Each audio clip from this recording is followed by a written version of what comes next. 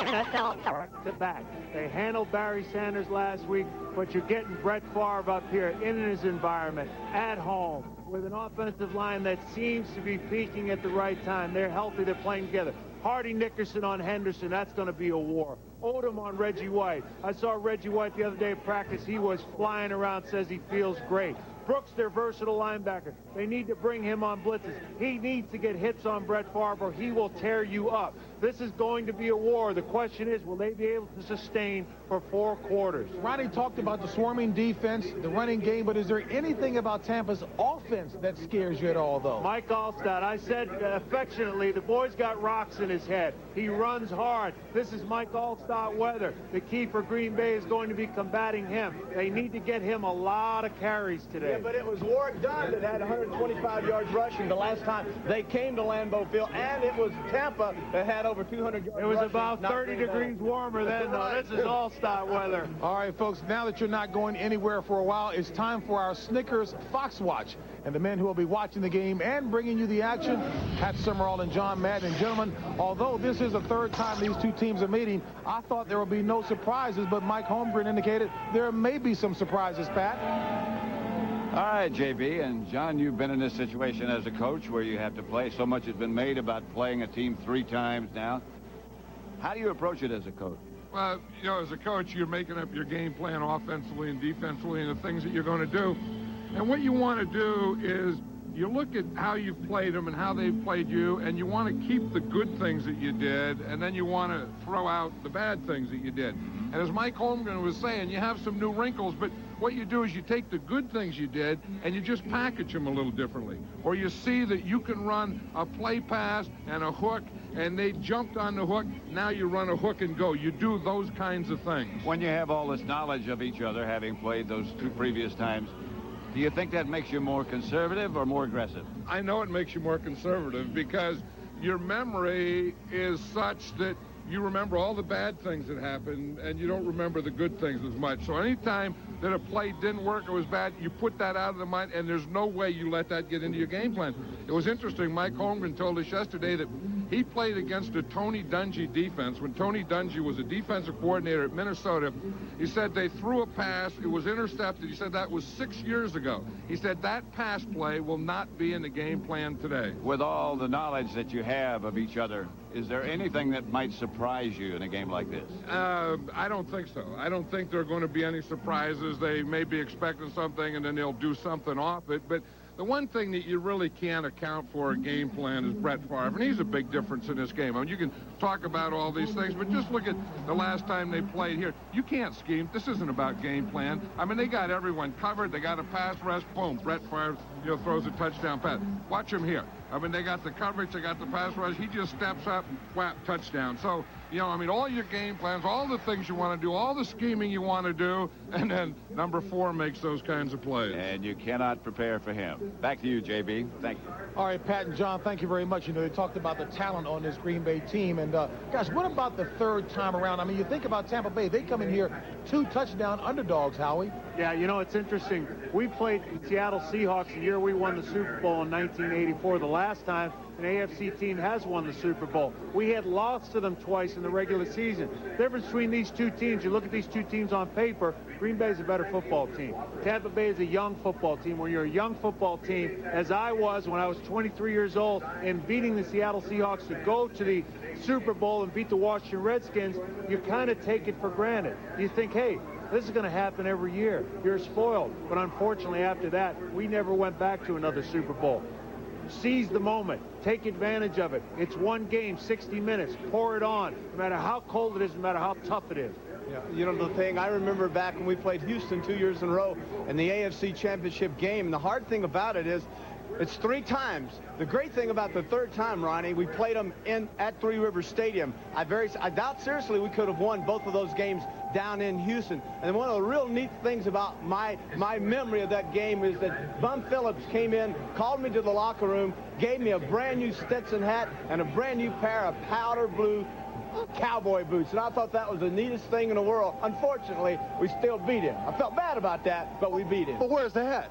The hat? I sold the hat. You sold the hat? Yeah, Bum autographed it, so I sold it. Nice manly color, Howie. Powder blue boots. Oh, give me a break. They look good. You know what? Now, you talked about you and Howie being joined at the hip. We have a nice mosaic here. What do Ronnie and I have to do to be joined at the hip? They'd have to fire us. Man. Big boy. We give him big movie bucks. People, can't we all get There is along? still a lot more to come in today's show, including Howie Long's chat with the Packers' Mike Holmgren. He conquered the playoffs last season, but how does the coach feel this year's team has fared? The expectations are so much higher for you that it's harder to enjoy each win. And that's something I've preached around here forever, but it's just harder. Quarterbacks Brett Favre of the Packers and Trent Dilfer of the Bucks. Favre was named the league's co-MVP along with Barry Sanders, and with his league-leading 35 touchdowns, he became the first quarterback ever to record 4 straight 30-touchdown seasons. Listen, Charlie, there's no way that my client is going to go for something like this. And what is with this paragraph? Listen, Charlie, you're killing me here. You've been through this a million times, Charlie. Yeah. The Civic sedan from Honda. No. What more do you need? Charlie, I gotta go. Somebody's here. It can put some people in a trance. And when the wind's just right, it can bring others back to life. It can draw strangers a little closer and make time stand still. It can make men tender and loving and even tame the most savage beast. How is this possible? Beef, it's what you want. There's the snap. Williams, wide open. Oh, he blew it. Here come the team doctors. Are you hurt? Yeah, I'm hurt. When people boo, hurts my feelings. Gonna be a while? Grab a Snickers. Post-incompletion stress disorder. Hey, baby. I'll bet you and I have a lot in common. Oh, I doubt that. Ooh, ain't she sweet? Ask Harriet tonight after The Simpsons. Da, da, da.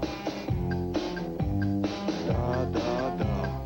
The Blockbuster 15th Annual All-Madden Team, January 18th on Fox. It's the NHL All-Star Game on Fox as Team North America battles the world. Coverage begins Sunday, January 18th on Fox. Well, it's almost over. Your chance to get big savings. But there's still time. It's the Chevy Make Your Money Count year-end event, where you can get low 2.9 APR financing or great cashback savings on a huge selection of Chevy cars and trucks. We call it a great deal on the 98 Chevy of your dreams. But you better hurry, because if you don't get to the Chevy Make Your Money Count year-end event by January 5th, it's lights out. Hurry. The year-end event at your local Chevy dealers ends January 5th. I know the perfect place. Bora Bora. Hubba hubba. Rest and relaxation. I'm a little hot in these clothes, aren't you? I'm sweating like the pig that knows he's dinner. Fear and loathing. Fraser? Oh, my God! On Frasier. Monday night at 6:30 on Fox 33. It's an all-new Keenan with supermodel Tyson Beckford. And actor Judge Reinhold. Keenan. Monday night at 11 on Fox 33. Ford Explorer. It's on my list. I mean, I've read the automotive and consumer publications. They've got good things to say about Explorer. Hi, you're looking at Explorers? Yes. Great, it's a good car. One of our top sellers. That's lower than I thought. They gave it more glass space for greater visibility. Keep looking, it gets better. I think I want to do more than look. What's this rate mean in the way of payment? Right now, you can drive a two-door Explorer starting at just $19,995. There's no better time to see your neighborhood Ford dealer. Living Single weeknights at 5 and 7 on Fox 33. Reggie White of the Packers was just named to his 12th consecutive Pro Bowl. He continues to wreak havoc for quarterbacks, and with 2 more sacks in the playoffs, he will pass Bruce Smith as the all-time postseason sack leader. As we welcome you back to where the folks are rocking here at Lambeau Field. Well, you know, we've heard so much about how beloved the Packers are and the special relationship that the team has with its fans. It is indeed a truly unique situation. Well, for many fans, simply coming to Lambeau Field will be a lifetime dream come true. Well, today, Roy Densberger is fulfilling his. Now, I know you've never heard of Roy. He's from the state of Oregon, and while he's never lived here in Wisconsin, he's always been in love with the Packers. Well, because of a generous couple named Greg and Patty Gates, who met his son at their daughter's soccer game, he's standing by with Terry Bradshaw to tell us whether his dream is living up to the expectations. Terry. Okay, thank you. I'm standing here with two surprise guests for Lambeau Field. This is Will Densberger. This is Dad Roy Densberger. And these folks are from Oregon, Oswego, Lake Oswego, Oregon. That's right. And their longtime dream, Roy's especially, was to come to Lambeau Field. Not necessarily see a game, but to just visit. Well, this is a surprise. And Patty and Greg Gates back in Lake Oswego in Oregon. That's right. Tell us about the story and how you got your dad here. Well, first of all, I met Greg Gates, his daughter and I, 9-year-old soccer players. We met on the field, my Packer hat on, and you know, when you meet Packer fans, it just goes back to Lombardi, you know. And so told him my dad brought me up a Packer fan, always been a Packer fan, and we always wanted to go Lambeau Field. And we got to talking. His dad has season tickets here, and he's got them. And so we worked out a surprise deal. I got Dad to come on over. You invited your dad down to Lake Oswego to watch today's game. Yeah. How surprising was it to you, Roy, when you got to the airport and they say, we're going to Lambeau Field for today's game? Surprised the hell out of me. You can't say that on TV. Oh, I can't say that, okay. It was a real surprise, and just a lifelong dream come true. Is it everything you thought it would be? And more. And then more. No Bart Starr. No Bart Starr, but it brings goosebumps. Fantastic. We want to thank Greg and Patty Gates. What a great surprise. Enjoy the game. All right, back to you. All right, TV, thank you very much. You know, just like last year, the Green Bay Packers have ratcheted up their play and find themselves on a roll coming into the postseason. And how you had the chance to talk with Mike Holmgren. What are some of the challenges that he's had to face this year? Well, it's interesting, JB. Each day, each week, each season presents a new challenge. Mike Holmgren was a world champion as an assistant with the San Francisco 49ers, now with the Green Bay Packers. To be a successful head coach in the NFL, you have to be part father figure, part tyrant, and part coach. Mike Holmgren seems to have found a nice mix of all three.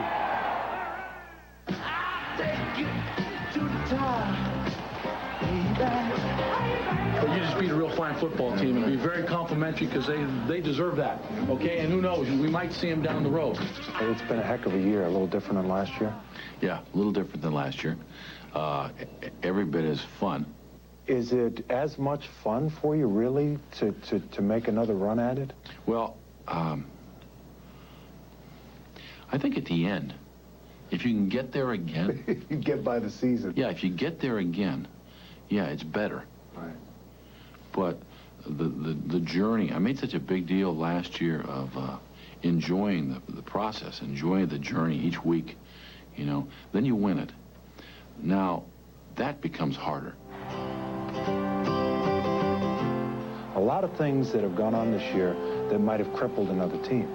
There was an article up here in our papers a couple weeks ago, and I don't read everything. There's, you know, in fact, I read very little, but every once in a while I'll stumble across something, and it hit home a little bit because the writer said that as good a job as I have done from the bye week to now, that's as poor a job as I did in the beginning of the season when we were 5-2.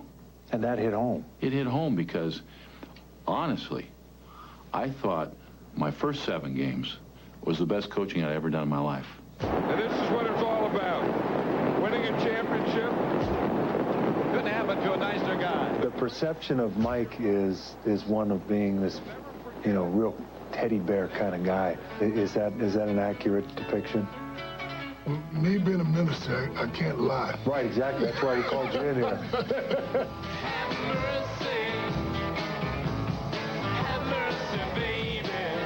He gets intense, and I mean, he's a coach, and he does certain things that he feels that he needs to do to try to get us to do certain things. What's different about you this year versus last year? Well, Howie, I think I've been... Because the rumor is, you know, I can't give you names, That's a journalistic thing. Sure, I know. But the rumor is that the level of intensity has picked up. Right or wrong, I'd made a decision that I was going to come to training camp and start, first of all, with my coaching staff, who I love those guys. We've been together a long time. And I was going to pound them. I mean, we were going to get things done, and I was going to emphasize certain things. And the players would see that, and then it would allow me then to go to them and pound them. Last year, he felt like we should win it. We did. Everything kind of turned out the way we wanted it to, but this year was like, okay, I don't want anybody to be complacent and think just because we did it last year, we're going to do it again. Few felt Holmgren's intensity more than Reggie White, who played through severe back pain most of the season. Question remains, will he return for more? During the summer, I was determined to play 5 more years, play the contract out. But my mind kind of changed when I started thinking about my kids and my wife. And, you know, I think that if it'll boil down that, you know, if I play, I'll play next year, and that will probably be it. You know, I'm just waiting to see. But, you know, I do want to play 1 more year. If we want to get back, we got to be hungry. And we got to dominate when we line up on this field, guys. It's all of us. It's all of us together. Let's dominate. Yeah, you know, it's interesting. Coaches are always looking for something to hang their hat on. With the Tampa Bay Buccaneers, as Ronnie mentioned, it's respect.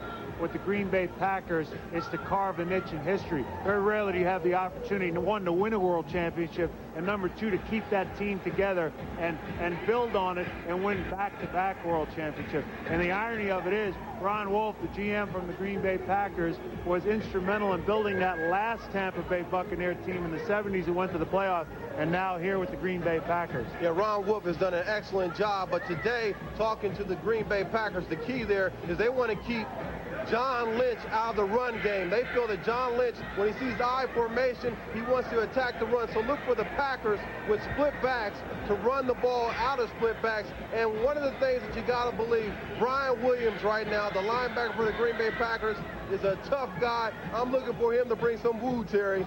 Some woo hits, Ryan? Definitely woo. This is a game.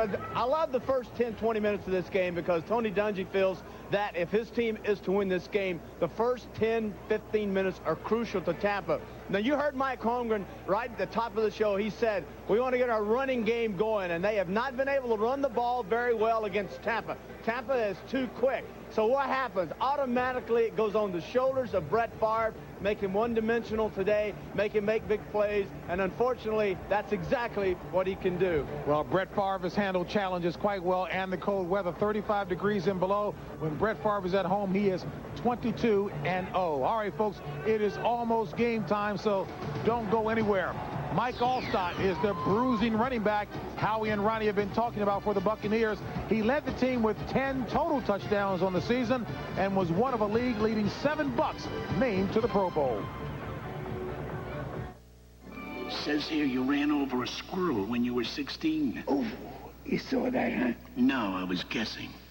You never put the toilet seat down. What? You ripped the tag off your mattress. What? Does your bachelor party ring a bell? Not going anywhere for an eternity? I'm not even gonna look at puberty. Hey, does this line ever move? Moving now, isn't it? When you're really hungry, grab the big one. Next, you're a winner. Reggie! Did you eat your chunky soup? How did you get down here?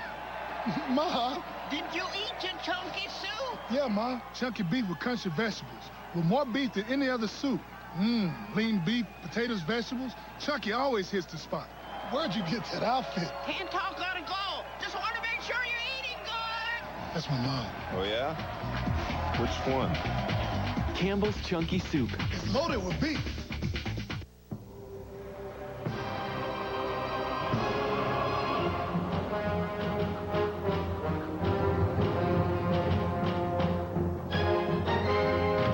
It is a test, not just of strength, but of the power of the mind. And if you complete the journey, you will be changed forever. The few, the proud, the Marines.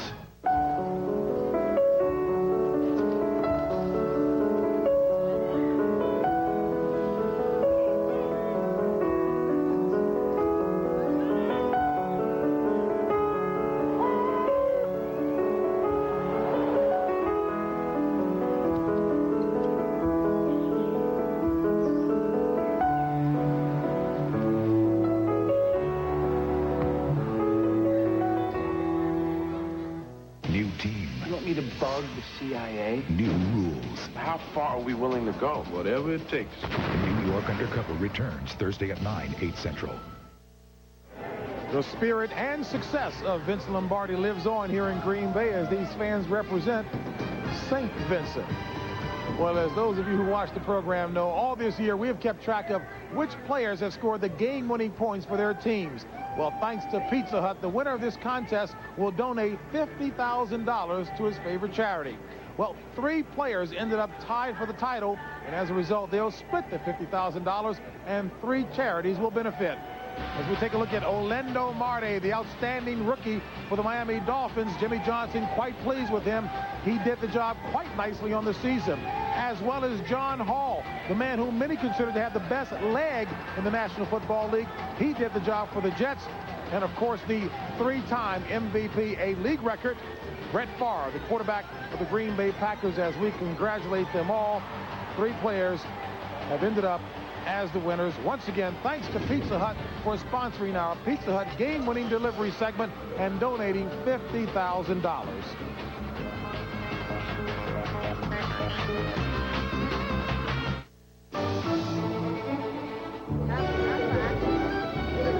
Горбачев, из-за него мы на краю экономической пропасти. Да благодаря ему у нас свобода. Из-за него мы на краю политического хаоса. Благодаря ему мы теперь свободны. И можем дойти до края этой пиццы. The Edge Pizza from Pizza Hut with no outer crust, so the toppings go all the way to the edge. Almost everyone's been to the edge. Have you? What the hell was that? It's a cruise ship. On January 30th, It's like everyone just vanished. the ocean's greatest mystery There's something down here. will come to the surface. I vote we leave. Who votes we leave?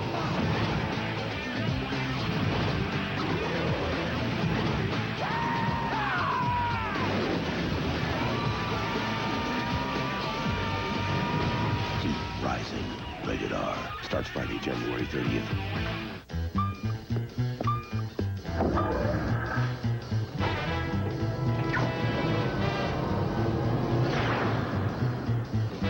Sorry.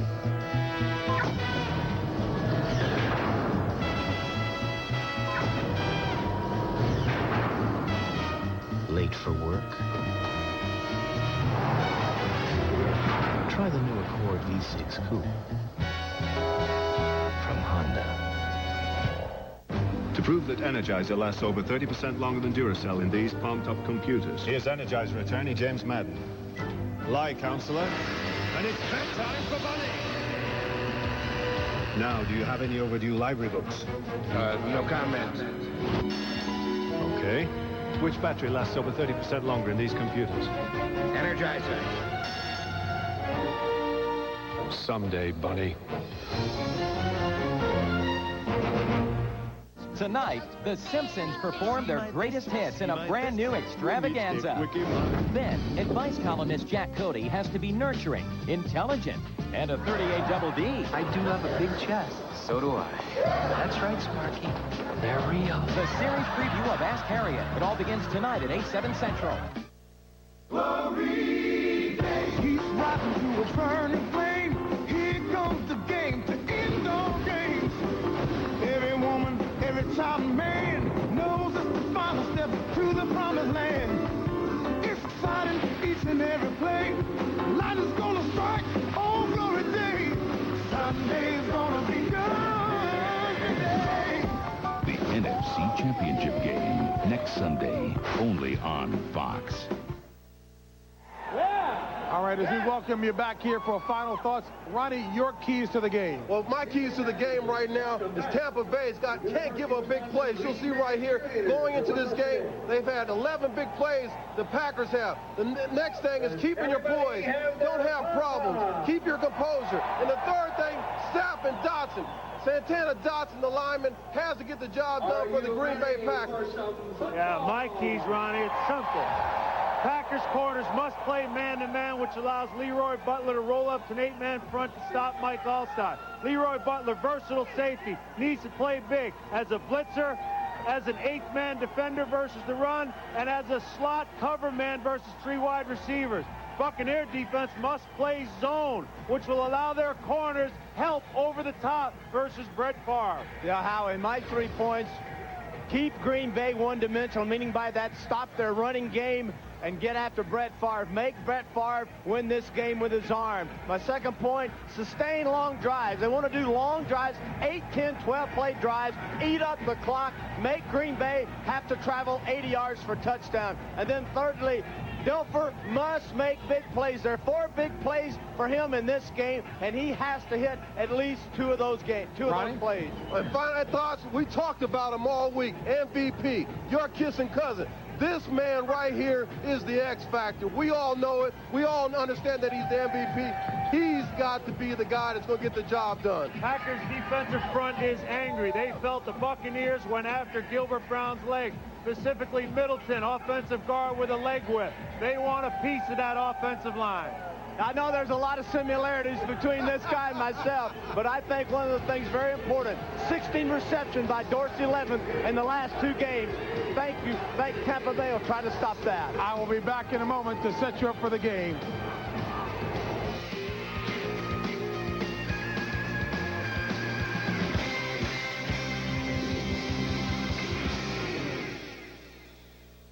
You're watching the NFC Divisional Playoff on Fox.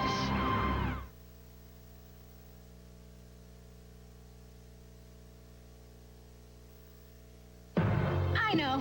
You're the rugged type, and you got a lot of gear. You want to go places, see new things. And most of all, you don't want to spend a lot of money. Well, now during the Chevy Make Your Money Count year-end event, the new Chevy S10 pickup is on sale.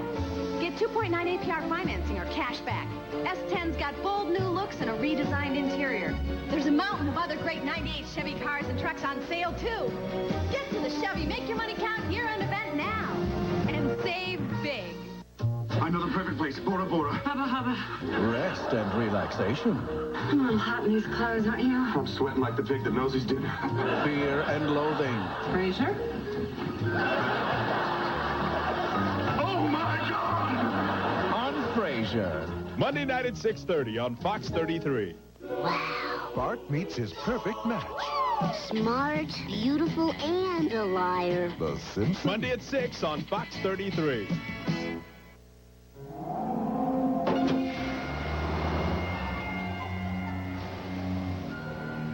Why the long face, chum? It's my car. Let me show you how things could have been. Chrysler and Plymouth presents It's a Wonderful Event. Now get $1,500 cash back on Plymouth Neon. Get Chrysler Cirrus LXI for $18,495. Or get up to $1,000 cash back on Plymouth minivans. Say, are you an angel? You watch too many movies, friend. Count on Vibe with jazz artist Kenny G and supermodel Tyson Beckford. Get wound up on Vibe. The fact that it's 29 degrees here at game time as we're set. Tampa Bay looking to go to the NFC Championship for the first time since the '79 season. The guys who will call the game, Pat Summerall and John Madden. 2 familiar foes will be staring into each other's eyes today at Lambeau Field. After a week off, the Packers begin a quest to defend their Super Bowl title. 3-time MVP Brett Favre looks to steer the high-powered offense and continue their home winning streak, while their improved defense gets better with the return of Gilbert Brown. But Green Bay will be tested by the best young backfield in the NFL. The Bucs celebrated their return to the playoffs with a victory over Detroit. And these young upstarts are playing with the poise of postseason veterans. After shutting down the legs of one MVP, this band of Pirates head north and must now stop the arm of another.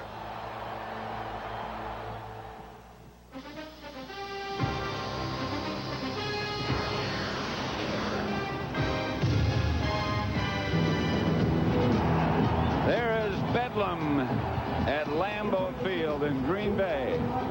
The temperature you just heard, 29 degrees. That's balmy for this time of year, as the Packers get ready to host the Tampa Bay Buccaneers, and the Packers have just been introduced and are in the process of being introduced to this crowd, the sellout crowd, obviously, right now. The finality of it all. Pat Summerall here with John Madden. And John, the 49ers beat Minnesota yesterday. The championship game will be in San Francisco next week. The 49ers await the winner of this one. One of these teams will not make it, and one of them will make the trip to the West Coast. And that's why we talk about the intensity is always up for these games, because you know the finality of it. The team that loses is out. The team that wins here today gets to go and play the 49ers for the championship.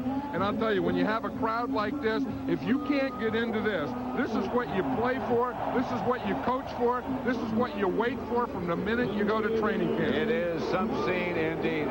This is the third meeting between these two teams. That's been said many times. Let's talk about Tampa Bay first. They've lost twice to the Packers. How do they approach this game? Well, as we're talking about in the pregame, they have to play Buccaneer football, and Tony Dungy says that's a complete 60 minutes. And Buccaneer football means Warwick Dunn running the ball, Mike Allstott running the ball. Now, once they can establish these two guys as runners, then they can fake to them, and they can get some play passes. Because as Tony Dungy said yesterday, we need about 6 big plays in the passing game. And, of course, on defense, they have to deal with Brett Favre, the best player in the National Football League. And the Packers come in here on a roll. They're playing very well. How do they approach this game? Well, this crowd is really helping. I mean, this has to get you excited. And on defense, they're getting Gilbert Brown back. Gilbert Brown has been out for a month, but he's their run stopper.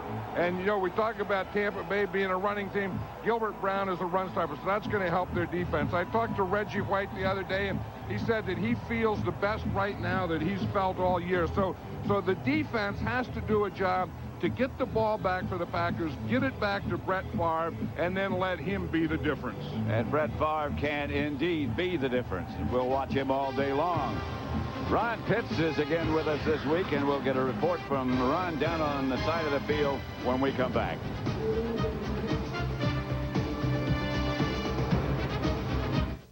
For many fans, it is a dream come true. Honey Barbecue Wings are back at KFC in time for the big games. Bring home 6 wing pieces for $1.99, 20 for $5.99, only at KFC. If it were a guy's world, this would be your 9 to 5, and you'd always be cool. But in the real world, guys sweat 40% more than women. Guys need the protection of Speed Stick antiperspirant. Speed Stick, protection just for the guys. We're back at Erickson Stadium where we're down in the final seconds of the game, and it's still tied. The kick's high. And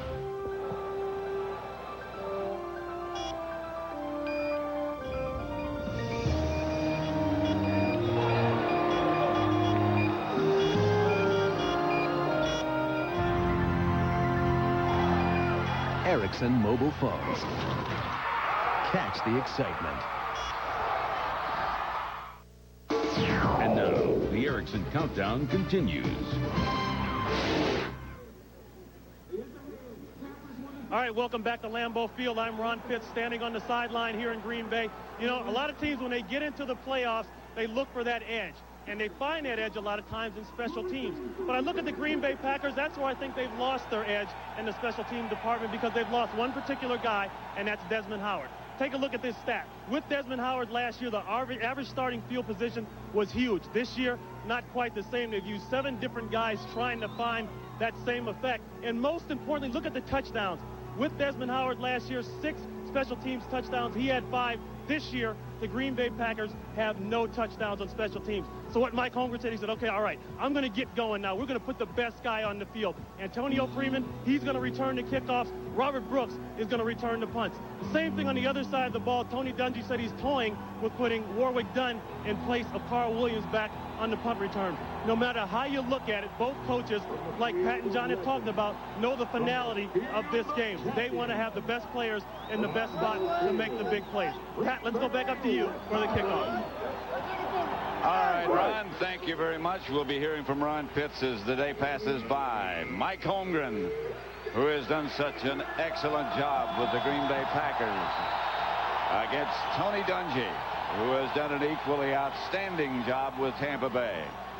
Tampa Bay playing against the odds this year because Green Bay has never lost a home playoff game. They're 11-0. They have won 26 straight here at Lambeau Field, including the playoffs. So this crowd, as John Madden said, a big factor on their behalf. And Tampa Bay is 0-16 in games played beneath the temperature of 40 degrees. And today it's already been announced it's 29 right now. And you know something, right now none of that means anything because they have to go out and play for 60 minutes. Anthony is back deep for Longwell's kickoff. And we're underway at Lambeau. The Battle of the Bays, the third time this year. Reverse. Maybe couldn't get around the corner. Good job of coverage, a flag on the play. Good job of coverage by Green Bay's special teams. That was Eric Rett, who was chased out of bounds. The Tampa Bay quarterback is, of course, Trent Dilfer, selected to his first Pro Bowl this year. The offensive line, Gruber, Diaz, Mayberry, Middleton, and Jason Odom. Those who will handle the ball, Warwick Dunn and Mike Allstott, Rydell Anthony, Horace Copeland, and David Moore starts at tight end. There's a flag on that kick return. Right, it was a face mask penalty, Pat, against the Green Bay Packers. It was a 5-yard type. That means it was unintentional. So the Buccaneers start from their own 25. We can check the Packer defense in a moment. Warwick Dunn hit behind the line of scrimmage. Fumble! Dunn lost it. The Buccaneers got it back. Here is the Packer defense in front. Wilkins, Gilbert Brown is back. Santana, Dotson, and Reggie White feeling good. Brian Williams, Bernardo Harris, and Seth Joyner, the linebackers. Doug Evans and Tyrone Williams, the cornerbacks, and Robinson and Butler, the safety. 2nd and 8. It's interesting here, Pat. The Packers have gone to a 3-man line on 2nd down. Already. Dilfer back to throw. The blitz comes. Dilfer gets rid of it and just throws it away. And you see what they did. They went to the 3-man line. That's Frick Sherman wanting to give Trent Dilfer a lot of different looks. But he went to the 3-man line to blitz. You see, here's 1 lineman, 2 linemen, 3 linemen. Now they're going to get a blitz in this area. So they can blitz more guys, more different guys from the 3-man line than they can from their set 4-man line. And you saw the safety, number 36, Leroy Butler, also involved in the blitz. It's 3rd and 8 now with Dilfer and the Buccaneers operating. Leroy Butler plays a lot of linebacker position as he is right there now. Here he comes again. Dilfer throws. Pass knocked away at the last minute, intended for Rob Thomas. Defense by Darren Sharper. And a good play by Sharper, and Tampa Bay will have to punt. Well, we know we talk about Leroy Butler. You see him up there, number 36. He's coming from the outside. We know what defensive coordinator Frick Sherman of the Green Bay Packers wants to do. He wants to put a rush right off the bat on Trent Dilfer, not let him get set, not let him get settled, or not let him get confidence. Pressure defense by the Packers. And the Bucs punt. Sean Landetta is back. Robert Brooks is deep for Green Bay, and a flag on the play. And the whistle blew before the ball was snapped. Ball start prior to the snap. 52 offense. Johnny Greer is the referee. Not a very good start for Tampa Bay. Tony Dungy has his son James right there behind him. James holding the cord. His record is 3-0. Tony says he's not superstitious, but a lot of people around him are. Wonder what his record is below 32 degrees. James is 3-0 in any kind of record, but James hasn't been in any weather below 32 degrees. So, well, maybe in Minnesota. When Dungy was the defensive coordinator there, Brooks signals fair catch and makes it. And the Packers will take over at about the 41-yard line, their own 41. Their first possession, and they'll be led by 3-time MVP Brett Favre. An offensive line playing better. Verba, Taylor, Winters, Timmerman, and Dotson. Dorsey Levens and William Henderson, the 2 backs. Freeman and Brooks, the wide receivers, and Mark Shimura, the tight end. And Brett Favre leads the Packer offensive unit. The incomparable Brett Favre. Verba jumps. That's a rookie in a big game. First and 15, that'll make it. Ross Verba, though, has really helped this team. I think if there's anything that has solidified this Green Bay Packer offensive line, it's been the rookie left tackle, number 78, Ross Verba. You know, you don't say that very often when a rookie solidifies an offensive line, but he has. Not only solidified, but he brought some toughness to it. Yep. Ross Verba is a tough guy. He plays offensive tackle like a defensive player. Toughness, aggressiveness, meanness even. That is 11. Hit down by Mincy. And let's look at the Tampa Bay Buccaneer defense. Upshaw, Sapp, Culpepper, and Ahanotu. Undersized but quick. And the same is true of the linebackers, Brooks, Nickerson, and Rufus Porter. The secondary, Parker and Abraham. The cornerbacks, Mincy, and the hard-hitting John Lynch, the two safeties. Second and 11. Favre to throw it. Incomplete. His intended target was Chmura, who fell down. Yeah, and it's lucky that he overthrew that or threw that away, because as he was looking at Chmura all the way, and Chmura fell down, and he just threw it right at that area anyway. You're going to see Chmura is right here, and he's going to come. Now, Brett Favre, you can see him. He's watching him all the way. Chmura right there. He goes down. Brett Favre still throws it. A lot of times, those are intercepted balls. 4 wide receivers this time. Favre with time. Comes out of the pocket. Brooks. Incomplete. He just dropped it. Favre throws it very hard. Yeah, he throws it very hard. But we talk about the intensity level going up in playoffs and the excitement and the crowd and all that. And the players have that, too. And sometimes you can get a little too intense, and then you become tense. And that's the way this game is starting here. I mean, I think Brett Favre put a little too much on that, and Robert Brooks just wasn't ready to catch it. Craig Hendrick back to punt for Green Bay, and deep for the Buccaneers, Rydell Anthony standing back at about the 13-yard line. He'll have a chance. Signals fair catch. Comes up. Anthony at about the 24, and the Bucs will take over from there.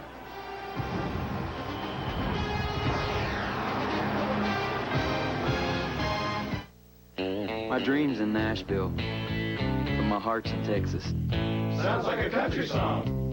I was on Musicians Pay when I first got started. The Southwest got me to Nashville and back every month. Heck, they even inspired me to record my first hit.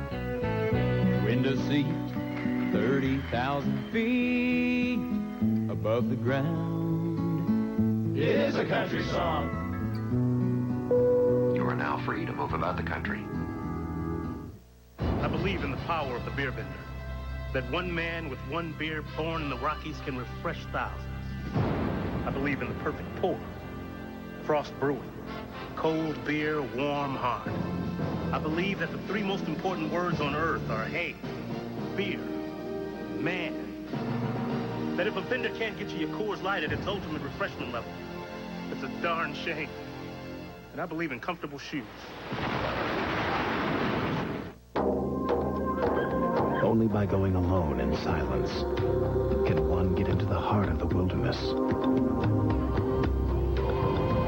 All other travel is mere dust and hotels and baggage and chatter.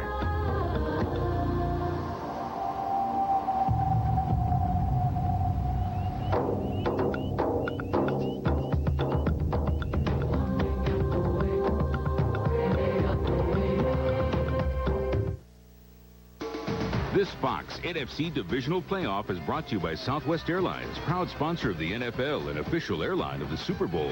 By Chevrolet Trucks, the most dependable, longest-lasting trucks on the road. By American Express, wherever you are, whatever you're doing, American Express helps you do more. And by the ISIS cellular phone from Philips Consumer Communications. It might look a little colder than it is. It's 29 degrees, or was. It's supposed to get colder as the afternoon progresses. Gilbert Brown you can see his breath. I think Tampa Bay is going to give him a little dose right now of Mike Alstott running. Alstott is the deep back. They have two tight ends in there with him. Patrick Hape blocks a lot. And Hape leads Alstott, who nudged it for a yard and a half, maybe. Bernardo Harris was the first Packer there. Yeah, you could see that one coming. You know, sometimes they put in Warrick Dunn and Alstott at the same time. But when they just have Alstott in here with Hape, that means that Alstott is going to get the ball. And of course, Alstott is going to be running inside. He says you have to take that inside hole and press it. Now, what the Tampa Bay Buccaneers are trying to do is locate Gilbert Brown. See, he's right here, and run away from him. That audible. So they would want to run to their right now. He should be easy to locate. Alstott. Nothing there. I think he spun around and got maybe a yard. Tony Dungy was saying that one thing, they didn't want to run right at Gilbert Brown because they wanted to get away from him. Plus, if he were going to make a tackle, they'd like him to have to run to make the tackle, but they didn't do it that time. Watch big Gilbert Brown here, one of the best run players in football. You just don't get any movement on him. Then if you don't get any movement at the point of attack, then your ball carrier has to bounce out, and then that's when the pursuit gets him. And he's occupying two people. So you got one less blocker for the rest of them. Gilbert usually occupies wherever or whatever he's on or in. He gets the rest right now. Dilfer is going to throw a jump ball downfield, and it's incomplete. A flag on the play, and this might be offensive interference. Yeah, because as you said, that was a jump ball. Doug Evans was the corner, number 33, going down there. In fact, it looks like their reaction, or Doug Evans' reaction, that they're calling it against him. Copeland was the receiver. Horace Copeland. Pass interference.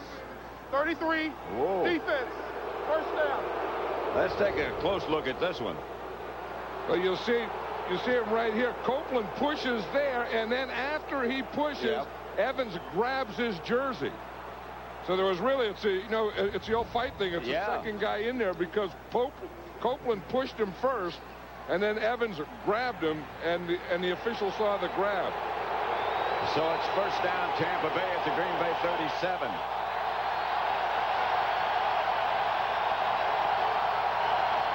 Copeland was the man in motion. Dilfer fakes, has some time this time, and throws over everybody's head, which might have been a wise place to throw it because Green Bay had everybody covered. Yeah, we had an opportunity to talk to Mike Shula yesterday, the offensive coordinator of the Tampa Bay Buccaneers, and I think this is one of the things that they want to do. There's Mike Shula right here.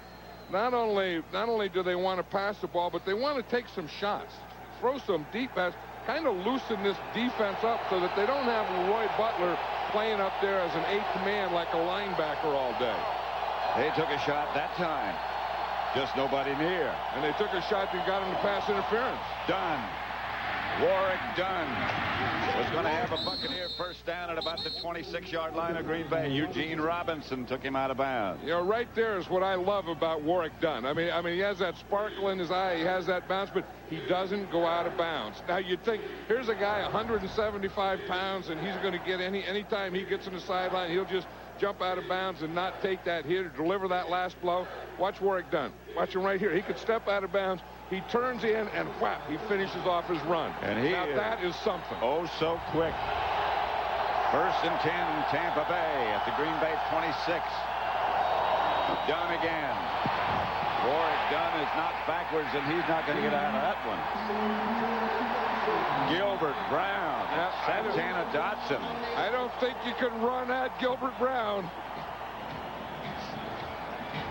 Watch him here. We'll see. Here's where he is. Here's Santana Dotson. Now let's take a closer look at Gilbert Brown right here and see what he does. And see how he raises havoc. See, now one guy can't block him. And there's no way. So then he just plays, and they're trying to run right at him. He just plays right down the line. He waits, and Santana Dotson comes from the outside and gets him too. Mayberry had to snap the ball and then try to cut off Gilbert Brown, and you just can't do that, as you said. You aren't going to do that. That's not a possible block. Dunn again. And then they tried to run at Gilbert Brown again, but this time they double him, and that doesn't work either. I'd go back to their other plan of running away from him. We talk about run stoppers, and people say he's too big, he's too fat, and all that, but I'll tell you, he is the best run stopper in football. He takes on a double team, he holds the hole, you get no movement. Where are you going to go? You better get around him or away from him, because I'll guarantee you one thing, when he's fresh like now in the first quarter, you're not going to run at or over him. And that weight of 345 might be a little conservative. I think last week, Pat, it went up to like 358. Actually, he was 8 pounds overweight. The Ofer back to throw. The blitz is coming. He gets rid of it. Incomplete. Doug Evans on the blitz off the corner. And they're coming with all kinds of blitzes and all kinds of defensive changes. This is the thing that Fritz Shurmur does, and you're going to see up here, you're going to see the blitz coming from the outside. You're going to see it coming from the middle. As you said, Pat, they're just coming from everywhere. The one that they don't block is number 33, Evans, coming off that slot. Husted will try a 42-yard field goal. 43 make it. Steve Walsh, the backup quarterback, is the holder. High snap. Block. Going to roll dead at about the half-yard line. Blocked, I believe, by Kaburski.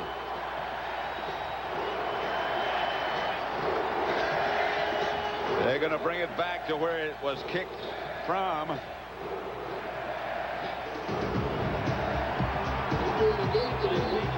Once it passes the line of scrimmage, they treat it just like a punt.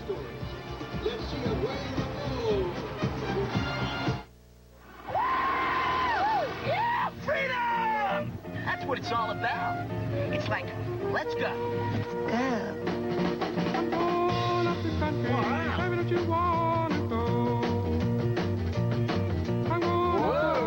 Chevy Venture. Sure, things have changed. Are we there yet? But you still need a little freedom. Chevy Venture. Let's go!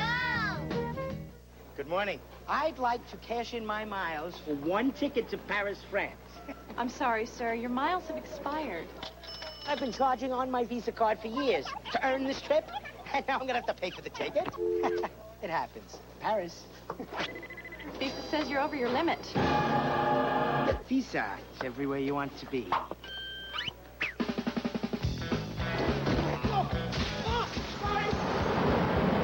Oh, Paris, if I told you what I've been through. I need a doctor. Je suis un espion. Espion? Espion! Espion! What's Visa? Can you at least help me find the doctor?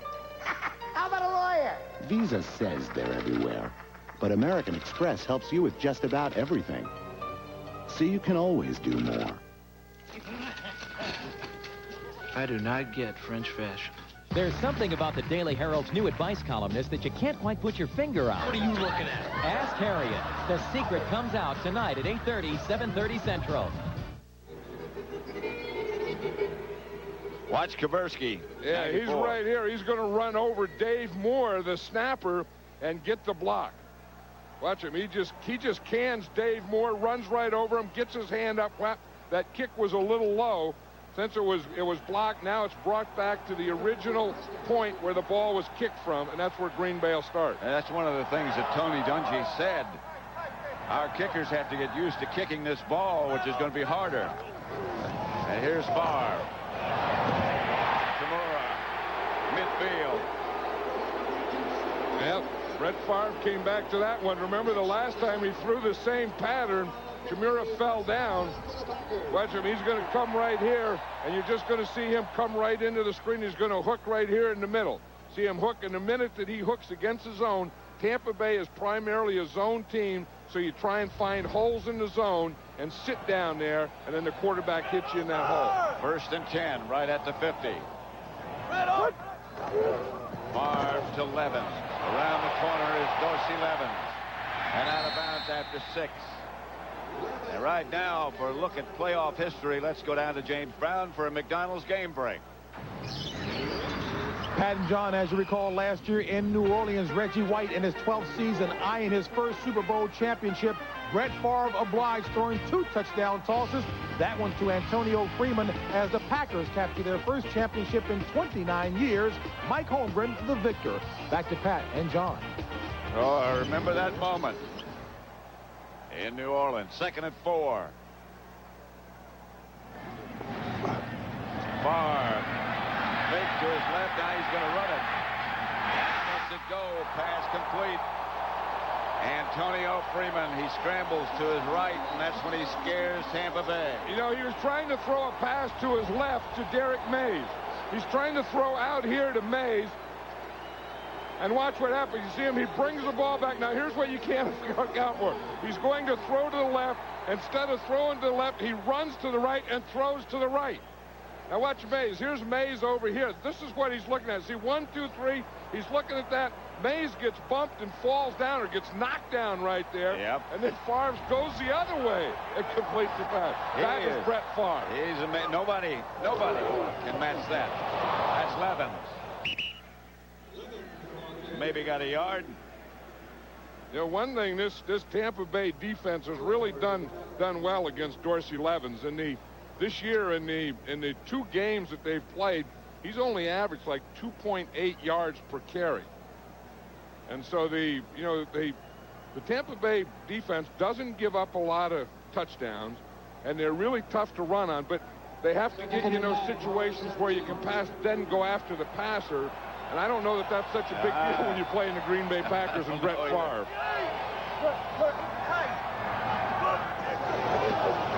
Favre can do so many things. Incomplete. At the goal line for Antonio Freeman. No flags, no penalty. Yeah, now there's a guy who has really turned into a complete football player, Antonio Freeman. Yeah, you just watch him in the last few years, and now he's a complete receiver. I mean, he can run the short patterns, the deep patterns, the inside stuff, the outside stuff, and he's holding on to the ball more, although that one, he got his hands too close to his body. Then when you get your hands too close to the body, when the ball goes in there, it can go off your shoulder pad. It seems insignificant, but there was a great pickup on that play by the center, Frank Winters, who came out. Warren Sapp had broken loose. He came out for help. Pass caught by Mays. Juggled, but caught by Mays at about the 2.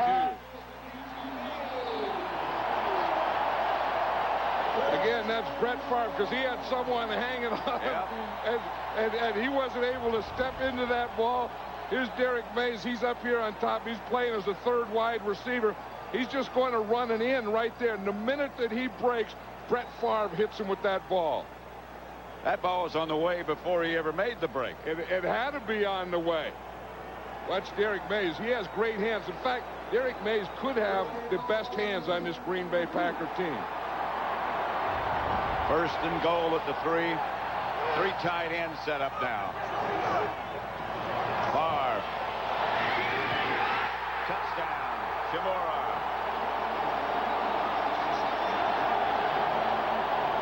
If you live in Tampa, he's not fun to watch, Favre. But if you live anywhere else, you have to enjoy watching him play. He's one of those guys that he's worth the price of admission. And this was a Brett Favre drive all the way here. And again, these are the things we talked about earlier that, you know, you game plan, you scheme, you say this and that. Brett Favre moving, buying time, picking up stuff. Guys have more time to get open. Well, I asked you in the beginning of the game if you ever see anything different. If you see Brett Favre, everything is different every time he plays.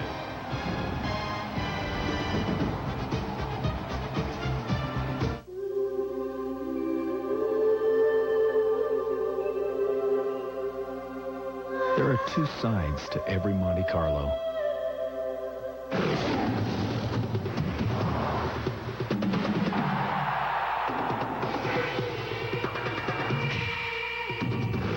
Monte Carlo. The side you show the world is up to you. Get 2.9% APR financing or up to $750 cash back on Monte Carlo during Chevy's year-end event. They are guardian angels on wheels. Knights in shining armor who ride like the wind. And when lives are at stake, they are the cavalry that always comes through.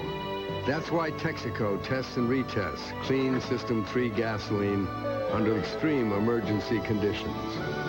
For all our heroes, for all of us, Texaco, a world of energy. In a world where old friends are now enemies. Who's going to drive me out of my home? One man. Be with me. And one woman. I'm not going to lose, Donnie. Will defy anyone. You're a prisoner's wife. Who tries to keep them apart. Nominated for 3 Golden Globe Awards, including Best Picture. Let him know that I love him. Don't do this. The Boxer. Rated R. Now playing in select theaters. Starts Friday everywhere. It's the good, the bad, and the musically challenged. Gonna paint our wagon. A brand new Simpsons, tonight on Fox. The Packers over the Buccaneers, 7-0. 5:36 left in the first quarter. Longwell set to kick it off. 7 plays, 67 yards. Chimura, the touchdown pass from Favre. Favre was 4 out of 5 for 60 yards. You know, and he made a lot of those plays by his movement. Longwell kicks it off. Anthony will start at about the 6. And the Packers again close the hole and get Anthony down at the 25. Hollenquist made the stop.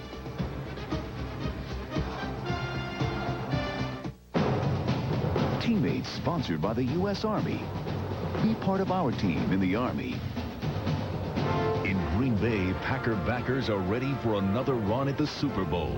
Thanks to the co-MVP of the league, Brett Favre, and All-Pros Dorsey Levens and Reggie White, the Packers secured their 3rd straight NFC Central title and are now poised for back-to-back titles for the first time since a guy named Lombardi loomed on the sidelines.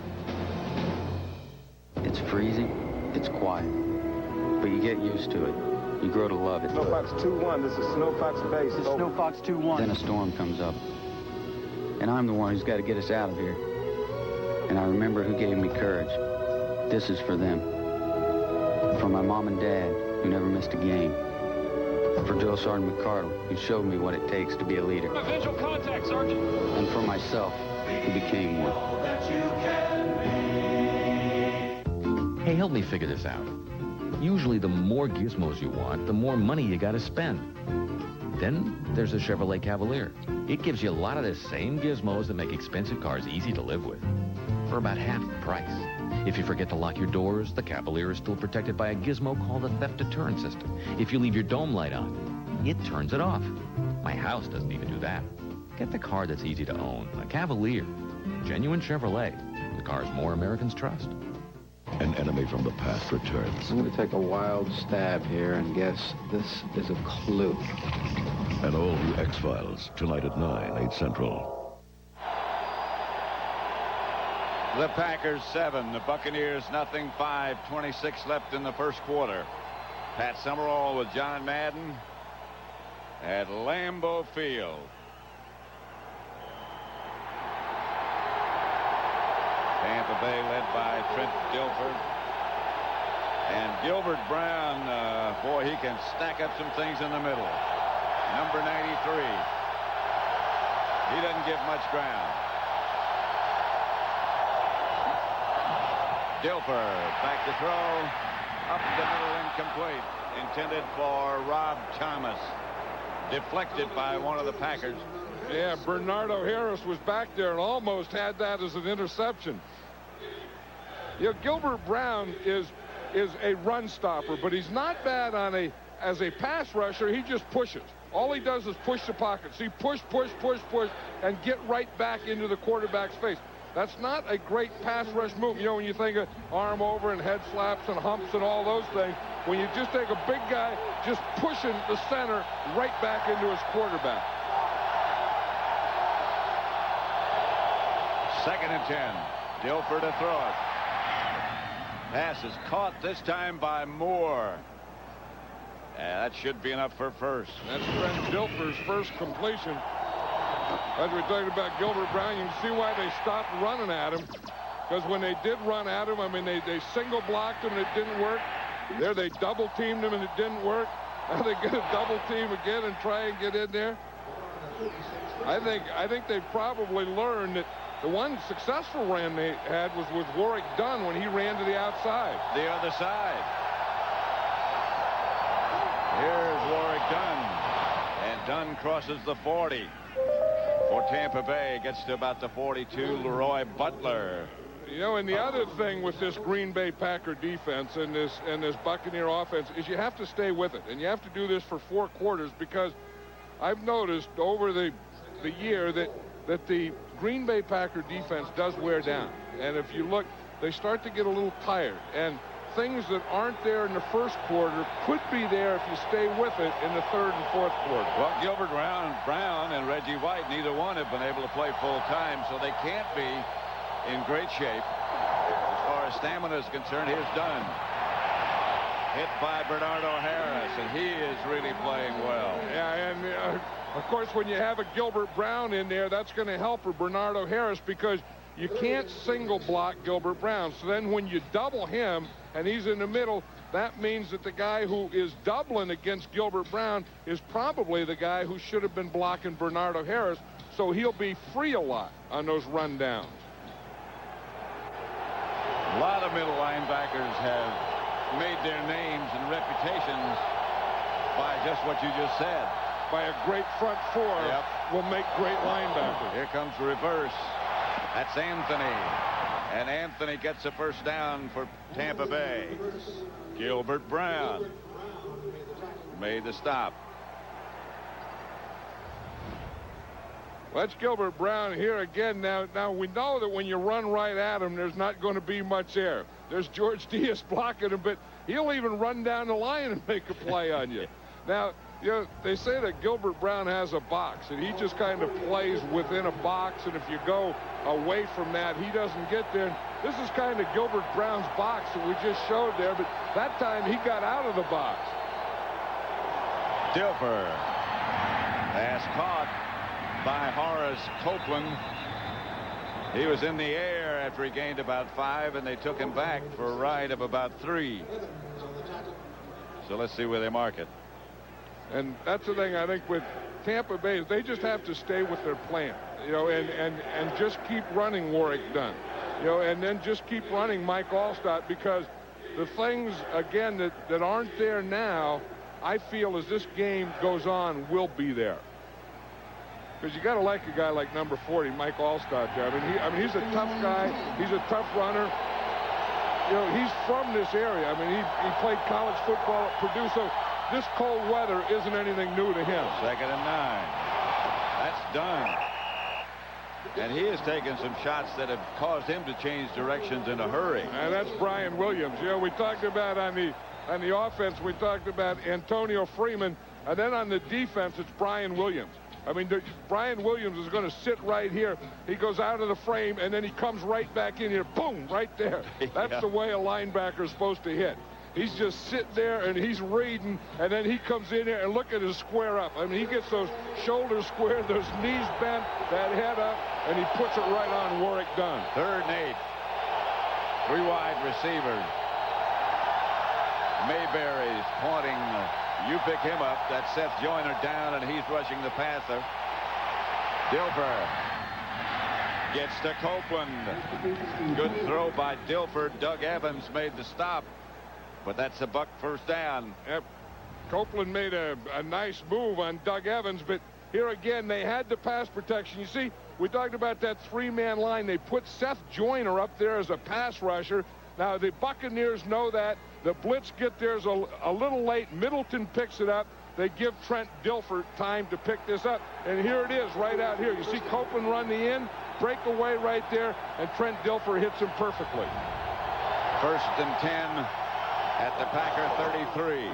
Dunn flashes to about the 27.5. Brian Williams made the stop, but Dunn got about 5. Gilbert Brown getting a rest. Yeah, and you see who made that tackle there was Leroy Butler, and he was saying it's funny. He looks at the tackle charts, and he says that he will make 3 times as many tackles when Gilbert Brown isn't in there as he does when Gilbert Brown is in there. They'll change into the field as that's the end of the first quarter. Green Bay leading 7-0, but Tampa Bay has put together a pretty good-looking march.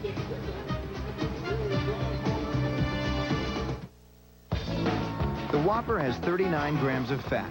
To counteract the effects of a fat-filled lunch, choose the burger joint farthest from you and run there. Or go to Subway, where you can get a fresh sandwich under 6 grams of fat. Subway, the way a sandwich should be.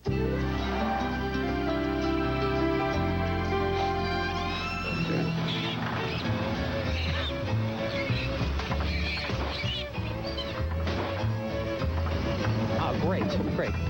That tune-up.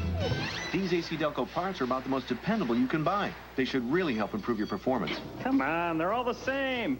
I'll take some out of this bushel basket. Okay. AC Delco. No matter what you drive, if you're not asking for it, you're asking for it. Hey, buddy. I'll trade you my scarf for that last Bud Light. Come on. But the hat? That's fair. What more could you possibly want, huh? Oh.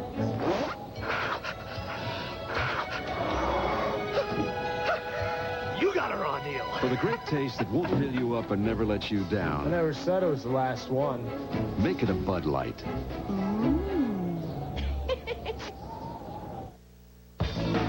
The Whopper has 39 grams of fat. To counteract the effects of a fat-filled lunch, choose the burger joint farthest from you and run there. Or go to Subway, where you can get a fresh sandwich under 6 grams of fat. Subway, the way a sandwich should be. Tonight, laugh in the new year with the world's funniest, and then hit the stage with a brand new Simpsons and catch the season's most surprising new comedy, Ask Harriet, plus a brand new X-Files. It all begins tonight at 7, 6 Central on Fox. You know, one thing the Buccaneers wanted to do was keep the ball, keep the Green Bay Packers off the field. They've done a pretty good job. In the first quarter, the time of possession, they had the ball 10 minutes, 41 seconds. The Packers only 4 minutes and 19 seconds. Well, that's enough for them to be ahead 7-0. This is Alstott, who gets maybe a yard and a half or so, and then keeps plugging and pounding until he gets across the 25. And that's what they have to do, and they have to keep plugging and pounding and mixing and doing those things all day. I mean, they go from Warrick Dunn to Alstott to, you know, a tight end in the backfield. Just keep mixing those formations and keep throwing them at. This is the 11th play of this drive coming up for the Buccaneers. And this is the way the Bucs like to play it. But you know, to keep these things going, obviously they're going to have to start scoring touchdowns. But the other thing, right now, they have to think in terms of getting a first down. Dunn is deep. Dilfer to throw it. Out to Dunn or in that direction. That wasn't Dunn even had close. no chance. No. I mean, Dilfer just threw a poor pass there. He was trying to throw. He only had like 3rd and 2 there, and he was just trying to get it out there quickly, and he just threw that ball like he was throwing a sledgehammer or something. Watch this. He comes back and he just goes whap, and there's no chance to get that. No. And those they look like the easiest passes to throw. Those little, you know, loop things. Those are the toughest passes to throw. Brent Dilfer just proved that. Another 43-yard field goal attempt coming up with Walsh holding. Husted to kick it. The first one was blocked. Walsh runs the option play, and it gets nothing. Walsh, as the Bucs. He should have optioned. I think he threw it to the wrong guy. I think he should have thrown it to Husted, who was the option guy. He really had 2 option guys there. But here you see the option here. I think if he he didn't have the kicker either. They played that option well.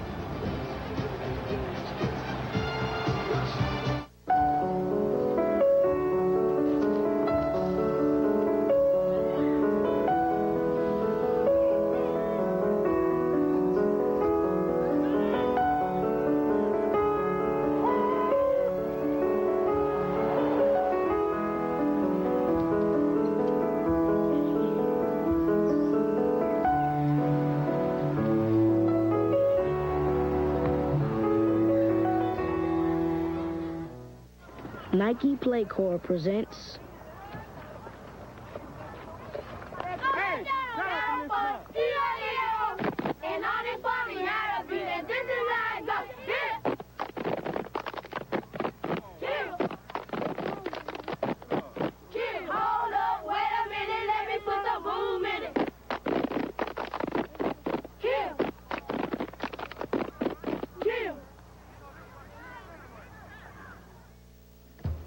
Every player has a weakness. Tonight, Mr. Grant Hill's weakness takes center court.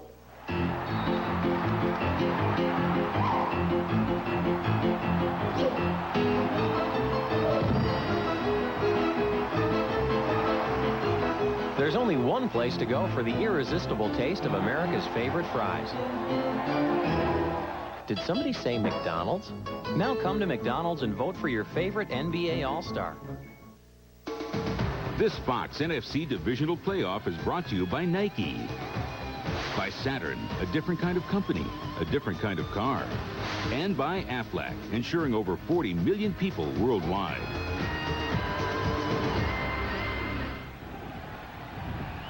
Green Bay 7, Tampa Bay nothing. A little freezing rain overnight, a little bit of snow. But overall, it's not too bad for this time of year in Green Bay. That was Dorsey Levens hit. And hit by Rufus Porter, hit hard by Rufus Porter, who took a little... Rufus Porter really had an angle on that play. He comes from here, watch him, and he's going to take a run at it, and he gets a straight shot. He was back off, and he started to run, and he just runs right at this thing, and he hits Levens before he gets a chance to get to the line of scrimmage. Second and 10. Rufus Porter looked like he knew that something was coming, and it did come, but then he got knocked out, too. Porter goes to the sideline. This is Levens again, and Levens stays on his feet and keeps digging the balls loose. Tampa Bay, they're signaling Buccaneer ball, and it is. White's got the ball. Maybe you heard the official say that. He took a shot to the head. The official did. Yeah, the official that was saying White has the ball. Yeah, we see this more and more, that every time at the end of the play, you want to get that first tackler in there, and then that second guy or third guy come in and strip. Always go for the strip. That time it was Warren Sapp. You see him? The defensive tackle hustling, getting downfield, second effort, third effort. That's what this Buccaneer defense does. Watch Warren Sapp come in here and just rip that ball out of Dorsey Levens' hand. Tampa Bay's ball at the Green Bay 30. Turnovers always play such a big part in a game like this. Trent Dilfer looks like he's changing the play. Dilfer goes deep. Pass complete to his tight end, Dave Moore, all the way down at the Packer 15. That was the thing that Trent Dilfer was talking about that is so tough, is going from a running play to a passing play on an audible, and we're going to see here, he sees something. He sees Butler up. He sees 8 men up. He knows that he can get his tight end out there, and that's exactly what he does. He goes play pass, then he throws the ball to his tight end, Dave Moore. Packers leading 7-0, but the Bucks with a 1st and 10 at the Packer 15. Heretofore, they've gotten very little when they got a turnover. This time, they're ready to go to work with Warwick Dunn, and Dunn cuts down to about the 12. You see, the Buccaneers are doing this. They're staying with it. We talked about how earlier, in the first quarter, they were taking away the runs. They were taking away things. Then they just stay with it. They just keep doing it. And if you keep doing it, eventually, I think with the running game against the Packer defense, you're going to find something there. Well, as you said before, we've seen them on occasion when you can wear them down if you keep them on the field, even in weather like this. Yeah, they do get tired. Dilfer back to throw it. Pass was almost intercepted as it bounced off and almost intercepted by number 51, Brian Williams. It looked like it also almost hit the umpire there. Yeah. More guys are running patterns towards that umpire, who's behind the defense. And then as they run patterns there, that helps the defense sometimes. Because you see, here's the umpire right here. That ball goes right over his head, and there's just a split second that you'll lose the ball. Remember last week, I think Jackie Harris lost the ball because it almost hit an umpire. That time it was Anthony. Here's Dilfer back to throw. The pass is knocked up in the air, knocked down, and deflected, and Santana, Dotson, and Middleton get into it a little bit. Well, you know what that's about. Remember Frank Middleton, the last time they played, they said he was the guy that leg whipped Gilbert Brown. Whereas Frank Middleton says that's just the way he plays. Watch Santana Dotson. You see, he's working against his lineman, and then again, you put your hand in that passing lane. And that's exactly what he does. You don't go straight up over the offensive lineman. You reach out because the quarterback is going to try and throw in the lane, and you reach your arm or hand in that lane. Again, the Buccaneers will have to settle for an attempted field goal. It's a bad snap over the head of everybody.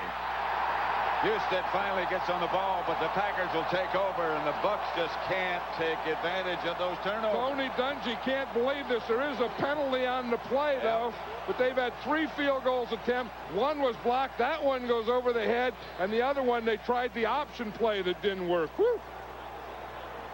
You just get so many chances. You got to come away with something. That's been the history of the Tampa Bay Buccaneers against the Green Bay Packers. They can't take advantage of opportunities. Everybody standing around. Johnny Greer, the referee. Personal foul, unnecessary roughness, number 71. After the play was over, the ball belongs to Green Bay. First down.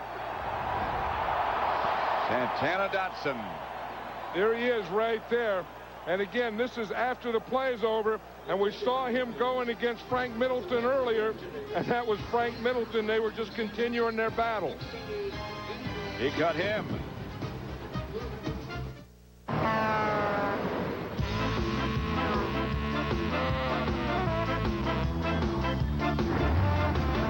Hi, welcome to Saturn. I think I hit a rock. You all right? Yeah, it's pretty big. You know, I don't see any body damage. And I think about it because it was rolling. It may have been a prairie dog. All right. We'll take a look at the car. Everything checked out with the car. Really? That's weird. Hey, how are you today? Pretty good.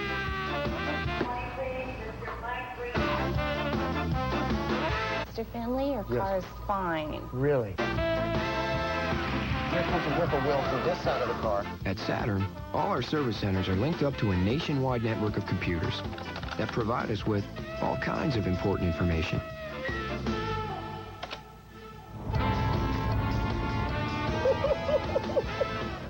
It's the storm of the century. Are we all gonna die? And the opportunity. We just want the money! Of a lifetime. But you're the sheriff. I'm the what?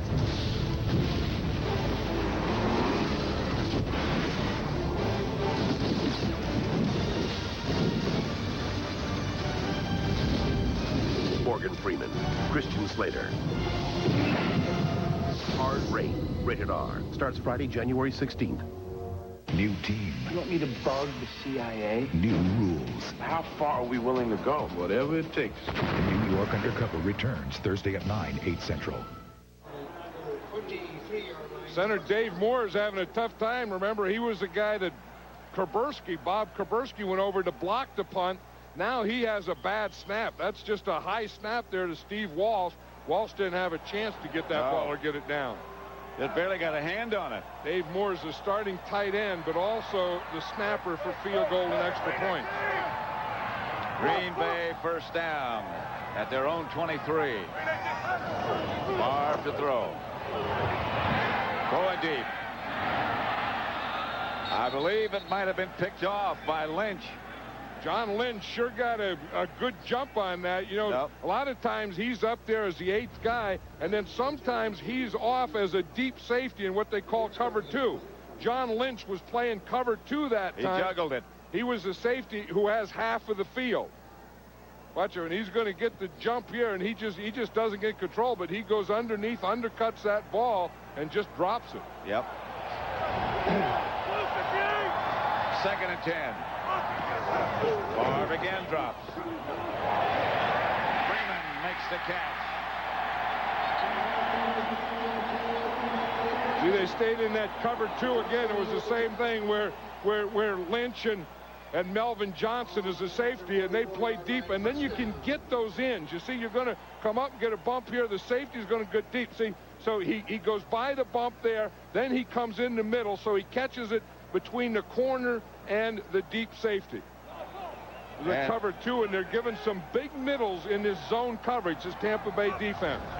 Levin got some room to about the 49. Anthony Parker made the stop.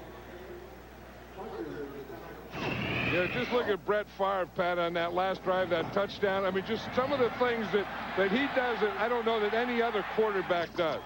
I mean, these are all completions. And watch here. I mean, you can rush, you can have him, he still throws ball. You think you got him, he runs, he gets up, he moves here. All those things buys time to let his receivers get open. And then he can throw it so well after he buys time. And he doesn't have to have his feet in a perfect position to really put something on the ball. Take it down. Incomplete. Mays took a look upfield before the ball got there. Yeah, what the Packers are trying to do is use 3 and 4 wide receivers to get that extra corner in. It's Rondé Barber today, number 20, and he's the guy that made that play. Last week it was Floyd Young. In fact, the Packers, when they saw that, they had a whole offense that was organized around Floyd Young being the extra guy. But Floyd Young isn't even active today, and that extra guy is going to be Rondé Barber, who just made that play. And who just went out of the game. Yeah, because they're not in 3 wide receivers now. He'll come in 3 or 4 wide receivers. Back to throw it. Pump fake, and he's from behind by Warren Sapp. The Packers get it back.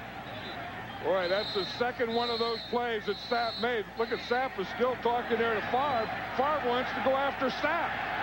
Hold him back. It's like a wrestling match out there. I'm not sure he wants to go after Warren. Well, he did. I mean, he had a second thought. They finally held him back. But he did go after him. But watch Warren Sapp here. He is a very, very active defensive tackle. I mean, he goes right around Aaron Taylor there. Now watch, he's going after the ball. And he goes right just to chop that thing out of there. That would have been a fumble if Earl Dotson doesn't recover it. Now look at Favre. I don't know you want to do too much of that unless you have a whole lot of people standing behind you somewhere. Anthony signals fair catch and makes it at about the 13-14 yard line. Favre and Sapp had some words, and they butted helmets.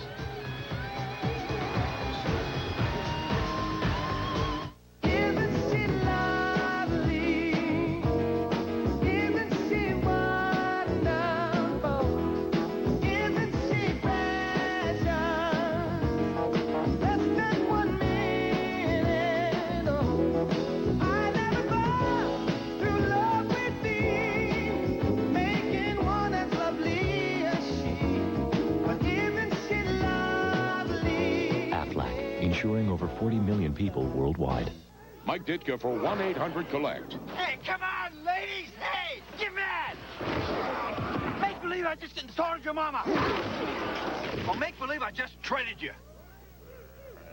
Make believe I just called you collect without using 1-800-COLLECT. Hey, but it's 10 cents a minute every evening with 1-800-COLLECT. Stop, guys! I was only kidding. Stop! 1-800-COLLECT. 10 cents a minute every evening all week long.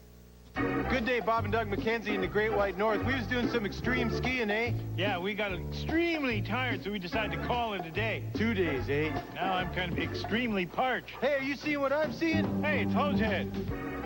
Rescued by Molson Ice on a mountainside. Molson Ice! An adventure in every bear! Geez, I can't feel my extremities, eh?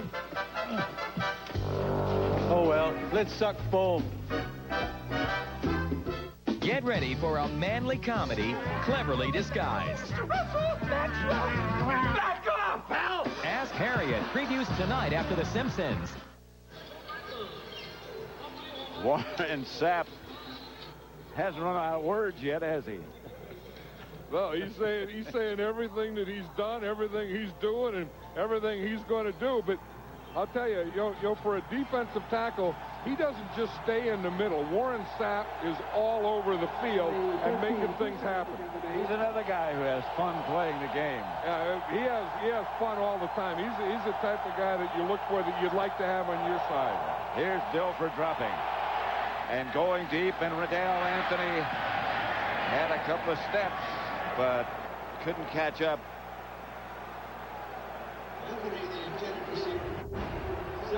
There's Warren Sapp and Brett Favre and banging face masks. Yeah, it was funny. Warren Sapp was saying yesterday that he has fun playing against Brett Favre. He said because Brett Favre has fun playing, and he says those are the kind of guys you like to hunt. So to Warren Sapp, Brett Favre is a hunt. 2nd and 10. Warrick Dunn. And Dunn gets out to about the 20 and then is pushed back by Brian Williams.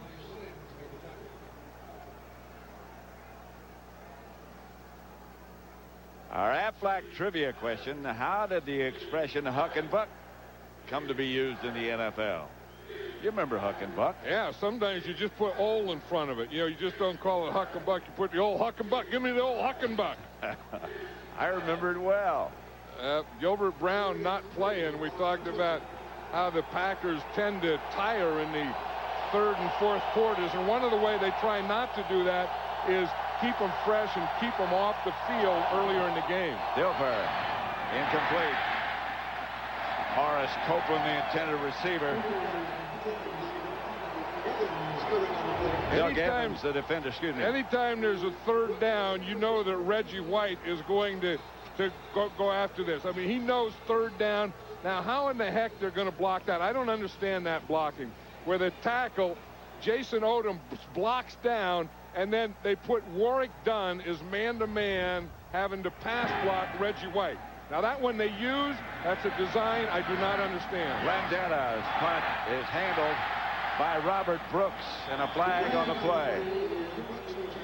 Going back to what you were talking about as they check out this penalty, Reggie White outweighs Warrick Dunn by 140 pounds. I don't know how a coach can draw it up and say, okay, Jason Odom, you're my 300-pound tackle. You block down.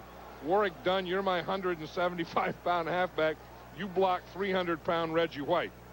And they draw that up. I mean, that just didn't happen. I mean, that was just regular pass rush. Illegal block in the back. Number 42, join the return. 1st down. Darren Sharper's 42. And here Darren Sharper is right there.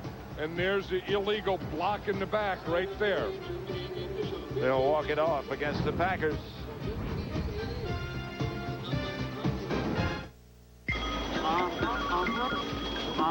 Listen, Charlie, there's no way that my client is going to go for something like this. And what is with this paragraph? Listen, Charlie, you're killing me here. You've been through this a million times, Charlie. Yeah. Oh. The Civic sedan from Honda. No. What more do you need? Charlie, I gotta go. Somebody's here.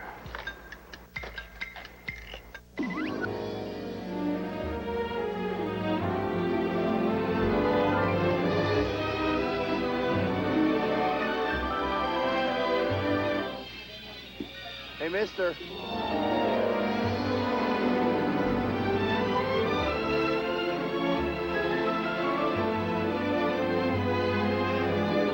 Hey, buddy.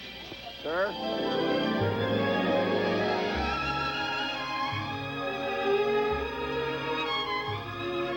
Mister. Hey, buddy. Yo. Hey, buddy. We just ran this Visa card through, and they said you're over your limit. What? Oh, nah. Hey, you understand? I was so drunk. Sir! Sir! I'm not gonna let go. Please! Whoa. It's my first day! Visa puts limits on its customers. It's not fair. For Pete's sake! But with American Express, you can always do more. She's not real!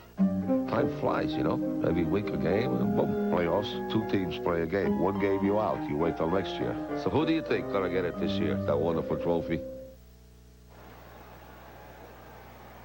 Gilbert Brown jump here.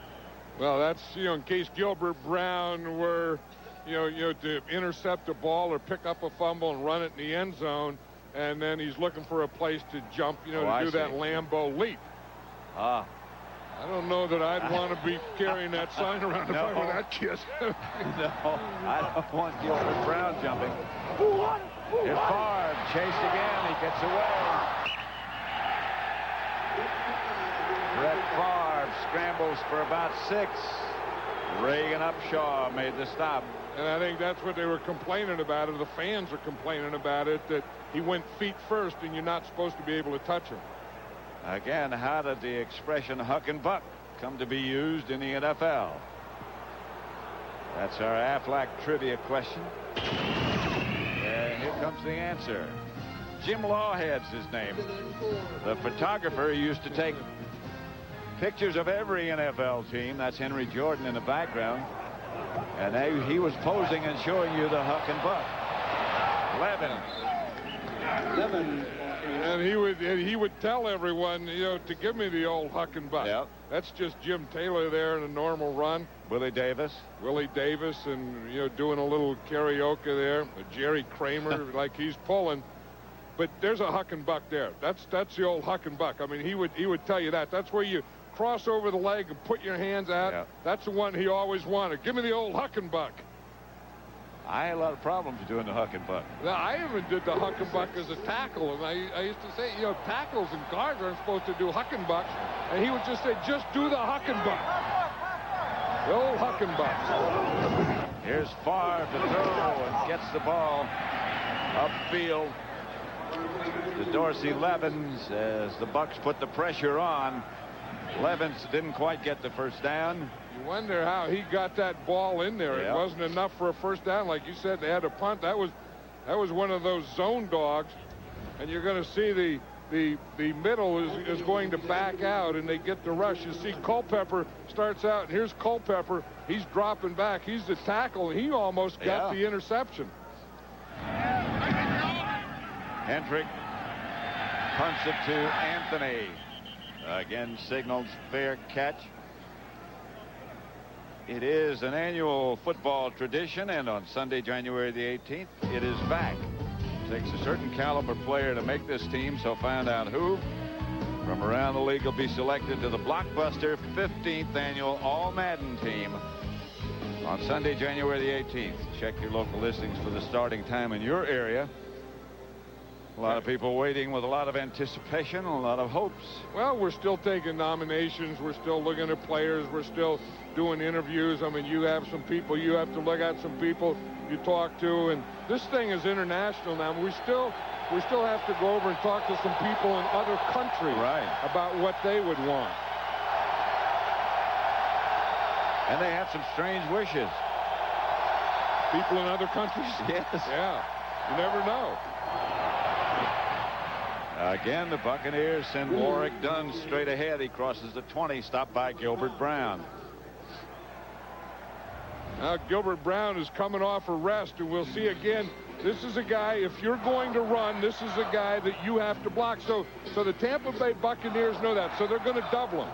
They get a good double on him, and then they're going to be able to run off of that thing. But the double doesn't stay on. See, the outside guy, in that case it was Frank Middleton, number 73, he has to turn him and lock him. He can't stay square on him or let Gilbert Brown stay square on him, if you know what I mean. Done again. A couple. Yeah, that didn't work there. That time they tried to run away from Gilbert Brown. There was some stuff in there. George Coons was in there to make that tackle.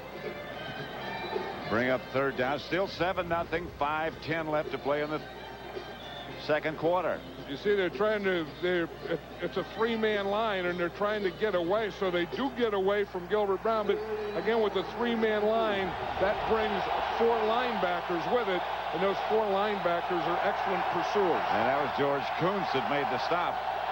And Dilfer back to throw it. Has to come out of there as the pressure gets to him. He did well to hang on to the ball. No chance to throw it. That was Leroy Butler from the backside. The first guy was from his front side was Reggie White. And I think Reggie White contained him and held him up enough so that he could get caught from that backside by Leroy Butler.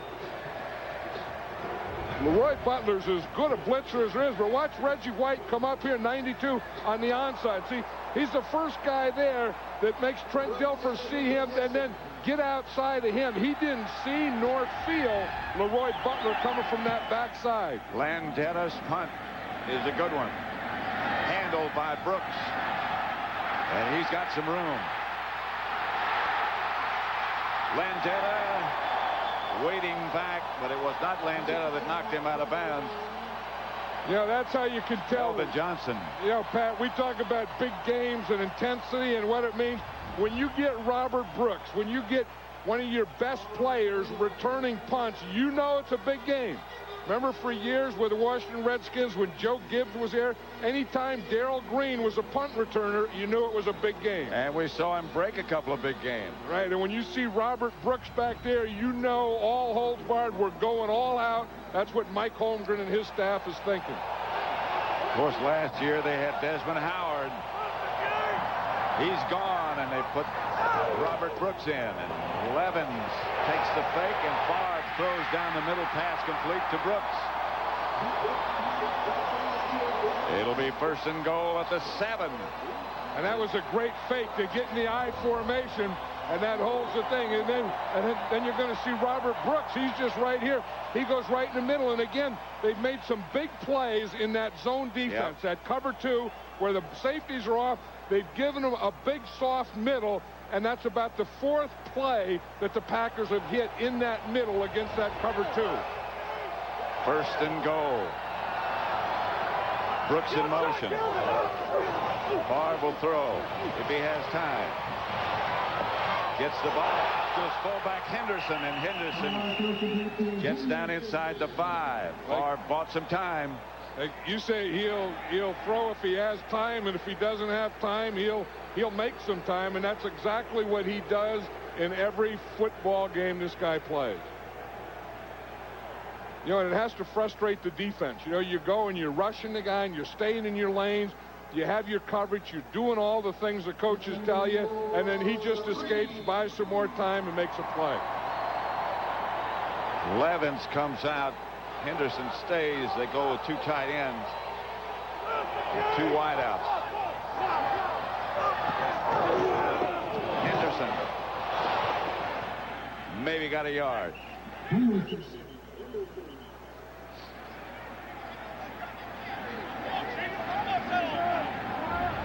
Anytime you just see one back here, you know who's going to carry the ball. So Brett Favre has the fake here. Now watch what he does. After he hands off, he fakes like the old jump pass. Yeah. That doesn't do any good when you just hand it to the fullback straight up the middle. That looked like the huck and buck. That was the thing that they used to have. They had everyone else huck and buck, and then they'd have the quarterback, you know, jumping in the air, throwing a jump pass. 2 minutes left to play in the first half. 7-0. Let's see. It says here you're lazy, highly unmotivated. You have a problem with authority. Yeah, I've got 2 references that proves that. Well, the only thing I can say is, you demand. You demand. For the great taste that won't fill you up and never lets you down, make it a Bud Light. Technically, I can't give you a raise yet. You're right, policy, schmolicy.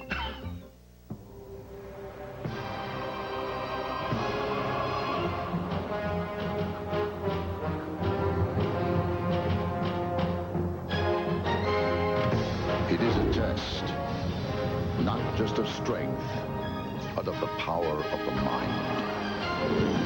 And if you complete the journey, you will be changed forever. The few, the proud, the Marines.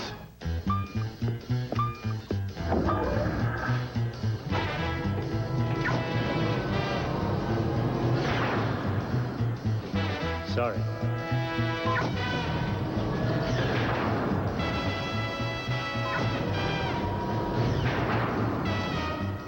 for work? Try the new Accord V6 Coupe from Honda. Da, da, da. Da, da, da. The Blockbuster 15th Annual All-Madden Team, January 18th on Fox. This Fox NFC Divisional Playoff is brought to you by the 1998 Honda Accord, an Accord like no other.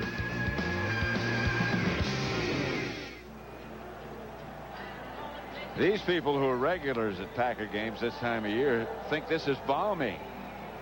They have to be the toughest there is. What's Chidi Ahanotu, number 72? He just steps on Adam Timmerman's face.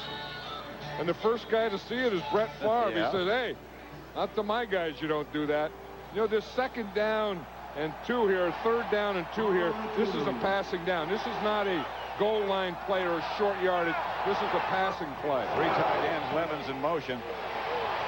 Favre's going to run it in, or try to. Through.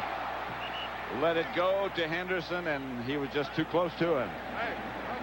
Yeah, we talk about Brett Favre and playing, and I think he has that philosophy, you know, that if it is a game we are playing, I'm going out there and playing him. And he knew that when he started to run, he just threw that ball too hard. You know, that Henderson was there, and there was the option where, you know, if they drop off, he can run that thing in, and if they come up, he can drill it in there to his receiver, and he really drilled it in Henderson. Henderson just couldn't get his hands up. He's an old fullback. Longwell hits the field goal, and that makes it 10-0 Green Bay. It was a 21-yarder by number 8, who's done a whale of a job this year.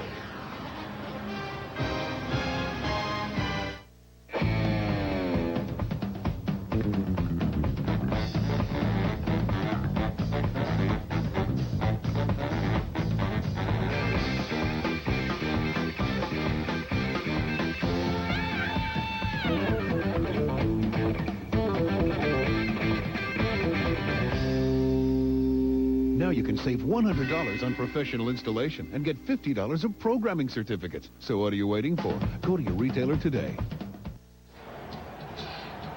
Green Bay 10, Tampa Bay nothing. Our guys getting ready for the halftime. The Dockers Khakis halftime report. They're, of course, live here at Lambeau Field. J.B. Terry, Howie, and Ronnie.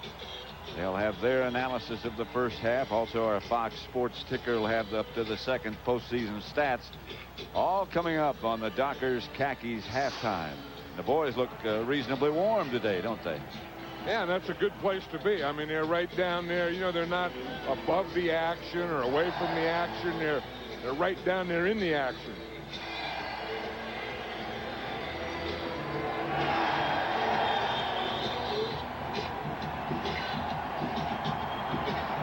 Riddell Anthony. Riddell back deep.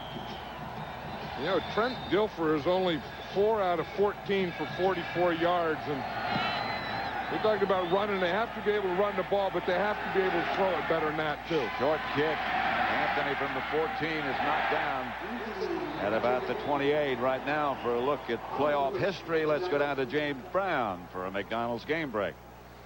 Pat and John, what a day in Super Bowl I from Max McGee. Only 4 catches on the season. He had 7 catches, 2 touchdowns in this game. Elijah Pitts caps today with his 2nd touchdown run. And Vince Lombardi's Green Bay Packers win Super Bowl I. And, of course, Elijah Pitts, Ron Pitts' dad. I was standing right behind the Packer bench when all that was going on. Right behind Vince Lombardi? Right behind Vince Lombardi. Oh, and now you're talking about great ones. Pass is picked off by the Packers, Tyrone Williams. Bounced off the Buccaneer receiver, Rob Thomas, and Williams came down with it. Tough first half for Trent Dilfer. Yeah, that's what happens when a guy's 4 for 14 and you say that he has to do better than that. Then they start to force some things, and the Packers, where they were putting pressure early, now you can see that they're just playing a softer zone. The ball bounces up in the air. Tyrone Williams is right there to get the interception. Right now is a big series for the Buccaneers. Because if the Packers get into the end zone here, score a touchdown, you can start to think, hey, We just can't beat these guys. You would think that they even thought that coming into this game because they haven't been able to do it. Far incomplete, no flags. Antonio Freeman, the intended receiver. Yeah, I don't know. Sometimes Brett Favre throws some balls that you don't know that, you know, if he has so much confidence in that arm. I mean, you see double coverage, triple coverage, and you see the guys in, and he still throws that ball in there, and you think, well, that's one that he would like back or one that he wouldn't want to throw, but he completes so many balls like this. I mean, there's a guy inside, a guy outside. They're hitting Antonio Freeman as he catches the ball, and you say, boy, that's a bad pass. You shouldn't do that. But if it's Brett Favre, maybe sometimes it's okay. 2nd and 10. Well, sometimes he throws into double coverage just with so much confidence. Blitz coming. Screen pass called. Levens gets to the 20-18. Not enough for a first down. Brad Culpepper. That was his own blitz. Yeah, and Dorsey Levens made a nice adjustment there. Instead of taking a screen to the outside, the zone blitz was coming, so he just took the screen straight up the middle. See, here's Dorsey Levens right here, and you see he starts out to the left, and then he stops. You see him stop and come back because they read the screen. They started to go out. They started to go out to that side. He saw the defense go out, and then he stopped and made a great adjustment. They need a couple for a first down. They give it to Levens. And he gets it. Inside the 15, Hardy Nickerson brought him down.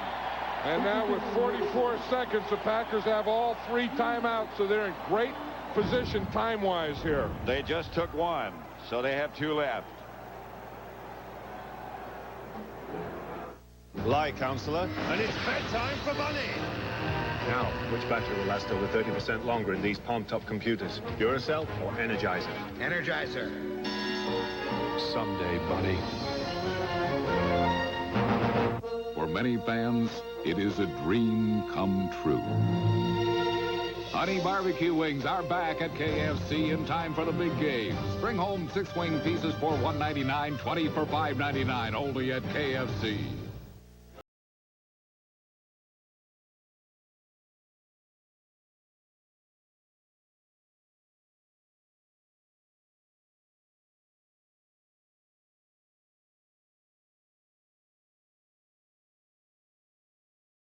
Gentleman nearby, obviously.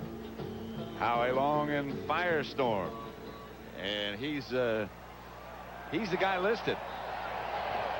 He's the star. That's when you know you're big, when you get your name up like that in Green Bay.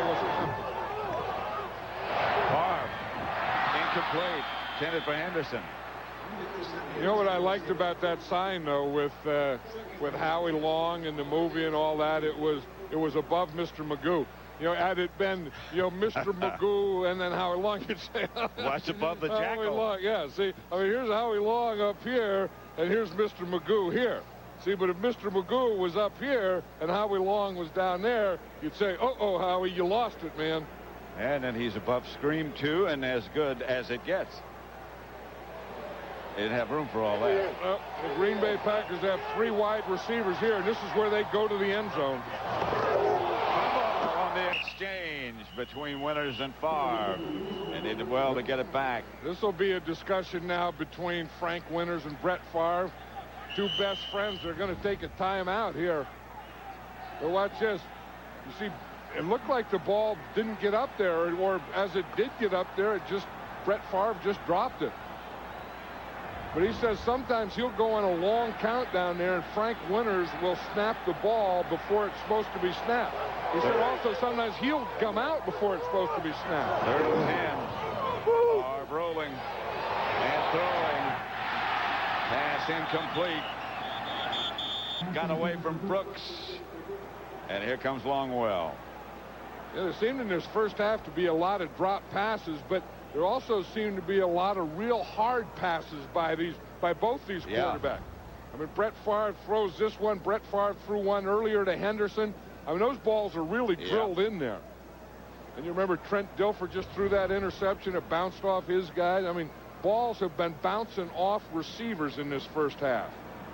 32 yards out for Ryan Longwell to make it 13-0. routine.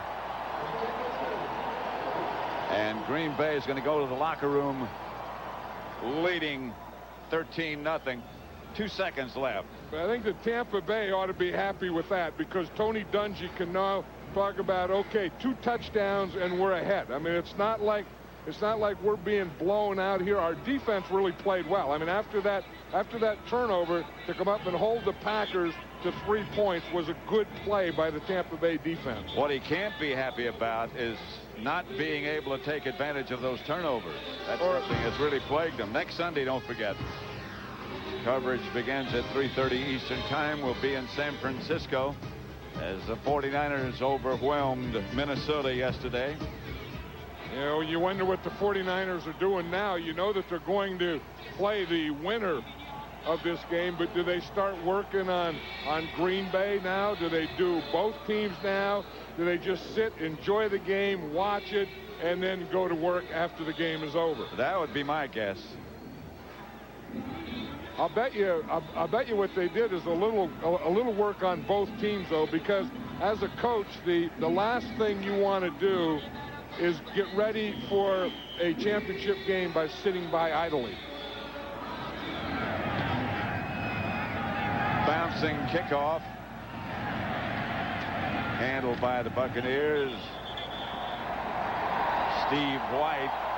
That's the end of the first half.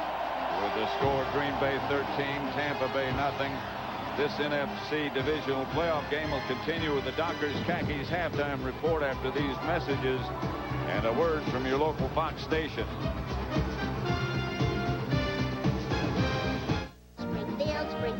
The Simpsons performed their greatest hits all in one musical extravaganza. Who rigs every Oscar night? A brand new episode tonight on Fox.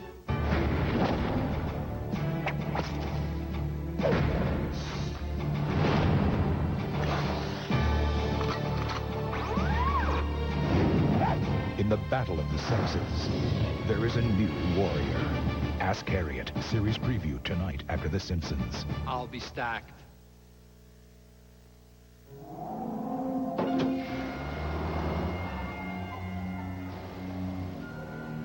Why the long face, chum? It's my car. Let me show you how things could have been.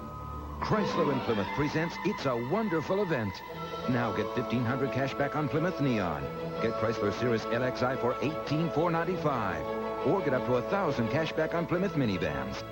Say, are you an angel? You watch too many movies, friend. Advance Auto Parts presents part number 19.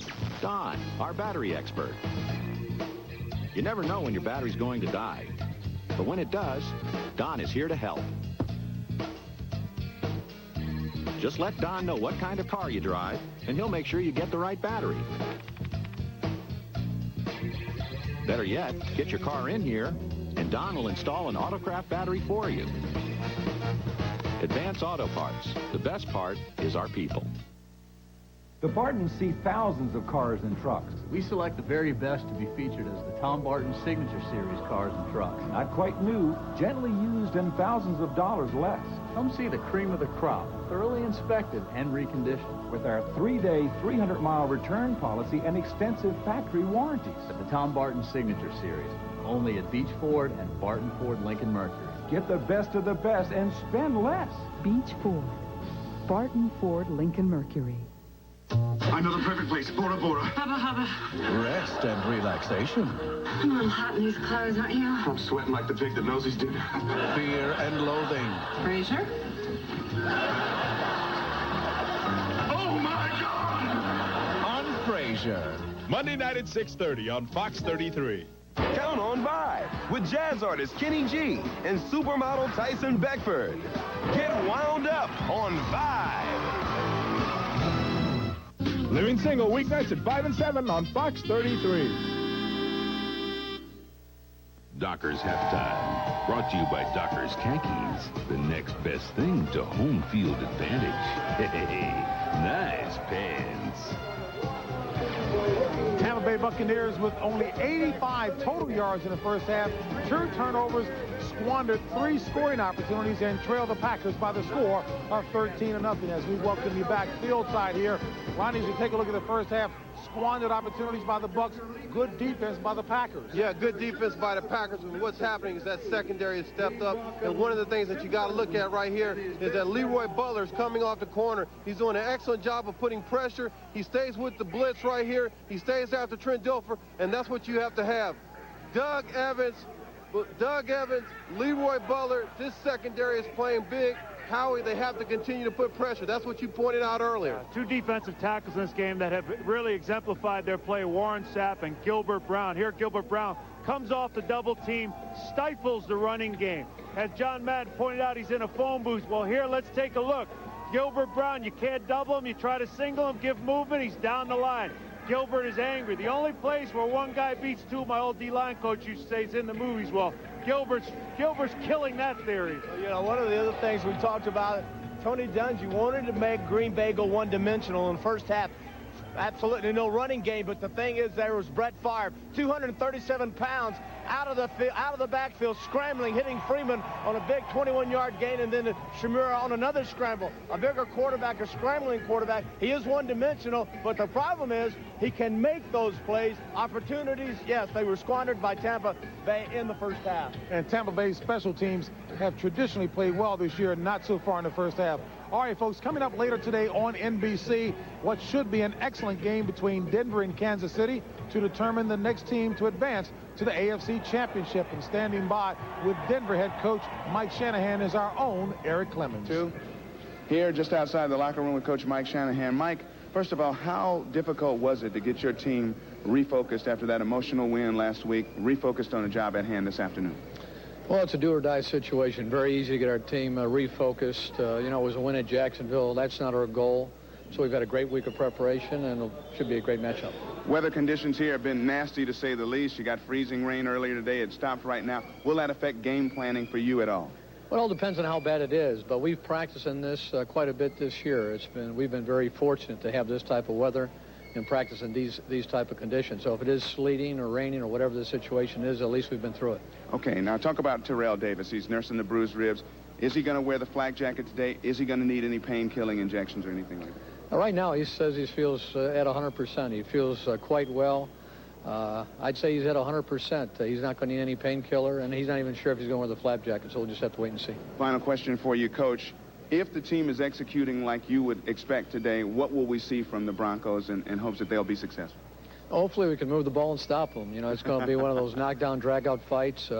2 very good football teams, very competitive, and the one that can keep from turning the football over, I think, will win the football game. Coach, good luck to you. Okay. Continued success. Thanks. Coach Mike Shanahan here outside the locker room. Kickoff coming up in just a few. Let's send you back to Green Bay and James Brown. JB? All right, Eric, thank you very much. Marty Schottenheimer, only 5-10 in the playoffs, looking to improve on that. All right, Terry, let's see if you can hold a count. 20 seconds for what you think will happen in the second half. Don't forget, the last time that Tampa Bay came here, they were down 21-3 at halftime and dominated the second half. The big plays have been there for Tampa Bay in the first half. They haven't taken advantage of them. How do you do, fellas? How's that? He's good. I heard that. Real good. Right, feet off of him. January 18th, the 48th NHL All-Star Game, North America against the world. Eric Lindros and John LeClaire for North America against Peter Forsberg and Jaromir Jagr. Second half with Pat and John after this.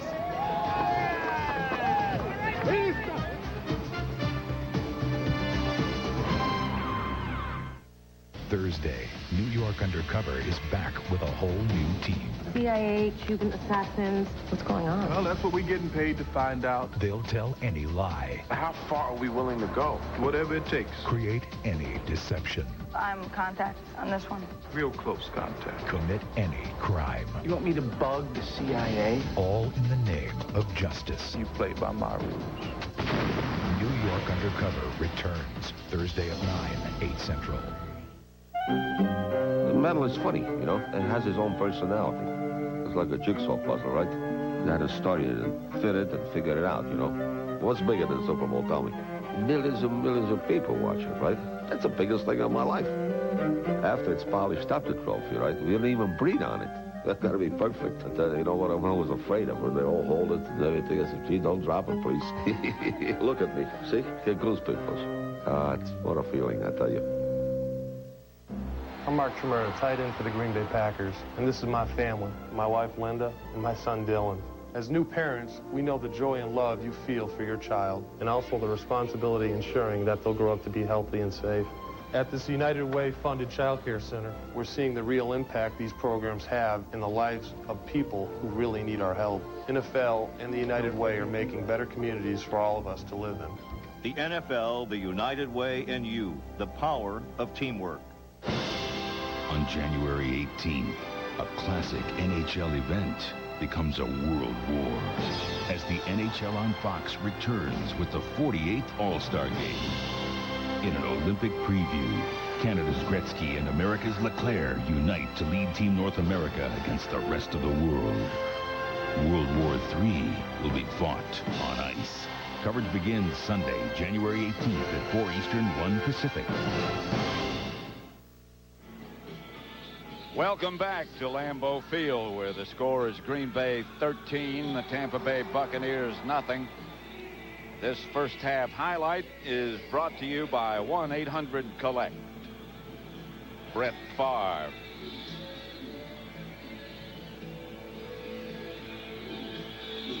For the Packer touchdown to the tight end, Mark Chmura. They added 2 field goals and will return to Lambeau Field for the start of the second half after these messages from your local Fox station.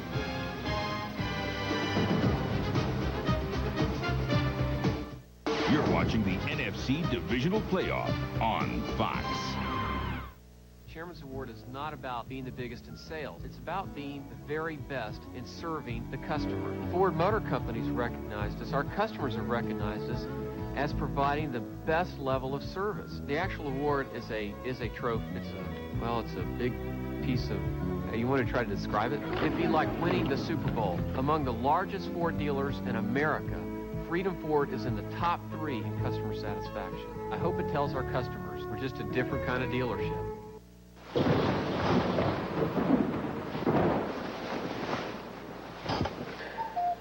You should never forget an anniversary. I'm sorry!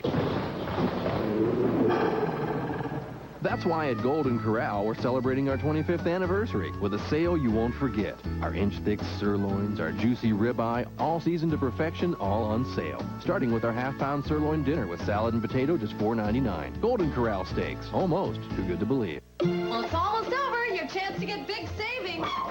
But there's still time. It's the Chevy Make Your Money Count year-end event, where you can get low 2.9 APR financing or great cashback savings on a huge selection of Chevy cars and trucks. We call it a great deal on the 98 Chevy of your dreams. But you better hurry, because if you don't get to the Chevy Make Your Money Count year-end event by January 5th, it's lights out. Hurry. The year-end event at your local Chevy dealers ends January 5th. Khadijah's out of control. I found these in the copy machine. I can't quite make out what it is, but at least I got Her friendship with a childhood pal is heating up. I may have wrecked a 20-year friendship over a few hours of fun. Okay, I'd say that's a fair trade. On the next living single. Monday at 5 and 7 on Fox 33. We've got 2 words for your nighttime entertainment. Sin and bad. Wait, what are you doing? No, it's not 2 words. It's 1 word. Sinbad. Catch Sinbad as the host of Vibe. Weeknights at 10 on Fox 33.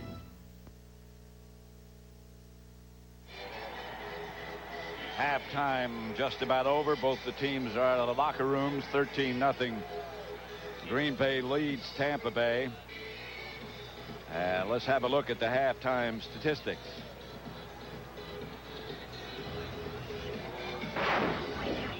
Oh, 53 yards rushing by Tampa Bay, 32 passing yards, 2 turnovers for the Bucks, 1 by the Packers. And the big thing, as far as I can see, is that the Bucks have not been able to score after they got a turnover. Yeah, that's the thing, or any other opportunities. I mean, they got in scoring range 3 times. Then they had to go for field goal attempt 3 times. 1 was blocked. Remember, the first one was blocked. The second one, they tried an option play that didn't work. And then on the third one, they had a bad snap over the holder's head. So the Buccaneers did have the ball. They won the time of possession. They had the opportunities, but they just didn't take advantage of those opportunities. What'd you do during the halftime, John? Yeah, I talked to Steve Mariucci, the head coach of the San Francisco 49ers, because I was just wondering what they were doing. And he said what they're doing is the players right now are watching this game, and they're going to come in and have a meeting after the game's over. Then they'll go over yesterday's game film and start getting ready for the winner of this game. You mean you didn't get a chance to get anything to eat or anything? No. Well, I got something to eat outside. I mean, I talked to Matt Millen out there, and he was eating what I was supposed to be eating, so I didn't get to eat everything I was going to eat. That. And then I got Steve Mariucci on the phone, and he was watching yesterday's game film. He's watching this game. The players are watching this game. He said they've taken off both teams. They've gotten ready for both of these teams already. There's Matt Millen right there. Doing radio. Yeah, he's doing radio here, and he was taking a spot off my jacket. My son said that's an oxymoron. This is Antonio Freeman. Flag on the play. Freeman settling it out. He's going to go all the way. Antonio Freeman. But there's a flag way back at the 20-yard line. He doesn't know it yet. Yeah, but he's going to find out quickly because it's going to be against the Green Bay Packers, too. Tampa Bay defense is going out to the 20. Yeah. Referee Johnny Greer there. Holding. Boy, that could have broken this game wide open. Yep. Yeah, you talked about big players in big games and holding number 42 of the receiving team during the return. Darren Sharper. That's his second penalty on special teams on Darren Sharper today. But that was a big one. Yep. Yeah, we talk about big players making big plays in big games. Remember Robert Brooks? He returns the punt. He gets a big play for a punt return, good field position. Antonio Freeman, he's returning kickoffs. He just gets this big kickoff return, which would have been a touchdown had it not been for Darren Sharper's penalty. As it is, they back up to the 11-yard line. Listen to this crowd, though, Pat. It just went a hush. I mean, it was going wild, crazy, and then boom, down to a hush. Armed 11. Breaks tackles. He broke away from Lynch and kept going. Let's quickly go down to Ron Pitts. All right, thank you, Pat. You know, going into halftime, Mike Holmgren said he was very upset, very disappointed. Said the team is playing like they're on a sandlot, on a playground. We got to start playing professional football. He wants to try to run it a little bit more. On the other side of the ball, Tony Dungy offensively, he said we got to be better on first down, look for more passing coming out of the box on first down. Defensively, they're hurting them down the middle of the field on the pass play. He said we will switch up our zones to prevent that. Pat, back up to you. It's 1st and 10 Green Bay as Favre drops. And they're in that same zone. Gets zone to 11, excuse me. No, I was just going to say that zone that they're using, that they really hurt them in the first half, is that cover 2. And, you know, where the safeties go deep. Here's what it is. Here's cover 2. The corners come up here. This safety comes here. John Lynch, the safety, goes there. This corner comes up. And where the Packers really hurt them is in this area in the middle. But see, this is what a cover 2 is. With the safeties off and going back, the corners coming up, and they've had a big middle in that first half. 2nd and 6. Fakes to Evans, throws to Freeman. Into Buck territory across midfield, stopped by Parker. I tell you, that was a great play by Brett Favre because he saw the safety come up. You see Parker's out there. The safety vacates this area, so Antonio Freeman starts to go in that area that the safety vacated. Watch, here's the safety. Now, when he comes up here, this area right here is going to be vacated. See, now watch that free safety come up. You see there? Now, that's going to make that hole right there for Antonio Freeman. That hole right there where that ball was hit. That play fake brought the safety up. 2 tight ends set up for Green Bay now. Levens, the deep back. And he gets the carry. Dorsey Levens gets across the 45 to the 44. Well, Ron Pitt says that was one of the things that Mike Holmgren talked about at halftime that he wanted to be able to do was was to be able to run the ball more, and you can see that they are going to that. And Dorsey Levens got that big run on the outside and the left, and then now, you know, pounding it in there in the middle. And Dorsey Levens is one of those guys that you have to keep running because he tends to get better as the game goes on. That's one of the things that Mike Holmgren told us yesterday surprised him about Dorsey Levens this year. How strong he was, how durable he was. There he is again. You know, sometimes Warren Sapp is so quick that he'll take himself out of the play, and that time he did. I mean, he was over the left guard, Aaron Taylor, and he just stunted to the inside, and they ran right in the area that he vacated. But here, watch Sapp here. He's going to come in here, and he makes that move so quickly. You see how quickly he gets in there? And he reacts or overreacts, and they ran right where he was. Watch, he takes that inside, and look at the hole that he creates. Then he gets the lead, and that's where Dorsey Levens went.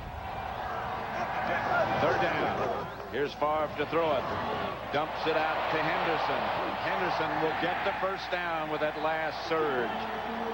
Rufus Porter tripped him up. Well, maybe he didn't get the first down. I don't know. It depends on where that official puts that foot. Frankie Bag of Donuts, number 52, the center, was down there to argue that one. He saw the bad spot. Frank Winters will usually go wherever the ball is to find out what's going on around the football. He's in the middle of that offensive line. Look at the shoulder pads he wears. Look like a couple of towels. He doesn't want anything to grab. He doesn't want to be grabbed when he's in there. He doesn't want to give him anything to grab. This was an interesting spot. It looked like the ball got beyond that mark. Sure did. Then they brought it back. It's going to be short. Do you go? Gotta go. I think so. In this situation, playing at home, I would think that you would. I would think that in this situation you could just go a quarterback sneak. I mean, I don't think you'd need a deep handoff or anything because we're just talking about inches here. I mean, I would think that Brett Favre would just take the ball and sneak it. They look a little confused. William Henderson was in the huddle. Then he came out of the huddle towards the sideline. The Packers, whatever they called, better get it called.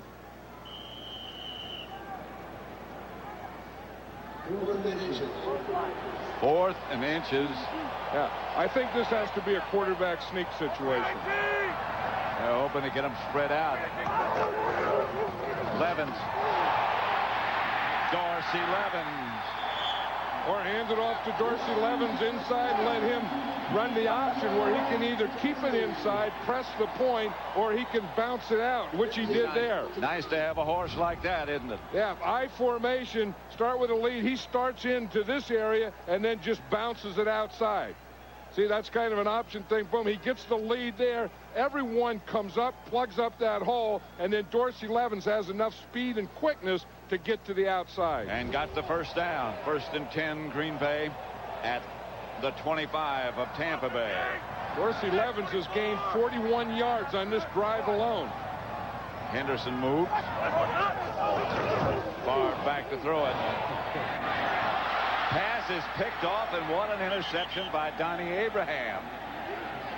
That looked like it was over everybody's head. Well, Robert Brooks was going to the inside, and Brett Favre throws it to the outside right to Donnie Abraham. Watch in the middle here. Here's Brooks right here. Now he's going to come to the inside, and Brett Favre throws it back to the outside like he didn't anticipate that pattern. Bucks take over.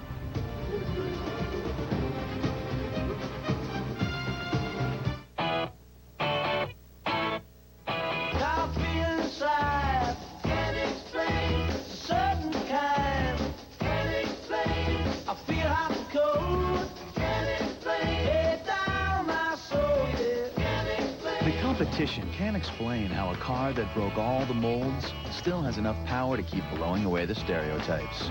Ford Taurus SE Sport, now with a 200 horsepower Duratec V6. Have you driven a Ford lately? Ever since I can remember, Jake did things his own way. Nobody believed him when he said he was going to surf the mountain. Snowboarding will never be as popular as skiing. Yeah. Why do I use the car? I spent my whole life doing things my own way. American Express never questioned it.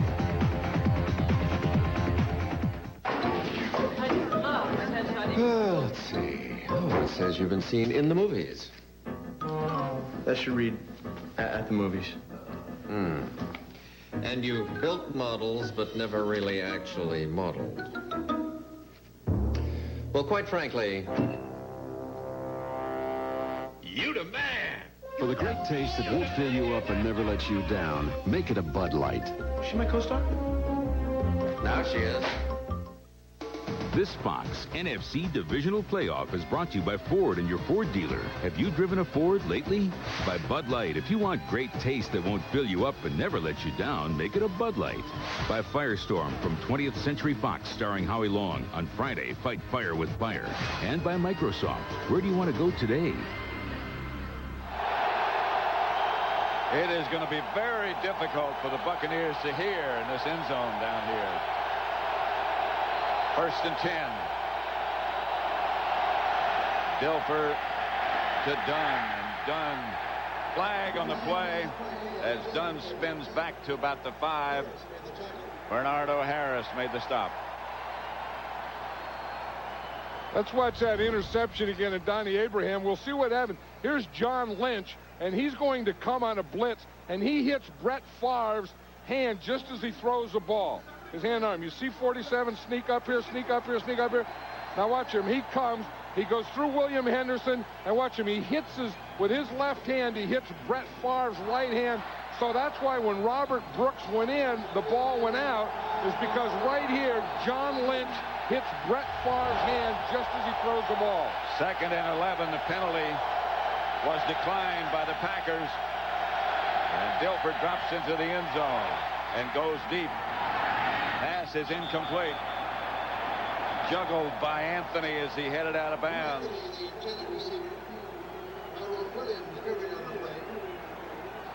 Yeah, we always talk about advantage, and look at this. In 3 games against Green Bay this season, Tampa Bay has gotten 6 turnovers, and they've only gotten 6 points off them. So this is a thing that they, that they talk about, that they had to do, that when we get opportunities, we have to take advantage.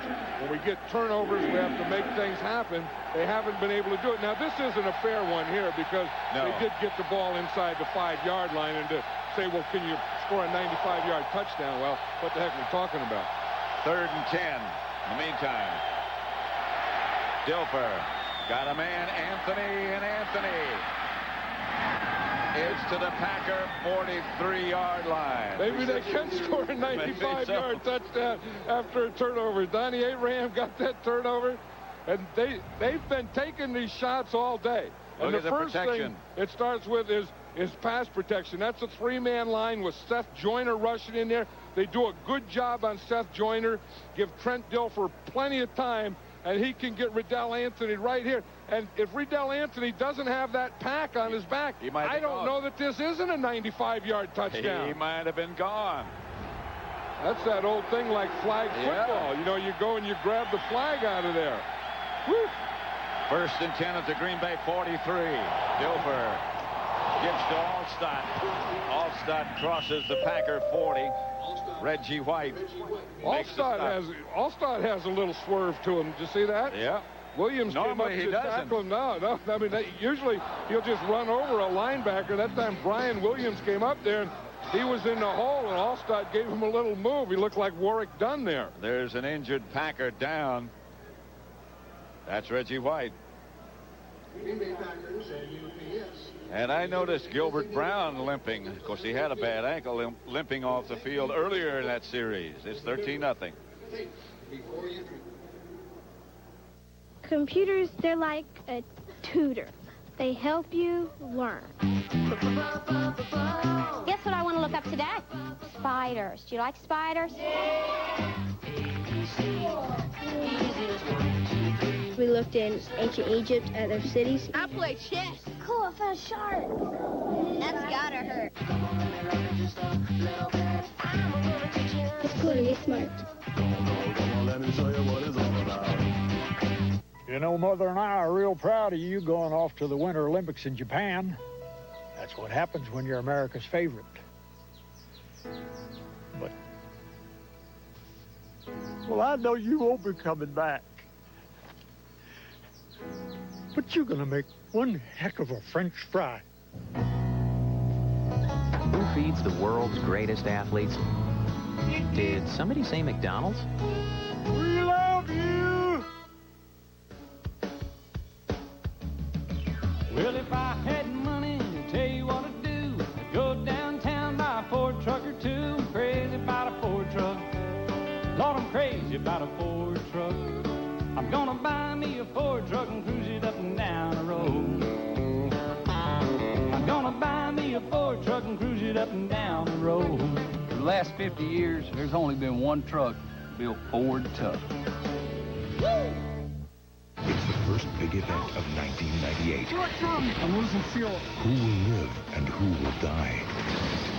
Melrose Place, Monday at 8, 7 Central.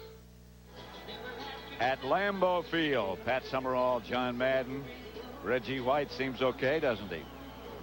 Yeah, I think he was just on the bottom of a pile, and someone fell on him. Finally, but as he came off the field, he said he was okay. I saw he gave his thumbs up and said he was okay. Second down. Allstott near the 35. You know, when Mike Allstott started playing football, he was talking about, what, Super Pee Wee? Super Pee Wee, at when he was 6 years old. And he said his parents started, in fact, his dad was a Pee Wee coach, but he was a heavyweight Pee Wee coach. But he said his mom and dad started coming to his games when he was 6 years old. And all the way through Pee Wee, grammar school, high school, college, and pro, they have never missed one of his games, and there they are. 3rd and 3. Allstott is a deep back. Dilfer has a man wide open. That's Dave Moore. Moore is inside the 10. Tripped up by Eugene Robinson. That was one of the first good things that Dave Moore did today. Dave Moore, of course, is a tight end, but he is also the snapper, and he's had some problems in that area. And you see him here. He started to run like a hook pattern, and because Dilfer had so much time, Moore was able to go back up the field like in a scramble thing. Then Dilfer saw him and threw him a perfect pass in there. 1st and goal, Tampa Bay from the 8-yard line. Eugene Robinson made a touchdown-saving tackle. Warwick Dunn to about the 6. Robinson made the tackle. Dunn got a couple. That's two big tackles by Robinson. I mean, this one here not as big, but that one before on Dave Moore was a big tackle by Eugene Robinson, because if he doesn't make that again, that's a touchdown for the Buccaneers. And remember last week we were talking in the Detroit game that the toughest points are always the first ones. Patrick Hape was late arriving. Dilfer came over and told him what the play was. Allstott. Touchdown. Well, he made that look easy, didn't he? Did he ever? There's old Dennis Allstott up there, Jeannie Allstott, saying that's my son. Gilbert Brown is down. We talked about the run and how if you stay with it in the 3rd quarter, it becomes easier than it is in the 1st and 2nd quarter. Gilbert Brown was limping earlier. Now he's limping a little bit more. Well, that's just before the play started. It didn't look like it was even going to be one. Trent Dilfer has to come over to Patrick Hape, and he whispers him to play. Then Hape is on this side. Now Hape has to go in motion to this side, and he became the lead blocker for Mike Allstott. Extra point by Husted is good. Somebody got a hand on it, but that was a low kick. Still got through, and he just shakes his head. 8 plays, 94 yards, 401. The Bucs kept it. You don't need binoculars to see why Escort is so popular. It's a value so enticing, it's like getting cake with extra icing. You can get power, lots of power, power galore, to whisk down the windows and unlock the doors, adjust the side mirrors, but wait, there is more. Opt for a remote, AC, a smooth automatic, and a CD player for the music fanatic. And if that's not enough, you can get an anti-theft system to protect this good stuff. The buck starts here for Escort thrills, somewhat higher, loaded to the gills. freedom on the field. Brought to you by Southwest Airlines. With fares so low, you have the freedom to fly. The kicking game, like delicate gears of precision machinery. If one gear slips, however, it could get ugly. You could always look to a friend for help. Just don't give up. Don't throw away a golden opportunity. Improvise. Maybe that's what makes special teams so special. Somebody had the idea of hanging hubcaps from the ceiling. And we thought, hey, why not? Mexican food was fun. We thought the restaurant should be fun, too. We only open Chuy's in cities where Southwest Airlines flies. The fares are low, so we can afford to go back and forth. From Chuy's to Chuy's to Chuy's. And if you're interested, hubcaps do fit in the overhead bin. You are now free to move about the country. What do you say to a naked man on your first date? You look a little different. With clothes on? Yeah. An all-new Ally McBeal Monday. 13-7 now. Green Bay over Tampa Bay. 6:17 left in the third. And you're so right, John, about this Buccaneer attack. You just got to be patient. Don't throw it every down. This is Antonio Freeman retreating back into the goal line area and then bringing it out to about the 25, a flag on the play. Sheldon Quarles knocked him out of bounds.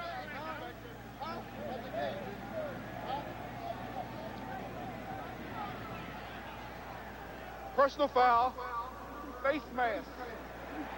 Number 15 of the kicking team will penalize 15 yards. Let's go back and look at that touchdown again. Yeah, remember, after Dilfer came over and talked to Patrick Hape, then he goes in motion, and he becomes a lead blocker right there. He makes a heck of a block on Eugene Robinson. You say, how did Mike Alstott just walk into the end zone? Because Patrick Hape knocked down Eugene Robinson. Knocked down and backwards. And sideways. He's not sent from the future. He doesn't fight in a ring. And he doesn't carry a gun. Nice work! But they started a fire in his backyard, and he's ready to take the heat. This Friday, Hang on! action goes long. Howie Long. He's still alive! Firestorm, rated R. Friday, only in theaters. Good day, Bob and Doug McKenzie in the Great White North. We was doing some extreme skiing, eh? Yeah, we got extremely tired, so we decided to call it a day. 2 days, eh? Now I'm kind of extremely parched. Hey, are you seeing what I'm seeing? Hey, it's Hosehead. Rescued by Molson Ice on a mountainside. Molson Ice! An adventure in every bear! Geez, I can't feel my extremities, eh? Oh, well, let's suck foam. Are you going to fix that fence today? Yep. 1948 was the first year for Ford F-Series, and after 50 years, there are more tough F-Series trucks still on the road today than any other make. Ford F-Series, built Ford tough for 50 years strong. It's been 50 years, huh? Mm-hmm. Well, maybe it's about time you fixed that fence. Yeah,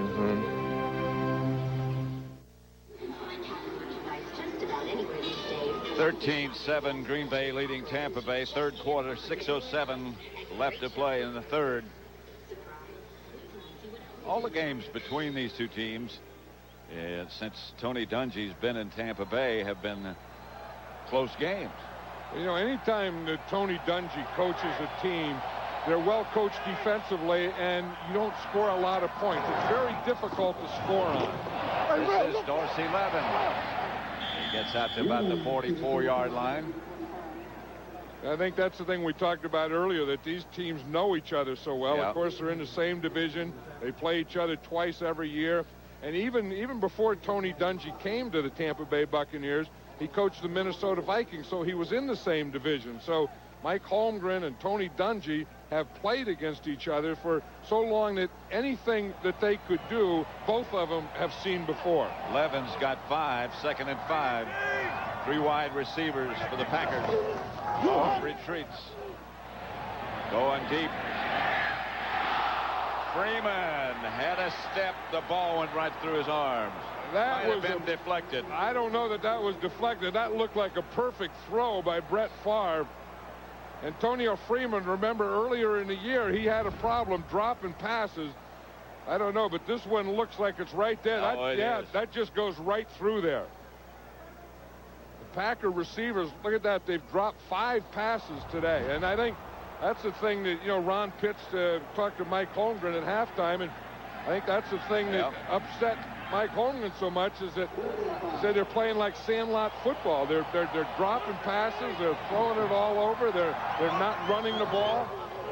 Favre back to throw. Sapp chases. Sapp has him. Warren Sapp broke loose. Warren Sapp has kind of raised some havoc today.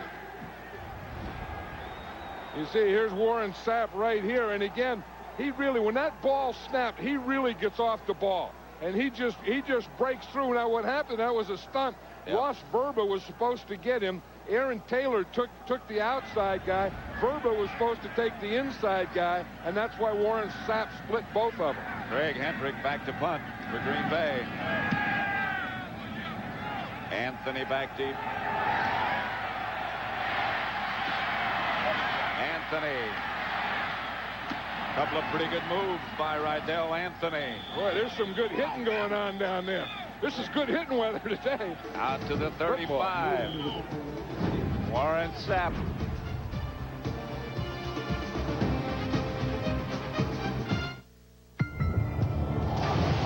This year, the Old Farmer's Almanac predicts 50 inches of rain. Is your rent-a-car company ready for that? Not exactly! And 40 inches of sleet and snow. Are they ready for that? Not exactly! Starting January, Hertz introduces a more comfortable way to return your car. The new Hertz Return Center, where you're protected from the weather all the way to the terminal. Does your company do that? Not exactly! Come on now, open up your front foot a little bit. Come on, man. You go, hands up. Stay within yourself. I got an idea. Wisdom doesn't come easily, nor is it easy to pass on. Now Philips has a way to create your own CD that holds everything you know about the things that interest you and share your words, pictures, and music with anyone you want. Let's go! Got anything for the pictures? The Philips CD rewritable disk drive. Create CD-ROMs on your own PC. We're back at Erickson Stadium where we're down to the final seconds of the game and it's still tied. The kick's high. And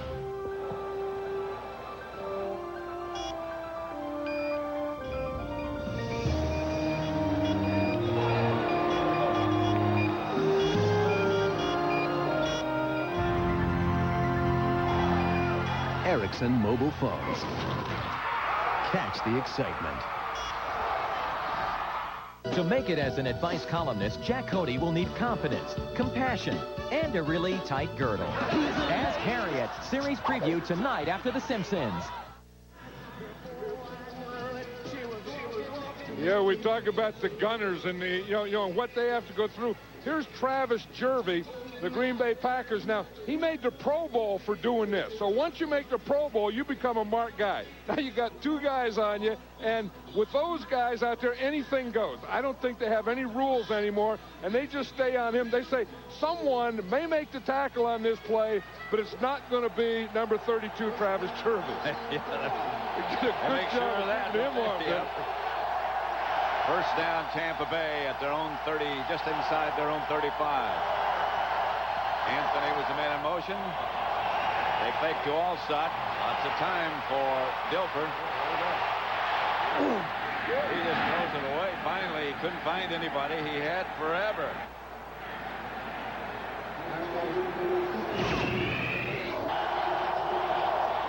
Yeah, you see, we talk about, you're tiring. And they're starting to handle Gilbert Brown now. You know, he's getting a little tired. That ankle's starting to bother him. They're starting to get movement on him now. That last one was a touchdown, but you can just see even that last play there, Trent Dilfer didn't get a completed pass, but he had all kinds of time. He really did. Just couldn't find anybody breaking open. 2nd and 10. See if they blitz. They're showing blitz. They don't. It's Alstott. He gets a couple. Right down for a look at playoff history. Let's go down to James Brown for a McDonald's game break. Pat and John, December 31st, 1967, the Ice Bowl game. Temperature 13 below, minus 46 with the wind chill. Bart Starr sneaks it in from the 1 with 13 seconds left, and the Packers pick up their 3rd straight NFL championship. I froze on that day, too, on the sideline. Along with a lot of other people.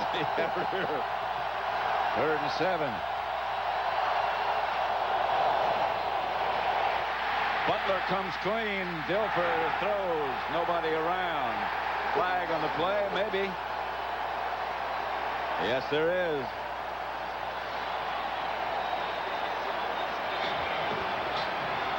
The heat by Butler. Yeah, it was Butler from one side and Keith McKenzie from the other side.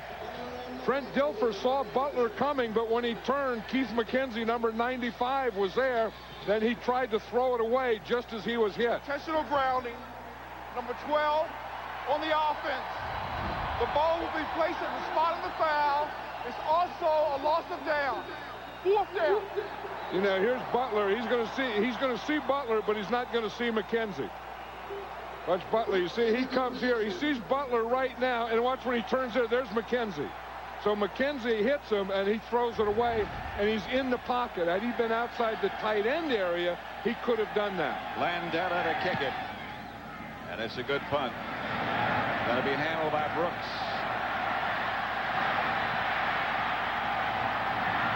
And Brooks is down outside the 40, about the 46-yard line.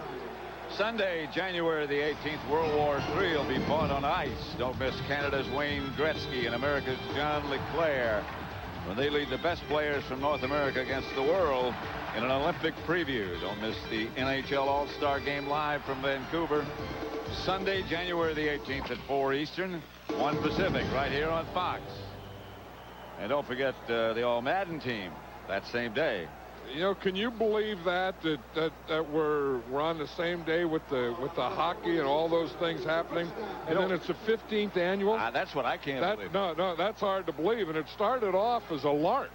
It still is a lark. I mean, yeah. It's a 15-year experience lark. 15 years of fun. Yeah. Yeah, lurching in a lark, trying to put on a muckler. Dorsey Levens dragged down as he gets across the 50. They'll mark it just about midfield. You know, this game here, and again, a lot of it is the Tampa Bay Buccaneer defense, which is really a well-played team defense, but the Packers haven't been able to really get in sync to keep anything going. You know, well, that's the thing about Tampa. Yeah, that's what they do. I mean, you know, it's the old bend but don't break. Here they're in that cover 2 again. Here's Favre to throw it. Chased by Sapp. Gets away from Warren Sapp. He got hit by his own guy. The first guy to hit him was number 78, Ross Verba, in the green jersey. And then Culpepper brought him down. And Favre was going to say, where the heck did he come from? We talk about the cover 2. You see how deep the safety is here. Then there's another safety back here. But Verba is the guy that gets back and hits him. See, and he's trying to hit this middle in this cover 2. Here's the area that they're trying to get in. You see the 2 safeties are deep, but they're playing that middle a little tighter now. Yep. At midfield, 3rd down, Green Bay. 3rd and 6. Favre retreats. Pass is complete to Levens, and he's going to be... Whoa, he broke the tackle, and Levens stays on his feet and gets a first down. Charles Mincy finally made the stop, and he just broke a couple of tackles. And that was the thing that the defensive coordinator of the Tampa Bay Buccaneers, Monty Kiffin, said last night that they do. He said they're going to catch some things, but when they catch them, we have to tackle. We have to tackle well. And on this play here against Dorsey Levens, they didn't. Although this is some good running by Dorsey Levens. Yes, too. it is. I mean, he makes a move right here. He gives a little straight arm here.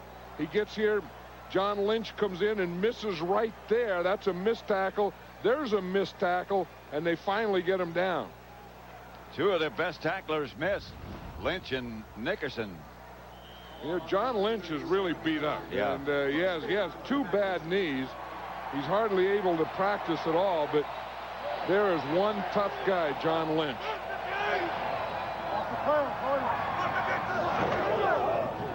Favre faked to Levens, chased by Warren Sapp, and Sapp waits for Culpepper to get there. Warren, they've had a I know what Sapp is saying. Yeah. Yes, the officials are saying, get back in your side. I know what Sapp is saying, though, that he can catch him, that Brett Favre can't run away from him. What's Sapp here? I mean, he is quick. I mean, he takes this guy, he gets by there, and he chases Brett Favre down. Then he goes for the ball. Then he keeps going for Brett. And then finally, Brad Culpepper gets in to finish the deal. Brings up 2nd and long. But old Sapp was hunting on that play. Pass is incomplete. Hit Brooks in the foot.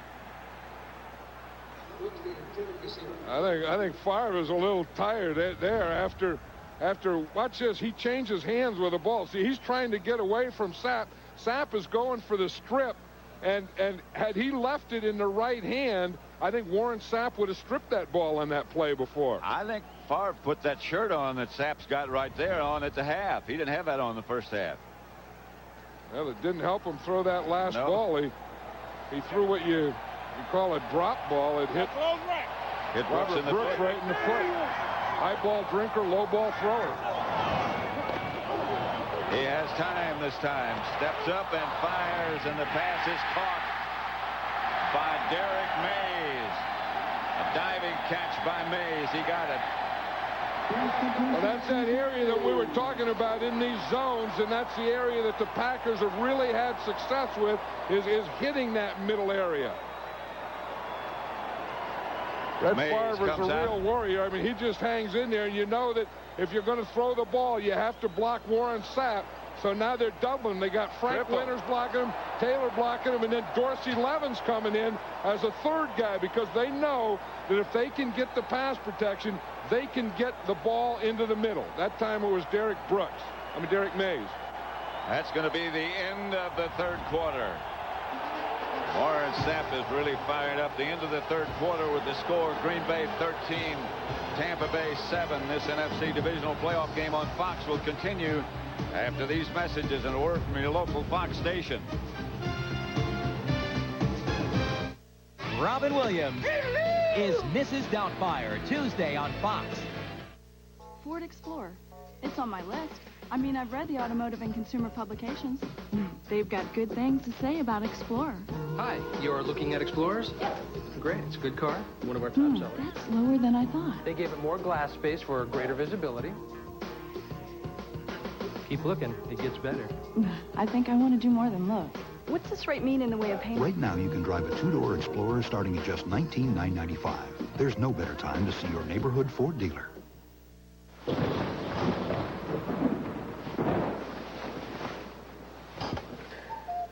You should never forget an anniversary. I'm sorry! That's why at Golden Corral, we're celebrating our 25th anniversary with a sale you won't forget. Our inch-thick sirloins, our juicy ribeye, all seasoned to perfection, all on sale. Starting with our half-pound sirloin dinner with salad and potato, just $4.99. Golden Corral steaks, almost too good to believe. Every year, millions of gallons of motor oil are poured down drains, dumped on the ground, and tossed into landfills. It's a crying shame for the environment and for everybody in it. That's why Advance Auto Parts provides free oil recycling at every store 7 days a week. Bring your used motor oil to Advance and make the future a cleaner, safer, happier place. For all of us. Frasier, weeknights at 6:30 on Fox 33.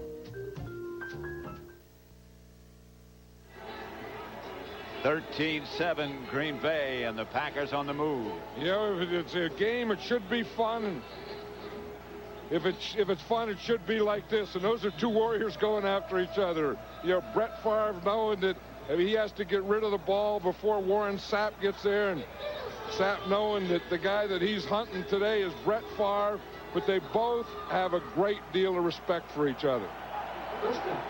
And the great players do indeed step up in the big games.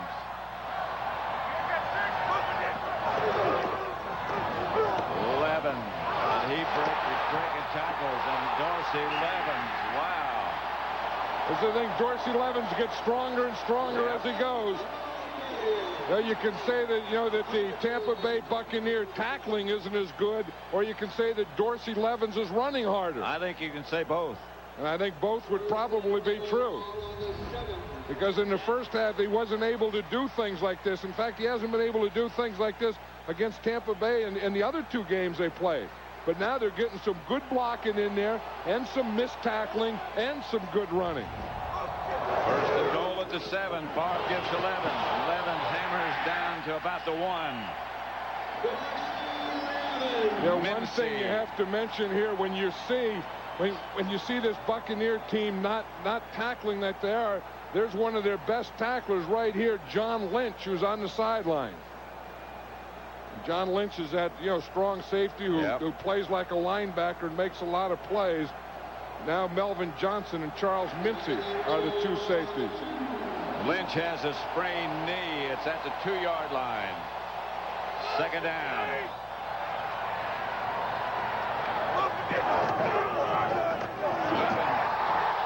Touchdown.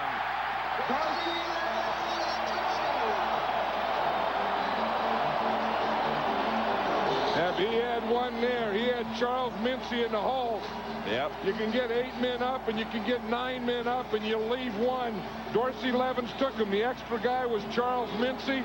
Dorsey Levens said, "I'll just take him," and he ran right over him. Going to be in the left side, and you're going to see Mincy's going to come up right here, and you're going to see right there in the hole. He has him in the hole, and Dorsey Levens just runs right over him. And bounced into the end zone. Again, a lot of that drive was good running by Dorsey Levens, but it was also some very poor tackling by Tampa Bay. A quick timeout called by Green Bay. Could they be thinking about going for 2? Possible, I guess.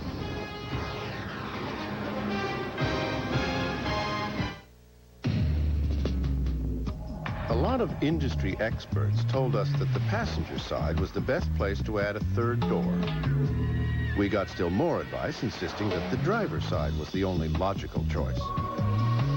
But as you can see, we let it all go right in one ear and out the other. Introducing the new Dodge Ram Quad Cab. The rules have changed. Today, in the Atlantic Fleet, on board USS Enterprise, character was forged. Valor was commended. minds were enlightened. Lessons were learned. Fears were conquered. Worlds were discovered. Honor was defined. Courage was found. Commitment was sealed. Today on board USS Enterprise, over 5,000 journeys began anew. What did you do? What did you do today? Call 1-800-USA-Navy. Let the journey begin.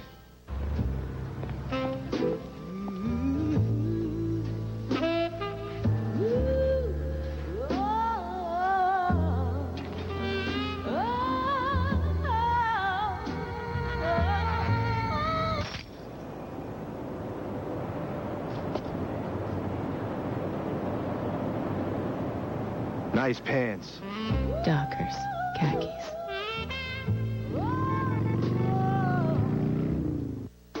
This Fox NFC divisional playoff is brought to you by the new Dodge and the new 4-door Ram Quad Cab pickup. The rules have changed. By Miller Lite, now official beer sponsor of the NFL.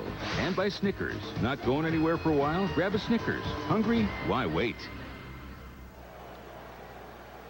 Back at Lambeau Field, 19-7, and the Packers are going to go for 2. They're 1 out of 2 in their 2-point attempts. Teams have gone for 2 against the Bucs 4 times. 4 times they've been successful. Nobody to run it. 4 wide receivers, 1 tight end, quarterback draw. Had to be. They spread them out. Yep, so you say there's no one in the backfield that can't run it. Well, there's only one guy in the backfield. That's a quarterback. So if he's going to run, he has to be the guy to run it. And lo and behold, he was. And he's laughing. 21-7 Green Bay. How do you catch an evil? What goes around really goes around. That passes from person to person. Beware my wrath. High touch. Put the gun down! I'm a detective. My work is based upon evidence. They can only survive in the bodies of others. Haven't you done enough? Denzel Washington, John Goodman, Donald Sutherland. Leave my family alone. Fallen. But I'm still having fun. Rated R. Starts Friday, January 16th. When one is competing for the eye of the judges, one must keep a firm leash on odor and perspiration. Thus, right guard, clear stick or clear gel. Powerful protection that glides on clear to make sure odor and wetness obey. Okay, boys, we're on. Blue 22, 64, 38. Heel. Right guard, clear stick or clear gel. Anything less will be uncivilized. Even though Dodge Ram is the bright red gold standard of pickup trucks, we're always improving things. We've made our available Magnum V8s even more powerful. We've improved the already world-class interior. In all, we've made 130 improvements to the Ram lineup since introduction, including this one, our new flow-through ventilation system. New Ram Quad Cab. The rules have changed. Springfield, Springfield. The Simpsons performed their greatest hits all in one musical extravaganza. Who rigs every Oscar night? A brand new episode tonight on Fox. For 2 points. Yep, here's the old trick. You spread them out 1, 2, 3, 4, 5 receivers. No one back here. So if you are going to run the ball, there's only one guy that can run it. Watch the block Frank Winters gets here. Right there. Brett Favre makes a cutback. And watch this stuff. Well, that's the old Uncle Rube stuff. Uncle Rube always says when you go to hit the crossbar, always come up short. Yeah. Never get it all the way up to the crossbar. Because then they'll expect too much of you. Well, so we don't expect them to slam dunk it. That's Anthony. The Buccaneers knocked out of bounds. Well out of the bounds.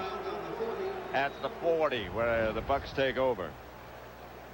But just now, if he could get up there, he would be so proud of himself if he could touch that bar. He'd do it every week. I know it. But he got up there, you know, because he really thinks he's a good athlete. You got to jump. Yeah, Robert Brooks is saying, hey, you got to jump. Look, he showed him how you have to do it. Alan Shirt weighed him down. No, but it's just like he said. He was talking about when he gets a birdie in golf, someone says, hey, you ain't that good. He says, I know it. Here's Dilfer. Throws it intended for Dunn. Incomplete. Sometimes he says he does stuff in football. You know, I mean, just get the ball in there. Guys say, you ain't that good. He said, I know it. And then when he went to stuff it on the bar, he proved that he ain't that good. But I'll tell you one thing, he does have fun. Yes, he does. I mean, if everyone can learn one thing, I think, from Brett Favre is, again, that it's a game, and if it's a game, it should be fun, and doggone, he has fun. There is some mischief in those eyes. There's a heck of a whole lot of mischief. Yeah. Hape moves in motion. The handoff is to Warwick Dunn. Dunn to about a 9-yard gain right now for a look at the playoff history. Let's go down to James Brown for a McDonald's game break. Pat and John, the 1979 NFC Divisional Playoffs. Buccaneers defense setting the tone early, abusing Eagles quarterback Ron Jaworski. On the offense, Ricky Bell had 2 touchdowns, 142 yards as the Buccaneers pick up their very first playoff win. Different Buccaneer uniforms. Different Buccaneers. Dilfer, incomplete. You know, there's that pass again that I don't understand, Pat. They block the tackle down. They have Warrick Dunn that blocked the end, Reggie White, and they throw a slant to that side. Incomplete. Now, watch how they do this. Here's Reggie White. Now, Warrick Dunn is going to have to block him, and then they're going to throw the ball to that side. Reggie might not have slam dunked it either. No, Reggie came up short on that deal. They're going for it on 4th down. 4th and 3. Doesn't look like quite that long, but they are indeed going for it. Copeland was the man in motion. Dilfer back to throw. Up the middle, incomplete, and Green Bay takes over, but there's a flag on the play. Intended for Moore, the tight end, but the penalty marker down. Might keep this drive alive. And it's going to be against the Packers. Pass interference, 41, defense, 1st down. Against Eugene Robinson.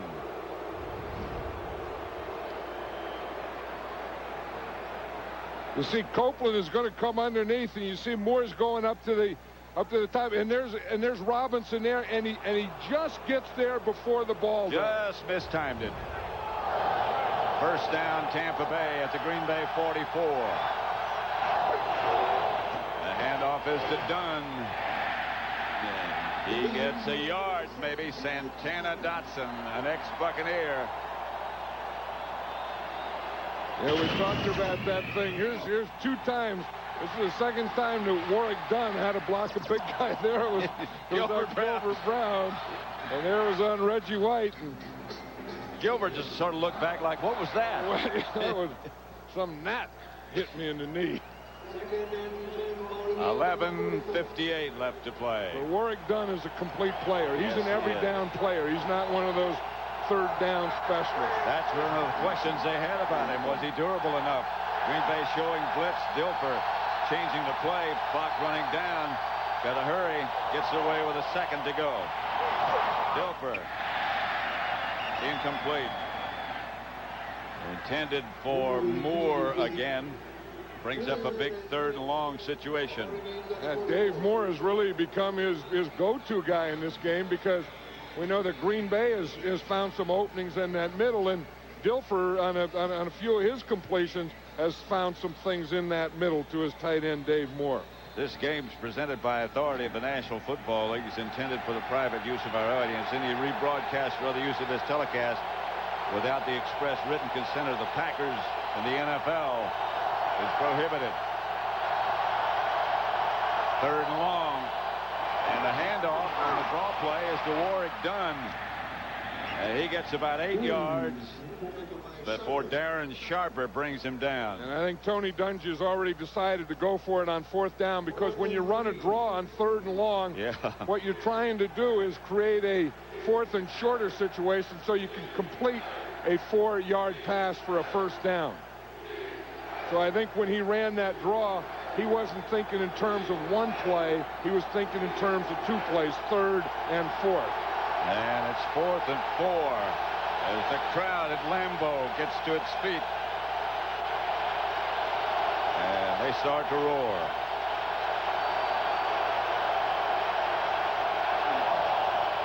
Blitz coming.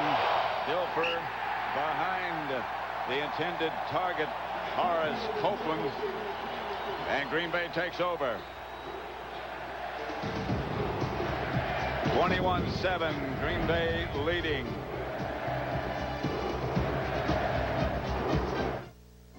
Says here you ran over a squirrel when you were 16. Oh, you saw that, huh? No, I was guessing. You never put the toilet seat down. What? You ripped the tag off your mattress. What? Does your bachelor party ring a bell? Not going anywhere for an eternity? I'm not even gonna look at puberty. Hey, does this line ever move? Moving now, isn't it? When you're really hungry, grab the big one. Next, you're a winner. In 1984, 2 computer scientists envisioned the impossible, a seamless network of computer networks. They invented the router, and Cisco Systems was born. Out of Cisco came internetworking, and now directing millions of messages a day. Their equipment makes the internet possible.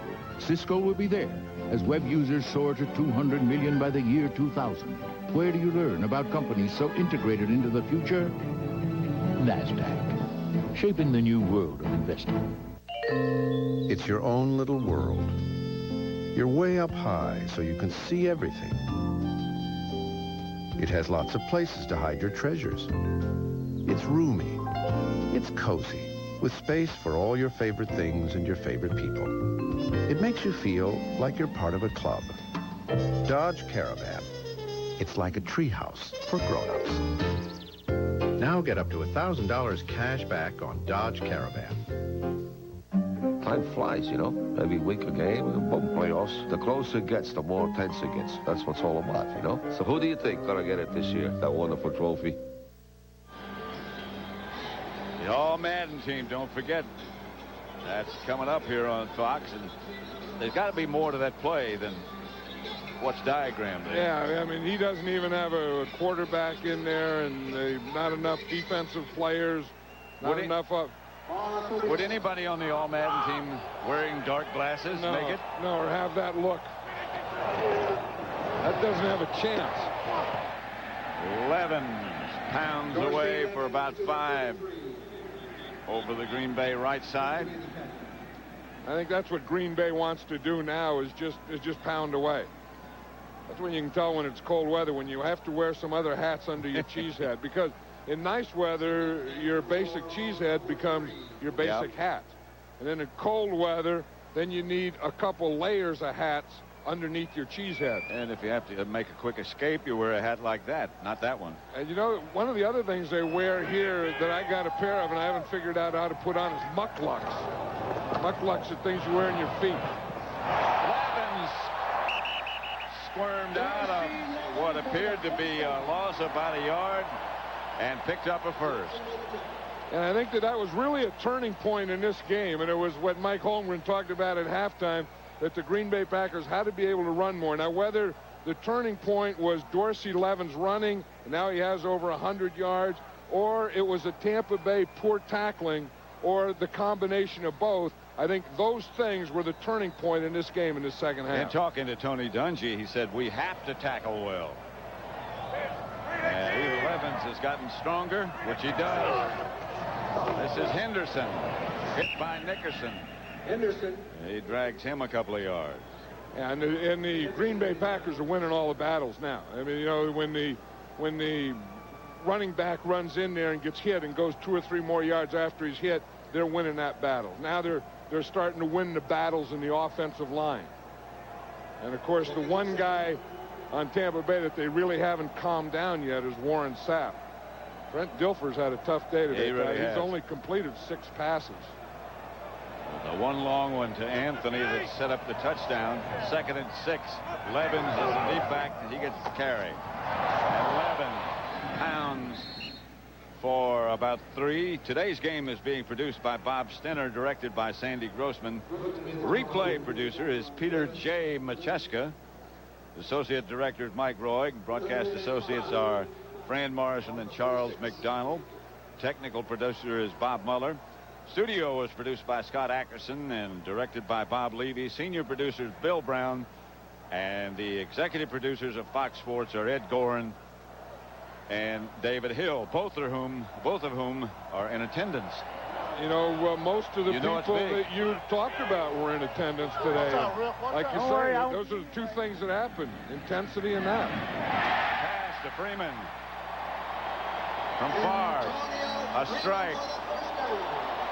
3rd down, needed that for a 1st down to keep this clock going. And does Brett Favre throw a strike in there? Does he ever? The 49ers await the winner of this contest at Lambeau. The 49ers are waiting now. I told you I talked to Steve Mariucci, the 49er coach, at halftime, and they were going over yesterday's game film, and they're going to meet with their players. Their players are meeting today when this game's over. And you'll be headed via bus for San Francisco for home. The en route, Highway 80. Levens. Burrows underneath for maybe a yard.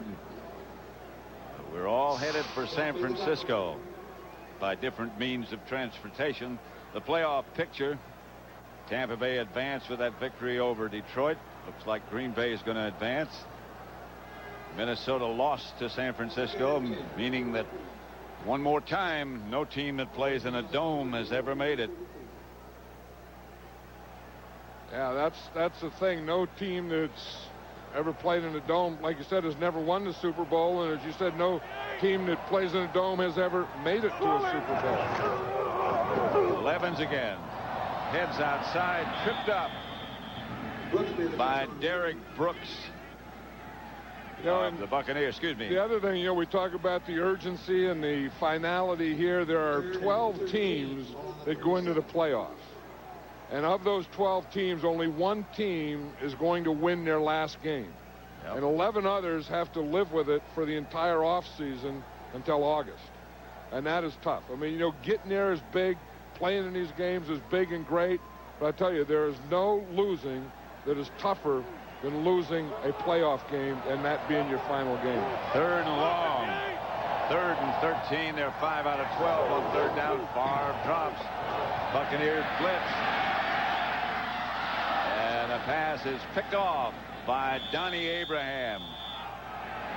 That's his 2nd of the day interception. Yeah, there's a guy that's really played well for the Buccaneers these last couple of weeks. He played well last week against Detroit, and he's playing well today. You see the rush here again. Hardy Nickerson is just there where Brett Favre can't step up and throw and get everything on it to Robert Brooks. But Donnie Abraham had great coverage.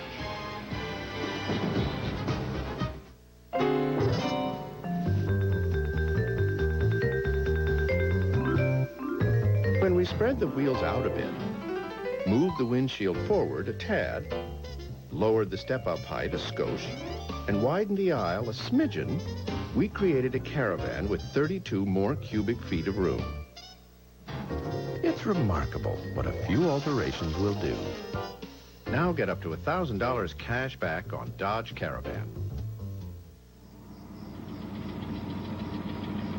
Some of us know it will be all right, even when bad things happen, because we have someone to help see us through it.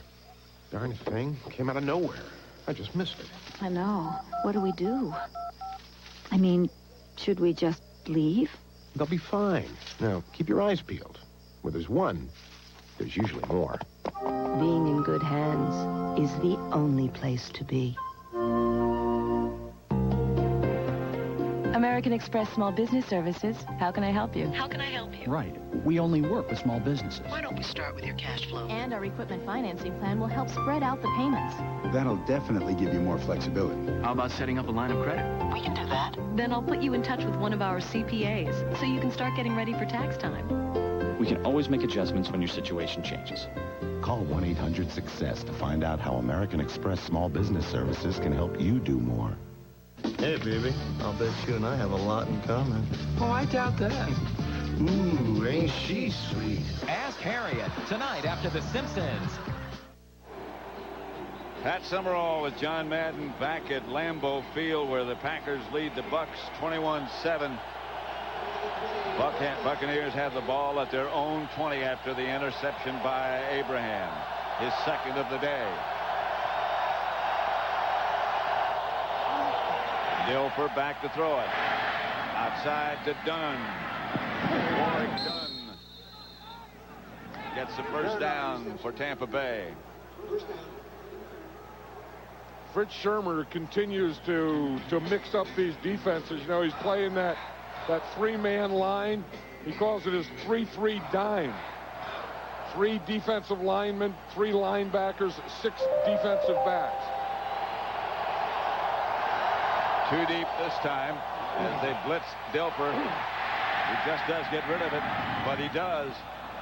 And the pass is caught by Copeland, but he got out of bounds. Yeah, again, that was Keith McKenzie coming from the backside along with Leroy Butler.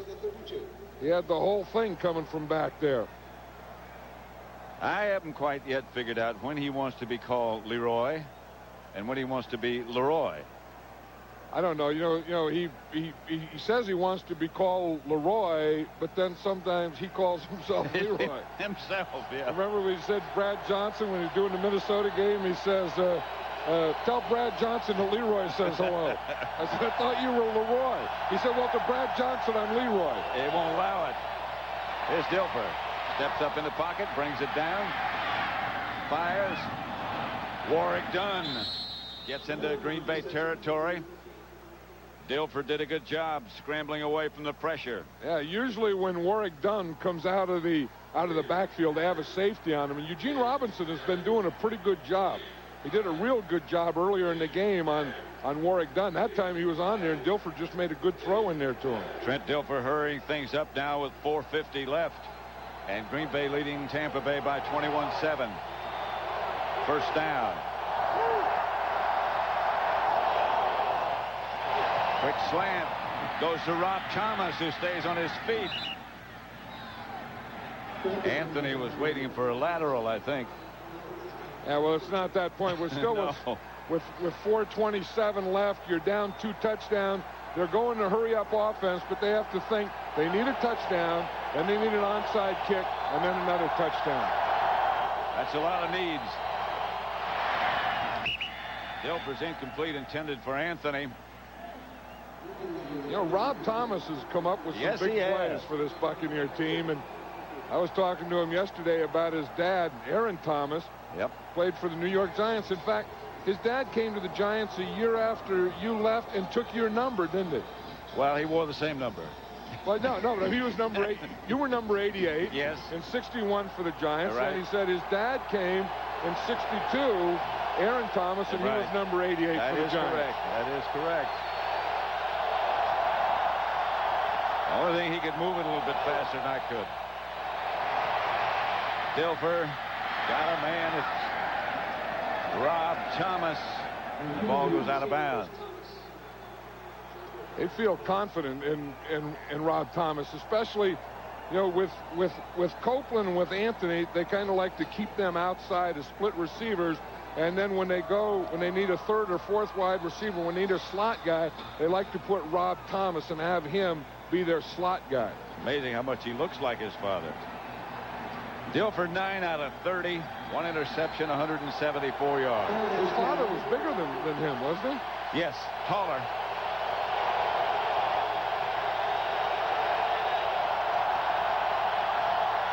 Third and 10. The protection starts to break, and Dilfer is going down by McKenzie, and McKenzie has put some pressure on. The first guy there was Seth Joyner. Yeah, he had an assist. We talk about that 3-3 that they're in. Here's a 3-man line, and then now Joyner becomes a fourth guy, and he becomes a rush guy. And he was the first guy that gets there. And sometimes he rushes from the inside. That time he was outside, but took an inside rush. He was the first guy. See, he's the guy that made Trent Dilfer take the ball down. And he couldn't get rid of it. And so Keith McKenzie came in and finished them off. 4th down and 25. And the Packers rush just 3, and Dilfer's throwing it up for grabs into the end zone. All incomplete. I don't think anybody came down with it, and the Packers should take over. Horace Copeland down there, high C in the middle of that. Gene Robinson's still down there in the end zone. He's talking with the fans down there. When I went to practice the other day, I'd never seen a player so fired up as Eugene Robinson was in practice. He's been around a long time. I know. Well, he's one of those guys who's been playing for 13 years, played for years at Seattle, and got a taste of winning a championship and a Super Bowl a year ago, and doesn't know how many years he's going to play, but he wants to taste it again. The way he's playing, he can play for a long time. Trent Dilfer. Yeah, I think, that's just the frustration. It's been that kind of day for Trent Dilfer.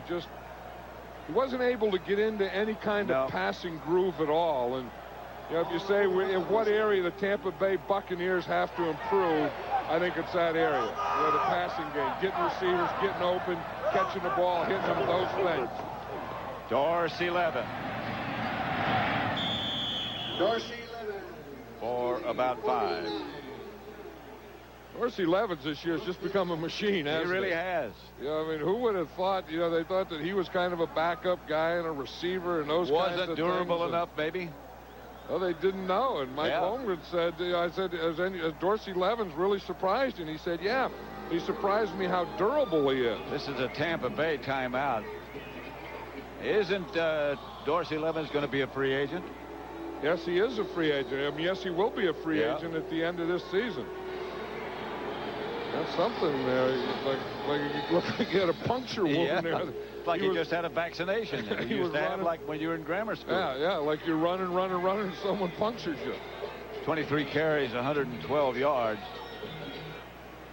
And he is already, as he broke Jim Taylor's regular season game rushing record back against Dallas. Levens' total today is a new Packer playoff rushing record, which had been held by Edgar Bennett. So, yes. Warwick Dunn there in his rookie year, offensive rookie of the year. Outstanding.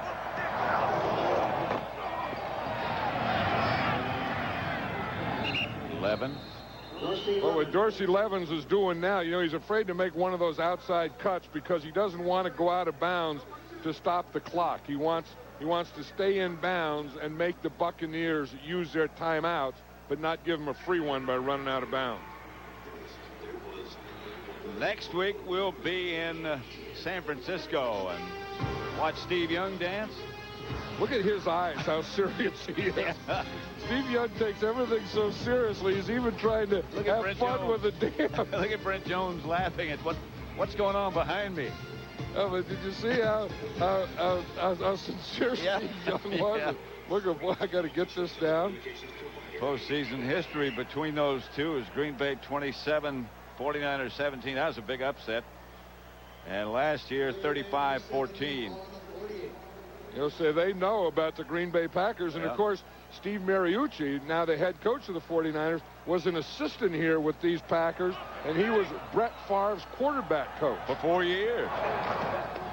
Here's Levens again. And stop at midfield. That'll bring up 4th down, and the Packers will punt it away.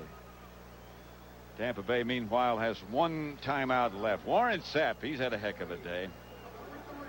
You know what he said? He was saying the other day, he said, isn't this something? He said, you get to play a kid's game and get paid a king's ransom. He said, you can't beat that. Yeah. New York Undercover is back. It's an all-new team taking on cases cops won't handle.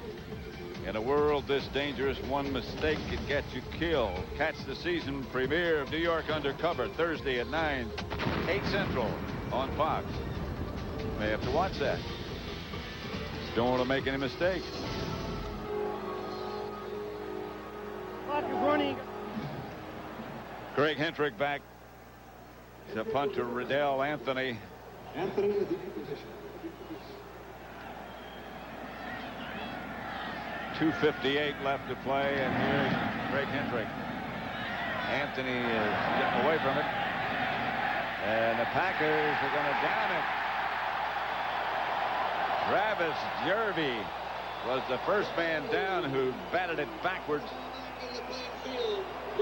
The architect, along with Mike Holmgren, of the Packers' success story, the executive vice president and general manager Ron Wolf, an old buddy of yours. Well, yeah, I was with Ron Wolf for 12 years with the Oakland Raiders, and he's one of the top people in this game. He's one of the top people that I've ever known. I mean, he's a brilliant guy, and he knows how to put a team together, and he knows talent. And, of course, getting this guy. I mean, Ron Wolf came here and got Brett Favre. That was a big move. That's a pretty good milestone right there. When you take the difference in these games or in these teams, Brett Favre is so big in that thing. I mean, he's the MVP of the league. Of course, co-MVP this year, but 3 years in a row. What a building block. Dilfer out of the end zone to Copeland. We looked at Travis Jervey the last time or the time before when he was double teamed. Now you watch him here, and again, he made the Pro Bowl. Now, if you don't leave anyone on him, you see the difference? They were going for the block that time. So if you have two guys on him, he's not going to get down there. If you don't put anyone on him, he's one of the fastest guys on this team. He'll be the first guy down there. Dilfer back. Three-man rush. Pass dropped by Copeland. I think that the Tampa Bay Buccaneers have just been frustrated today. You know that they could have gotten a little running going, but they just couldn't get any passing going. I mean, they didn't have anything that was there. I mean, they hit their tight end Dave Moore a few times in the middle, but other than that, they haven't gotten anything that they've really been able to do today. Well, you go back to all those statistics that we showed you at the beginning of the game. This is Warwick Dunn. He'll get the first down.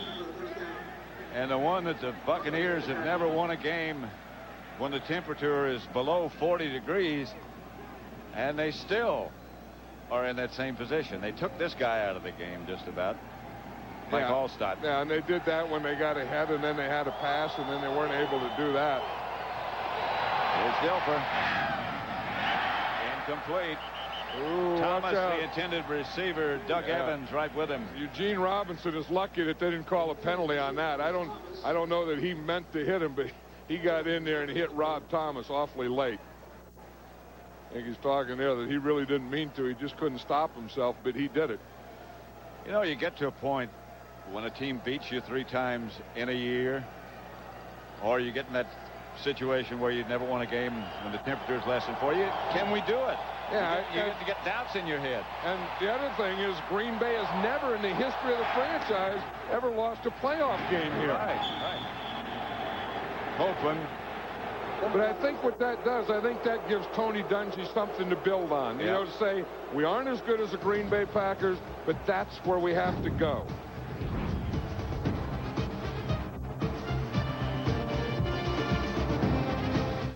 Miller Lite presents. In a game where strength and muscle still reign supreme, one man understands the power of fluorescent green poster board. With this magic arrow, Bill Burns believes that he can actually alter the path of an opposing team's field goal attempt. And while non-believers may doubt its power, Bill Burns knows that we only mock what we don't understand. Introducing the new Miller Lite Super Bowl cheer chair. No, Bubba, not now. Come on, Bubba. Get out of the way. Come on, Bubba. Gee whiz. It's really comfortable. The game. And it's the best way to watch the game. Yes. Way to go.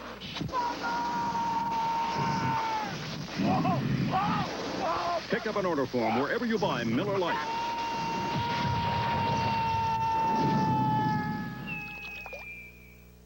I believe that if you really go out and do exactly what you want to do, you find happiness.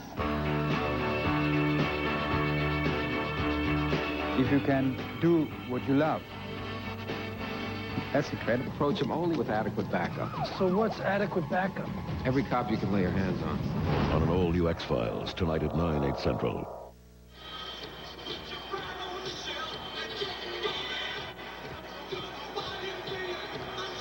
(21-7) Green Bay. You were talking about Ron Wolf a minute ago. That's Richie McKay, John McKay's son, the first coach of the Buccaneers, and he's done a heck of a job as their general manager building this team. Yeah, building this team, bringing Tony Dungy in there, you know that group working together, and they're all young. I mean, you know, it's a young organization and an organization that is on the right road. Dilfer, deep for Rob Thomas. Incomplete. Intercepted by Mike Pryor. Well, that's that 3-3 dime we talk about. 3 defensive linemen, 3 linebackers, 6 defensive backs. That's when Pryor's in there. Pryor's just sitting there as a safety waiting for it. And he got it, and all the Packers have to do now is run out the clock and start thinking about the San Francisco 49ers. Yeah, I was talking to Richie McKay before the game, and he said, I think we got a chance to win this game if it's an ugly game. But any game where Brett Favre's involved is not going to be an ugly game. It's going to be a fun game. No, and Brett Favre is a factor. You know, I mean, those are the things. In fact, we talked about that in the pregame show, that you can you can have game plans and you can have schemes, and then he starts to run around and he breaks down all your plans and all your schemes because you can't practice against the things that he can do to you. Although the 49ers are going to start this afternoon trying. He just kneels. The Bucs are out of timeouts. And that's about all that Brett Favre needs to do. You know, and this is big for Mike Holmgren. That, oh, yeah. You know, he's going back to San Francisco where he grew up, where he went to high school in San Francisco, where he was an assistant coach with the 49ers. And, you know, that has to give you some chills to take your team back into your hometown and play a championship game. Knowing that if you win that, you get to go to your second Super Bowl in a row. What a great guy he is, Mike Holmgren. And he's a great coach. Yeah. I mean, he knows what it takes. He knows how to treat players. He knows how to, you know, handle a football team. He knows how to coach a quarterback. All the difference that he's made in Brett Favre. He and Steve Mariucci. Right. Who they'll see next week. I know it. And they'll be paired against each other. And these fans are going to go crazy now as this game is over because they know that this is the last time that they're going to see their team in person. This year. That they could have 2 more games, but both of them will be away. One in San Francisco, and if they win there, the Super Bowl, of course, in San Diego. This season. Not this year. No, that's right. This season. 21-7. The Packers still have not lost a playoff game here. And I don't think any of these fans have left, Pat. I mean, they're enjoying this moment, knowing that this is it for this season, the last time they're going to see him in person, and they're going to enjoy it. They're going to sit in these seats, and they're going to love every moment of this. The play of the game coming up is brought to you by Energizer. Dorsey Levens, another big day. Especially another big second half. Yeah. The Packers kind of wore him down in the second half, and Dorsey Levens wore him down and started running around some tacklers and running through the rest of them. And right now, let's quickly send you down with Ron Pitts. All right, thank you very much, Pat. Coach, you didn't start off playing the kind of football I know you want to play here, but it ended up okay. You got the win. You're headed to the NFC Championship game. That's very exciting, Ronnie. I couldn't be prouder of my team and my coaching staff. I'll tell you, in the first half, we were playing like we were at the playground, though. So, hey, give Tony Dungy credit and the entire Tampa Bay Buccaneer organization. They remind me a little of us a couple years ago coming up, and they're a great football team. It was a good game today. You're going to see an old friend next week, Steve Mariucci. Are you playing good enough right now to go out there and beat the 49ers? Oh, you know what? That's what you play the games for. It's not going to be easy. It's never easy. But we're all looking forward to the game, and we're going to enjoy this one and roll up our sleeves and get to work and look forward to it. All right, Coach. Good luck to you next week. Ron. Thank you very much. Back up to you, Pat. All right, Ron, thank you. The final score here at Lambeau Field is Green Bay 21, Tampa Bay 7. Coming up on the NASDAQ postgame report, we'll have highlights and interviews from Green Bay. Also, our Fox Sports ticker will have up to the second postseason stats. That's all next on the NASDAQ postgame report.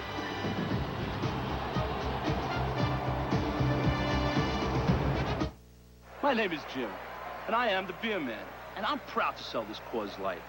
So please do not call me beer dude. Don't yell beer jockey, barley boy, or suds buddy. And I'll be happy to pour you a frost brewed Coors Light. Stay away from Brew Brother, Captain Cup, and Sir Pour-A-Lot, and you'll get your Rocky Mountain refreshment faster than you can say Lager Lugger. I am Beer Man. Hey, Beer Stud. I believe that if you really go out and do exactly what you want to do, you find happiness. If you can do what you love, that's incredible. Every player has a weakness. Tonight, Mr. Grant Hill's weakness takes center court.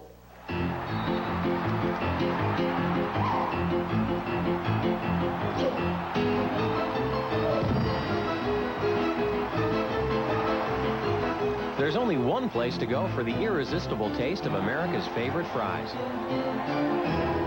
Did somebody say McDonald's? Now come to McDonald's and vote for your favorite NBA All-Star.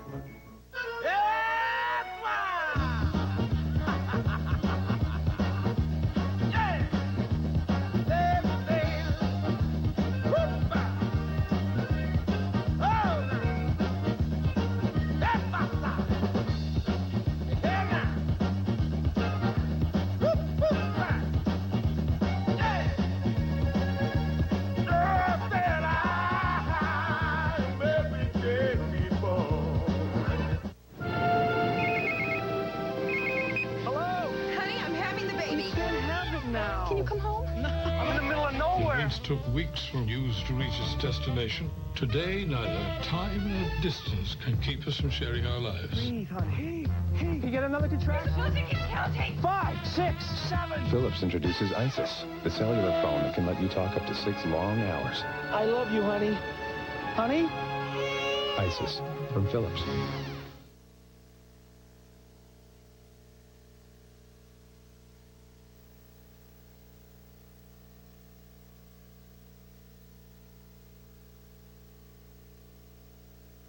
Cars and trucks. We select the very best to be featured as the Tom Barton Signature Series cars and trucks. Not quite new, gently used, and thousands of dollars less. Come see the cream of the crop, thoroughly inspected and reconditioned with our 3-day, 300-mile return policy and extensive factory warranties of the Tom Barton Signature Series.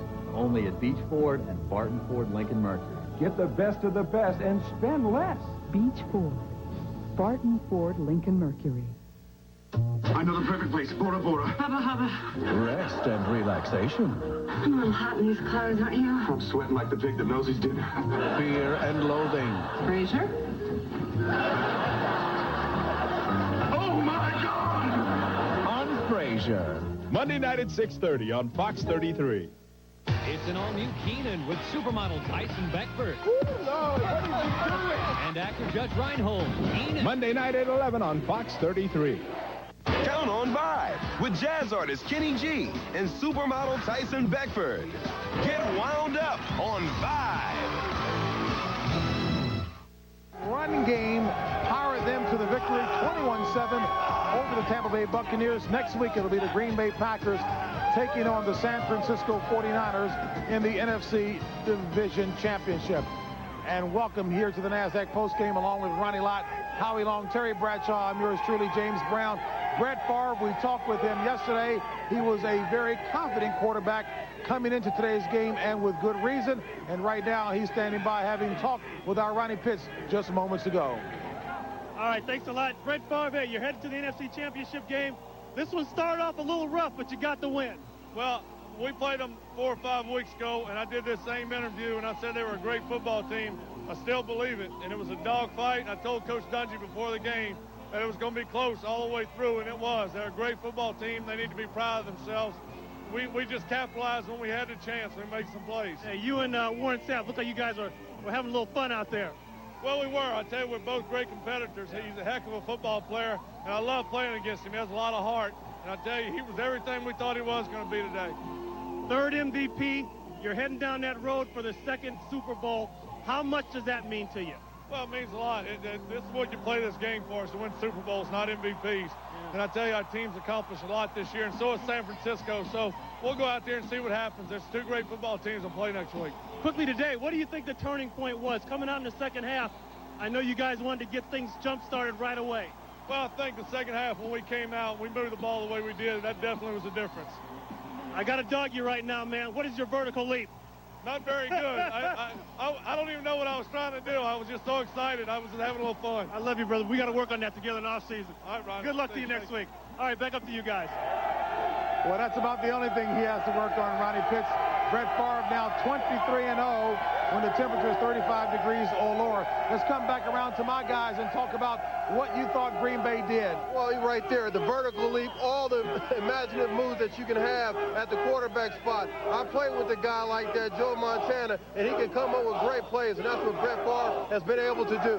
We've been covering the Green Bay Packers for 4 years now. Brett Favre's won 3 MVPs in that time. The biggest compliment I could pay this guy, Terry, he has not changed a bit. No. Enthusiasm or as a person. Yeah, it's nice to see that. I thought really the key to the game, Tony Dungy, Tampa Bay wanted to keep it to one-dimensional, Favre throwing the football, but it was Dorsey Levens in their running game in the second half. Packers in the playoffs at home now, 12-0. Impressive record indeed. All right, folks, next week it'll be the NFC Championship game that'll come your way at San Francisco, the Packers and the 49ers. When we come back, we'll have a conversation with the head man of the 49ers, Steve Mariucci, talk about what his guys are planning to try and upend the Packers.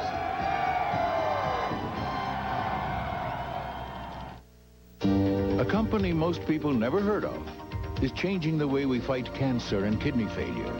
By inducing the body to produce blood cells, chemotherapy and anemia patients are gaining new strength. Helping to grow blood cells helped Amgen become the world's largest biotech company. Where do you learn about companies with such pioneering spirit? NASDAQ. Shaping the new world of investing.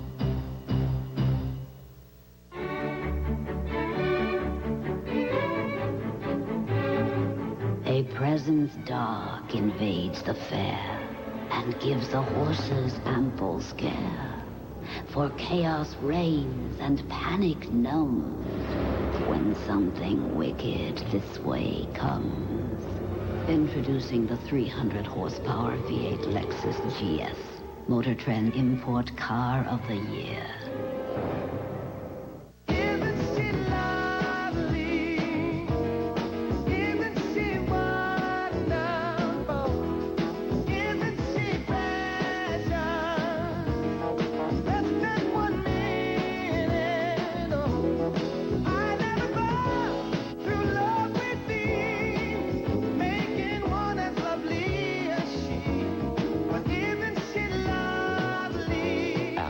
Insuring over 40 million people worldwide. Jim Harbaugh and Jay Lewenberg for 1-800-COLLECT. Jim, next time you call me collect, call me 1-800-COLLECT. Jay, give it a rest. No, 1-800-COLLECT is 10 cents a minute every evening all week long. Yeah, are we going to practice or what? You should have used 1-800-COLLECT. Think Jim learned his lesson? One more play ought to do it. 1-800-COLLECT. 10 cents a minute every evening all week long. The Simpsons performed their greatest hits all in one musical extravaganza. Who rigs every Oscar night? A brand new episode tonight on Fox.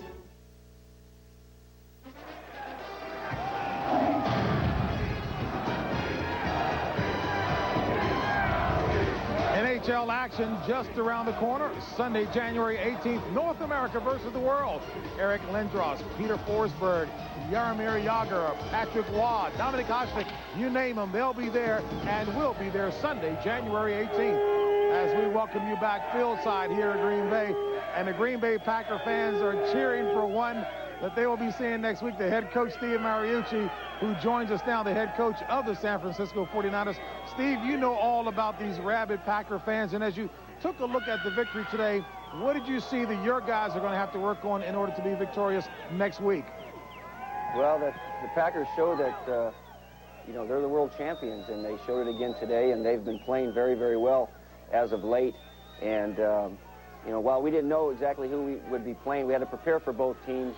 You know, something in the back of our minds told us that it was going to be the Green Bay Packers, and they're a great team, very well coached, and we're glad we have them coming into Candlestick next week. Hey, Coach, I got to ask you one question. I know you and Brett Favre have this unbelievable relationship. How are you going to put that aside coming into this week? You know, we're just going to do that. You know, I'm on the other side of the fence right now. I'm a 49er, and it's going to be a heck of a game. He's having a great year, and their entire team is. But, you know, that's how it is sometimes. I mean, our coaching staffs are friends as well, A lot of players know each other. We have a great deal of respect for each other's organizations, but we're going to come and play this game because it's the NFC Championship game, and all friendships will be off for 3 hours, but before and after the game, of course, there are some great friendships. Hey, Coach Mariucci, it's Howie Long. How are you? I'm doing fine, Howie. Good. Congratulations on yesterday's win. Thanks. Hey, you've had some changes in your offense this year. Namely, it's the first time you've gone into the playoffs without Jerry Rice in this 49er era of the 80s and the 90s. Your two young wide receivers stepped up big yesterday, and Terry Kirby stepped up big. And you get the Pack home field. Obviously, 3Com Park is where you wanted to play them. You had to have a feeling it would turn out this way. Well, you know, as soon as I had a conversation with Carmen Policy, you know, the day way back in January when he offered me this job, you know, you start thinking about the 49ers-Packer rematch, and I'd be lying to you if I didn't tell you I thought about it every day. It's here now, and it's going to be a great game. It's what I think a lot of people expected, and you know, we're happy to have it here. It really doesn't matter where it is. It's going to be a heck of a game against two great teams. Coach Terry Bradshaw, once again, congratulations on yesterday's victory. I have played in all these games, as Ronnie and Howie played in games where teams have knocked us out of the playoffs. The last 2 years, the Green Bay Packers have knocked the 49ers out of the playoffs. Actually, they've won the last 3 games. Might this creep up in one of your little team meetings or one of your little conversations you have this week? Yes.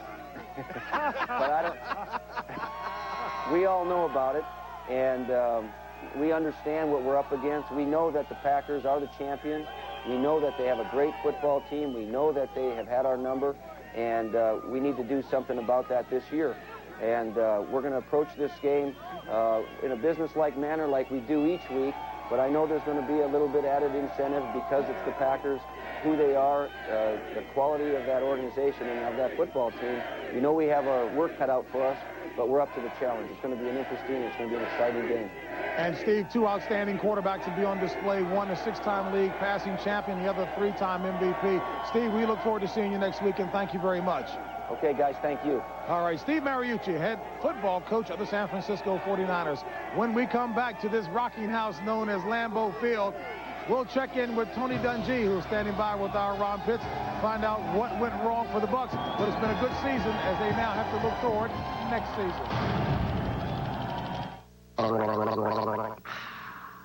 I'm the road to Canterbury. Hello, dear. Thank you. Of course, you Americans hate the rain. Oh, it's too wet and scary. Mommy won't let me come out and play. The road is cold, and the 1998 ES300 with front-wheel drive and available traction control will help you answer it. Not bad, but you're on the wrong side of the road. This is NBA Live 98 with Mount Matumbo. Dikembe, how do you let up a big guy? Dunk on him. What if they bring Twin Towers? Dunk on both of them. Triple team. Dunk on all of them. Okay, Nate. My landlord wants to raise my rent. Give them a dunk. And my mechanics ripping me off. Dunk on them. Dunk on everyone. Any questions? Dikembe says done. 360, tomahawks, alley-oop. NBA Live 98. EA Sports. It's in the game. There's no question that computers open up entirely new worlds. But what about children who live in a world that can't afford personal computers? Fortunately, as of today, we'll never have to ask that question again. Network computers allow everyone to join the information age. And we'd like to say, welcome. Oracle, enabling the information age. 557 network. Hey, Junior, we don't want to miss our curtain. I hope you've got Hertz #1 Club Gold. Well, not exactly, but this company's fast. Oh, sure. Can't we skip the rental counter like it hurts? Well, not exactly. Duh. Hey, genius, I'm waterlogged. Doesn't your company have a canopy like Hertz? Well, not exactly. Remember, there's Hertz and there's not exactly. Choose the right one. So you still think I'm the dummy? Not exactly. There's something about the Daily Herald's new advice columnist that you can't quite put your finger on. What are you looking at? Ask Harriet. The Secret comes out tonight at 8:30, 7:30 Central. Buccaneer players and fans have plenty to be excited about. Tony Dungy guided his team to the playoffs for the first time in 15 seasons, and right now he's standing by with our Ron Pitts. All right, here joining me now, head coach Tony Dungy. Coach, first of all, congratulations, outstanding season. You made a lot of people proud in Tampa Bay this year. Well, thanks a lot, Ron. It has been a great year, and we're disappointed, but I couldn't be more proud of our team, and I think we'll be back. When you look back at today, and I know you have to review the film to get a true analysis of everything, but what would you say was the turning point? Well, I think we had them 3rd and 18, and when the score was 13-7, and if we can get a stop there and get a chance to come back and get close, we've got a chance. But they made a great play, and believe me, that's a tremendous football team, and it was just one of those days. What did you say to the team at halftime? Because it looked like you came out in that 3rd quarter, you made the right adjustments, things were starting to pick up a bit. Well, we were up here in October, and we were down 18 points at halftime and came in and had a chance to win it. So we just wanted to stay with our game plan, and we had to tighten up the middle of our pass defense a little bit, and we did that and, got a chance to get back in it. Personally, what do you think you learned the most from coming up here and playing in this type of game? I mean, this is a big game for your team, relatively young team with not a whole lot of playoff experience. Well, we've been up here twice, and we just haven't quite been able to get the job done, and we've got to get a little more scoring punch and find out a way to score some points against these guys, but they got a great defense. All right. Thank you very much, Coach. Good luck to you next year. Okay. All right, appreciate it. Back up to you guys. All right, Ronnie, well, the Buccaneers came in here 2-touchdown underdogs, and that's exactly what they lost by to the Green Bay Packers. We'll come back field side to wrap up with some more thoughts after this.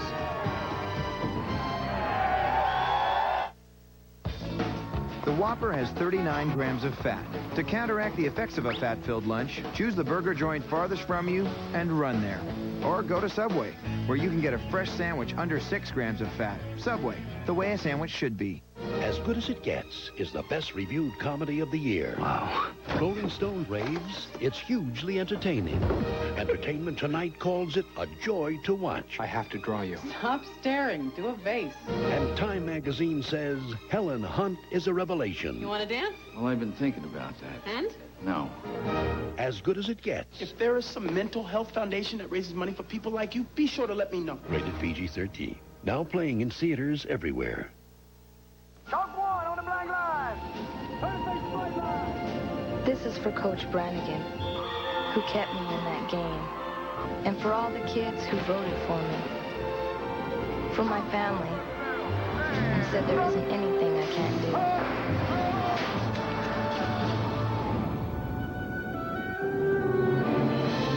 And for myself, who believes in me.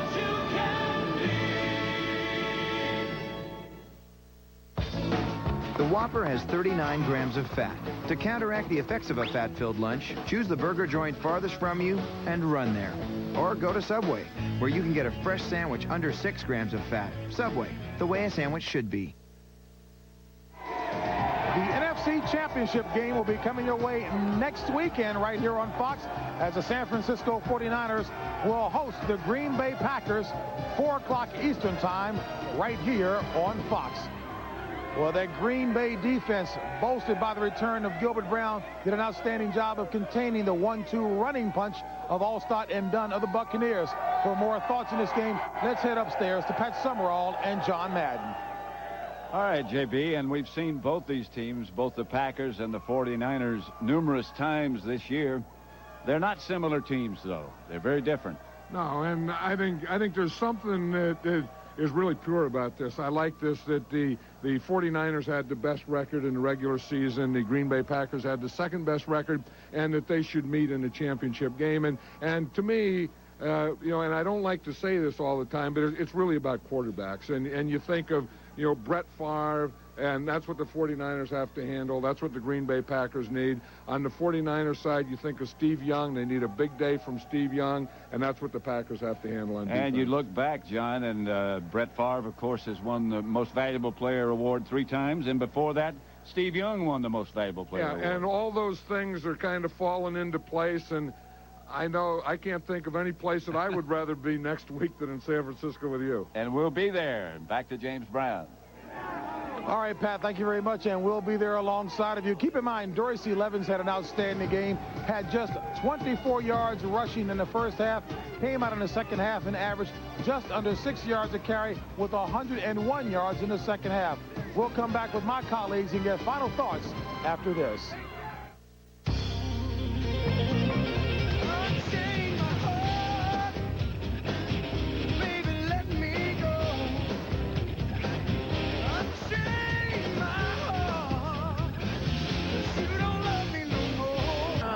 Going to the Pro Bowl for the first time. Zimmerman, Schlereth, Habib, and Jones.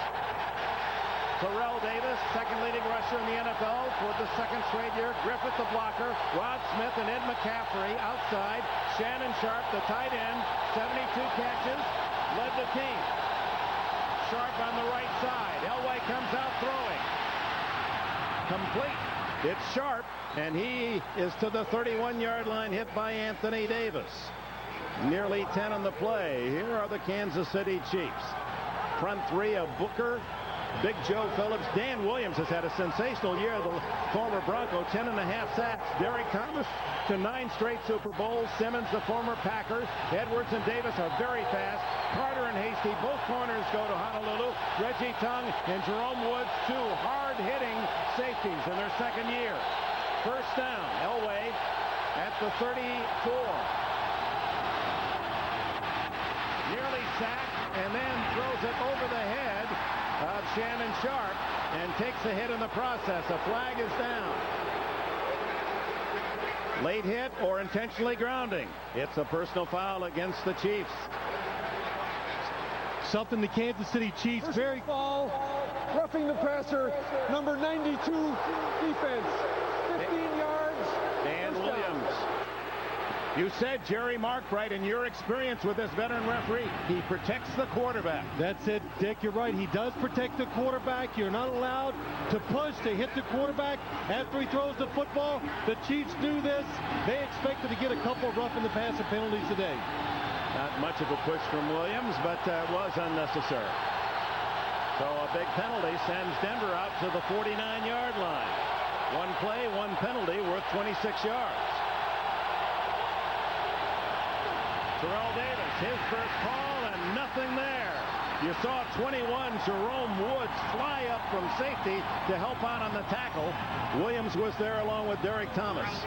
Well, the Denver offense today, the game plan for them, last time they played 6 weeks ago, John Elway was sacked 6 times on 7-step drops. Today we've already seen quick drops and try to get the ball to Shannon Sharp down the field. Defensive coordinator for Kansas City, Gunther Cunningham. He says we usually react to Denver's razzle-dazzle. Today, we attack.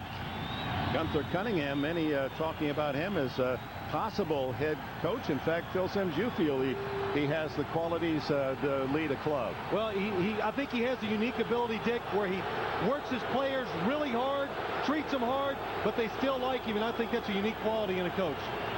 Let's go down to Jim Gray. All right, Mark Schlereth was just sent off by Jerry Markbright to be wiped off. He had some type of a sticky substance on him.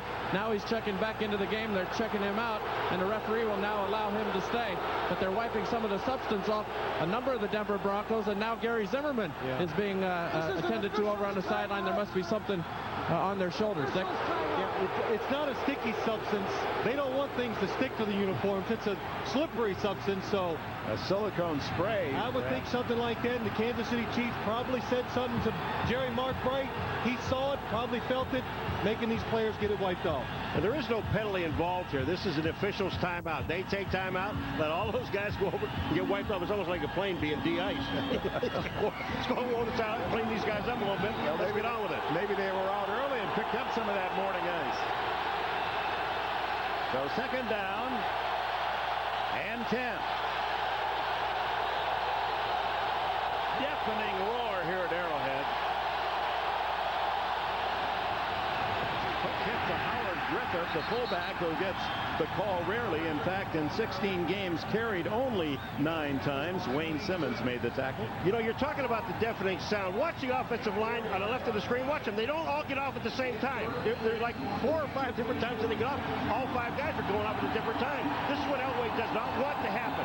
If they can just get average on the battle, they got to win. Ed McCaffrey, downfield blocking, limps off. It's 3rd and 6. Elway shotgun. Oops, false start. Habib. And that's going to be a problem. Always is in Kansas City. The fans know they play a role. Very difficult for those offensive tackles.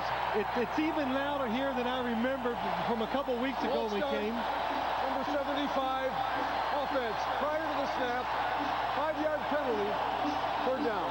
But what happens, John Elway told us yesterday, watch the Denver offensive line. It moves. Brian Habib, the right guard. If you let the offensive line stay up there too long, since they can't hear, they get anxious, they will move. That's what happened that time. It's hard for a fan to fathom, but the offensive tackles cannot hear at all. They do not hear. In fact, the fullback or the running back, Davis, says he doesn't either. He just has to go by the snap of the ball. Elway. Downfield to Sharp, and he steals it at the 30. Took it away from Jerome Woods, and then did he fumble? No. The ruling is being discussed now by the officials. Ball down by contact. 1st down, Denver at the 30. Boy, did he push off of Woods. I'm going to tell you, Sharp, this is perfect, and gets away with it. Shannon Sharp pushes off Jerome Woods just before the catch. You see Shannon Sharp coming down. Jerome Woods is going to pick him up. But watch at the end of this play. Watch his right arm as the ball comes in. He pushes him back, catches the ball. 22 yards on the play. Well, they wanted to get the ball down the field to Shannon Sharp. We've seen that twice already today. But the big key to that play, the blitz pickup of the Denver Broncos offense. Boy, tough call whether or not he had contact when he hit the ground or had control. 1st down at the 30. Davis hit before he can get to the line of scrimmage. As Joe Phillips, the veteran from SMU, with Anthony Davis and those safeties plugging any hole. Well, Kansas City defense, Paul, we talked about it already in the game. You just try to hang in there against the Denver offense early. They give you so many different looks. Denver's main objective today, they wanted to try to throw the ball to Shannon Sharp. They can't get it to him when they play here because of the noise and how aggressive the defense is against him. It looks like they got a good plan. 2nd and 10. McCaffrey all right, back in the game. Davis trying to get outside. Fumble the ball. And able to recover at the 31-yard line, a loss of a yard. So they have stymied Terrell Davis. 3 carries. He's yet to gain. Well, just take a look at where Terrell Davis is trying to run. You're trying to run from tackle to tackle. And the Kansas City Chiefs are all upfield. They are just pushing the offensive line back into the backfield. There's absolutely no place for Terrell Davis to run. They're attacking. They usually sit back and watch this Denver offense, trying to worry about what could happen. You can already see Paul in the backfield, attack it. That's why they're stopping the run so far. Terrell Davis in Denver with a good bounce. No fumbles lost, but close there. Recovered his own. Blitz. Elway fires. Almost intercepted. Willie Green, the target. Mark McMillan, who picked off 8 passes this year. The Mighty Mouse defensive back almost had one early today. Well, Marty Schottenheimer says Mark McMillan, number 29, has that quality. He just knows how to get his hands on the ball. That time he's watching the quarterback the whole way. That's the reason why he makes a good break and almost intercepts the pass. McMillan only 5'7" and less than 150 pounds. So from the 32, Mike Shanahan brings out the punter, Tom Ruin. Tamarick Vanover is only some 20 yards away at the 10. Ruin very high, but it has a lot of distance. Too much for Denver. That one almost to the back line of the end zone. So not much gain there. A 12-yard punt. Kansas City with the ball when we come back.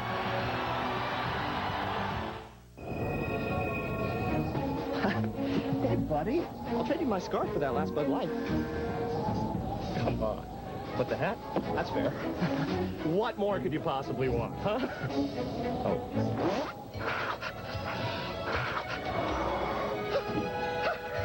You got a raw deal. For the great taste that won't fill you up and never let you down. I never said it was the last one.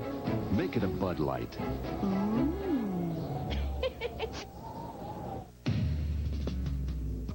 A lot of industry experts told us that the passenger side was the best place to add a third door.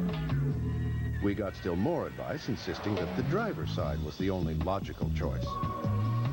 But as you can see, we let it all go right in one ear and out the other. Introducing the new Dodge Ram Quad Cab. The rules have changed. Been to some nice places. Yes, I have. Singapore was terrific. That's Prime Minister something. See that? Scary. Fatima, big star. 52 countries in 2 years. This new software I've installed, it's gonna save your life. It's called Lotus Notes. Lets you collaborate on projects all over the world. You never have to leave the office. It's gonna be great to have you around.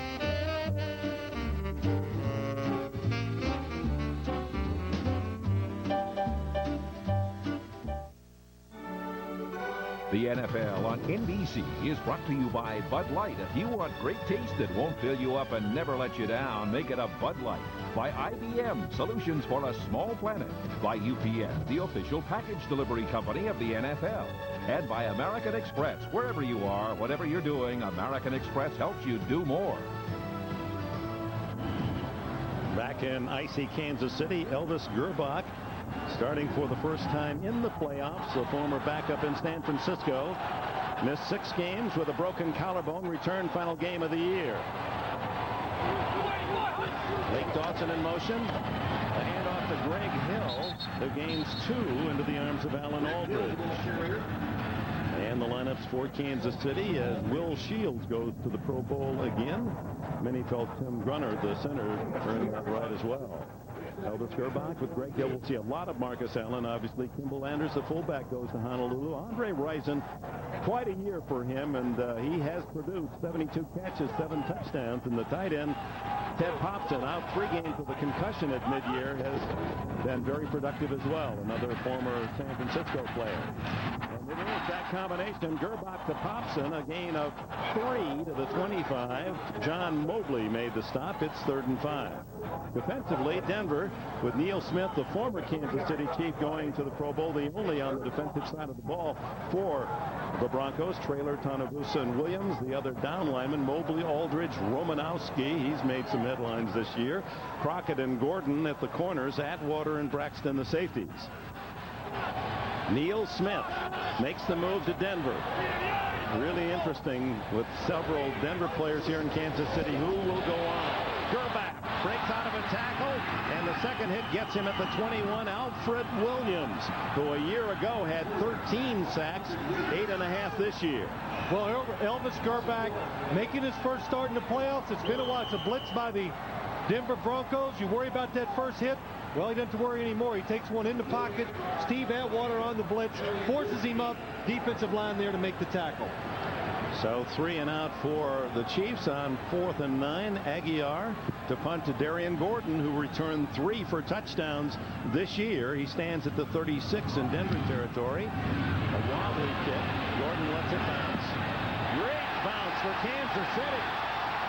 A mistake by Gordon. Let that ball bounce all the way to the 16-yard line. A 63-yard kick by Aguiar.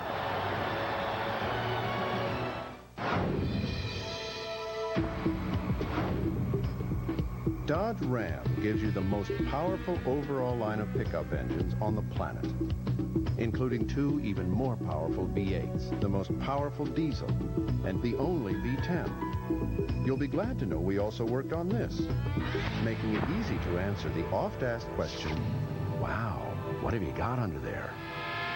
Dodge Ram. The rules have changed. Francesco Lafabula has just created the little black dress that will change everything.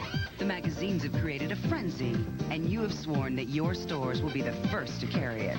Enter UPS. Customs gets cleared electronically. The global network kicks in. Also that at the same time, on the same day, the dresses arrive from Europe to each of your stores nationwide.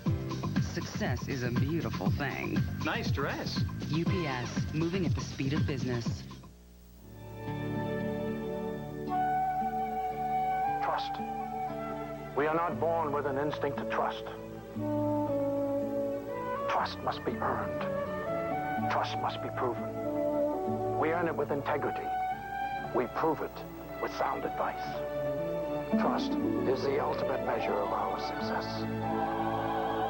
And at Dean Witter, we measure success one investor at a time. Time flies, you know. Every week a game, and boom, playoffs. 2 teams play a game. 1 game you out. You wait till next year. So who do you think gonna get it this year? That wonderful trophy? The network of the Super Bowl. You're watching the NFL on NBC. Welcome back. The noise of Arrowhead. John Elway battling that in a very tough defense. We saw Neil O'Donnell in the Jets-Detroit game actually ask the referee to stop play, that he couldn't hear the signals. Why doesn't Elway do that? Well, Dick, I don't think he's thought about that situation where he could do it here. And also, he's played here for so many years. I think he's just got it ingrained in himself that he can deal with the crowd noise and play with it and execute under these conditions. Trying to find Rod Smith. James Hasty on the coverage. It's 2nd and 10. Well, Elway and the Broncos won the opening game of the season against Kansas City, 19-3. Well, the quarterback, his worst enemy is tip balls. That one just tipped by Edwards, the linebacker. And usually when those balls get tipped in the middle, it could mean interception. So John Elway right there, a little lucky. Unable to run the football thus far. The only positive yards from the unlikely Howard Griffith, the fullback. Davis again. Smothered at the 16-yard line. Kansas City's defense, as the season developed, they became tougher and tougher. On the road were good, 17.8 points allowed, but 8 touchdowns. At home, where they were unbeaten, 11 points average and no rushing touchdowns. And you can just tell by looking at this defense the way they're lining up, Phil. They're going to shut down the run. That's the #1 thing that they're going to do, and force Elway to throw if he can. Not many teams can shut down this Denver rushing attack, but so far, Paul, Kansas City has done that. 3rd and 11 for Elway. Throws complete out to the 35 to Willie Green. Green, who made some big catches in that game at midseason here in Kansas City in the final minutes when Denver thought they'd pulled out a comeback win. Well, Willie Green against Mark McMillan. Dick, you said 5'7", size plays an advantage that time. He goes up, shields off Mark McMillan. Watch. Mark McMillan's there. He wants to come around and make the play, but the size of Willie Green stops him from doing that. And he does have the size advantage over a half foot. He is 6'4". First down at the 35. The toss to Terrell Davis, wearing a flak jacket, and he's able to duck under the pressure defensively and spins out to the 44, a 9-yard gain. What a block by Detron Smith, number 42, the fullback coming out, or the running back. They just call him running back, but watch number 42. Look at this block on Woods, just outstanding. That opened up the hole. 9-yard gain. Ball at the 44, 2nd down and a long one. First positive run for Davis, who had 1,750 yards on the season. Davis again bowling his way, gets a little help from the backside on the block as he moves out to a first down at the 46-yard line. Jerome Woods and others on the tackle. The Broncos running game a week ago against Jacksonville. A stunning 310-yard performance, 6.3 yards, 2 men rushing for more than 100 yards. Terrell Davis and Derek Lovell. And the best thing about it all, the offensive line named Player of the Week. Elway, guns complete to McCaffrey. He's in Kansas City territory, and 3 Chiefs drag him down.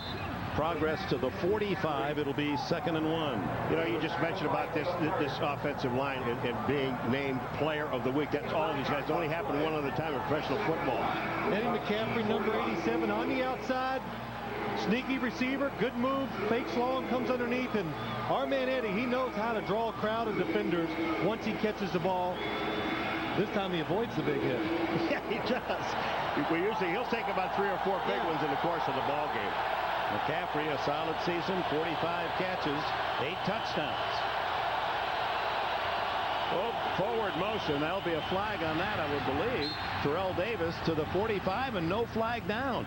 The up back was definitely moving before the snap, moving forward. That was Detron Smith. Yeah, your eyes did not deceive you. He definitely moved forward before the ball was snapped. Watch as he comes across, and watch the snap of the ball. A couple good little itty-bitty steps forward, and not called. No first down, 3rd and 1. Smith, second-year blocker from Texas A&M.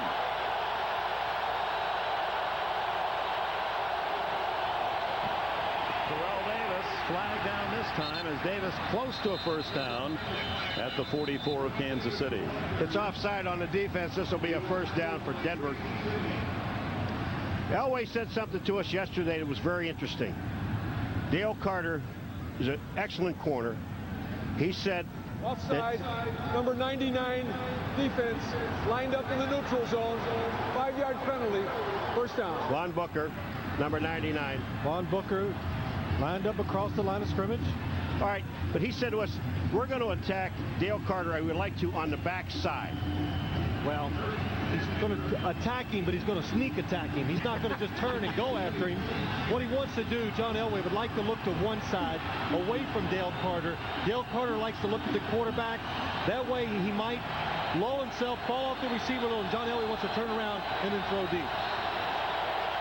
Ron Hebron in the backfield now for Terrell Davis. First down at the 40. The pump. The throw down the middle, open, was tight end Dwayne Carswell, but Elway a little too tall with the throw. Let's go down to Jim Gray. All right, thank you, Dick. Howard Griffith, the starting running back for the Denver Broncos, is out of the game right now. He has a shoulder stinger. He will return. And Terrell Davis missed that last play. The reason he missed it, he had a helmet problem. Dick? All right, Jim. We're in the first quarter here in Kansas City. 3 minutes, 33 seconds left in the period. No score. Elway's getting terrific protection for this offensive line. He has time to throw to the second and third receivers. Second possession, second trip into Kansas City territory. And Elway has to call time. He had Smith in motion, and McCaffrey looked as if he wanted to go as well. So a mix-up, timeout Denver. Honda presents Great Drives. In Week 2, Minnesota trailed Chicago late in the 4th. Stay tuned to see how Brad Johnson and the Vikings stole a black and blue division classic.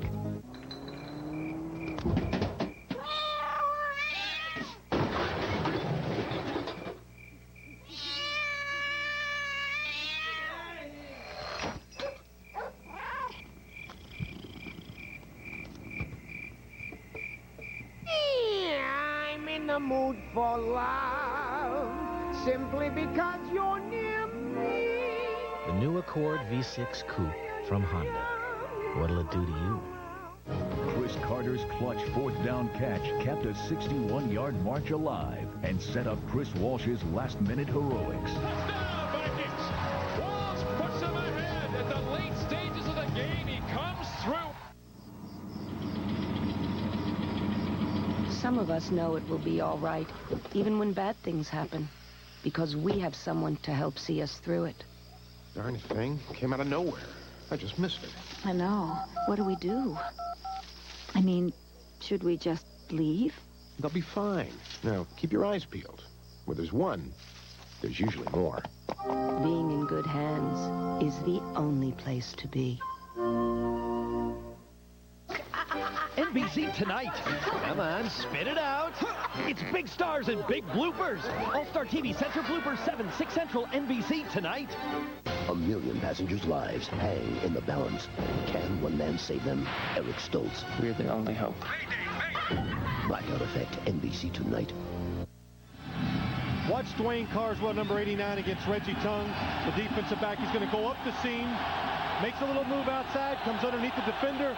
Elway overthrows it. You only get so many chances for big plays in a game. That was one of them for Denver, but they did not take advantage of. 2nd and 10 for Elway. The handoff inside to Howard Griffith. He gets his second carry and a couple of yards on the play. You know, the last time these two teams played, John Elway, after he missed that throw, he knew it. They had it set up. The safety was down the middle. He had a chance for a big play, maybe a chance for a score. But that's what stops them from scoring touchdowns. They get those chances like that, the throw where the guys can catch and run. And somehow, when they play here, Denver seems to miss those throws. Elway goes for the shotgun. 10th play of the drive as Denver is dominated. Possession time here in the opening quarter, 10 minutes to 1:40, but no score. Elway fires long, has a man, incomplete to Willie Green, who complains about holding from Mark McMillan. Willie Green took a knee, he's begging the official to make the call. He went down on one knee. Green is going down the sidelines. Number 29 is McMillan. He's on him. You judge. Now, is that illegal, Chuck? But here's where he was calling for holding right after the check. Well, trying to take advantage of Mark McMillan. He likes to be aggressive on the first move, so you give him a double move. You try to go deep, but again, Paul, great protection by the Denver Broncos offensive line. Ruin's first punt 32, but only 12 net as he kicked it into the end zone. Trying to keep it away from Vanover. As a touch by the Broncos, it'll be down at the 10-yard line. That's where Kansas City begins, a 27-yard punt with 2.5 minutes left in the opening quarter. No score.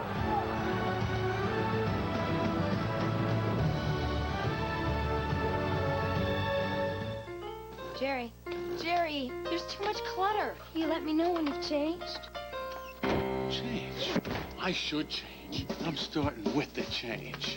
Everybody marks, everybody wins. Keep the change. May I help you? Just trying it out.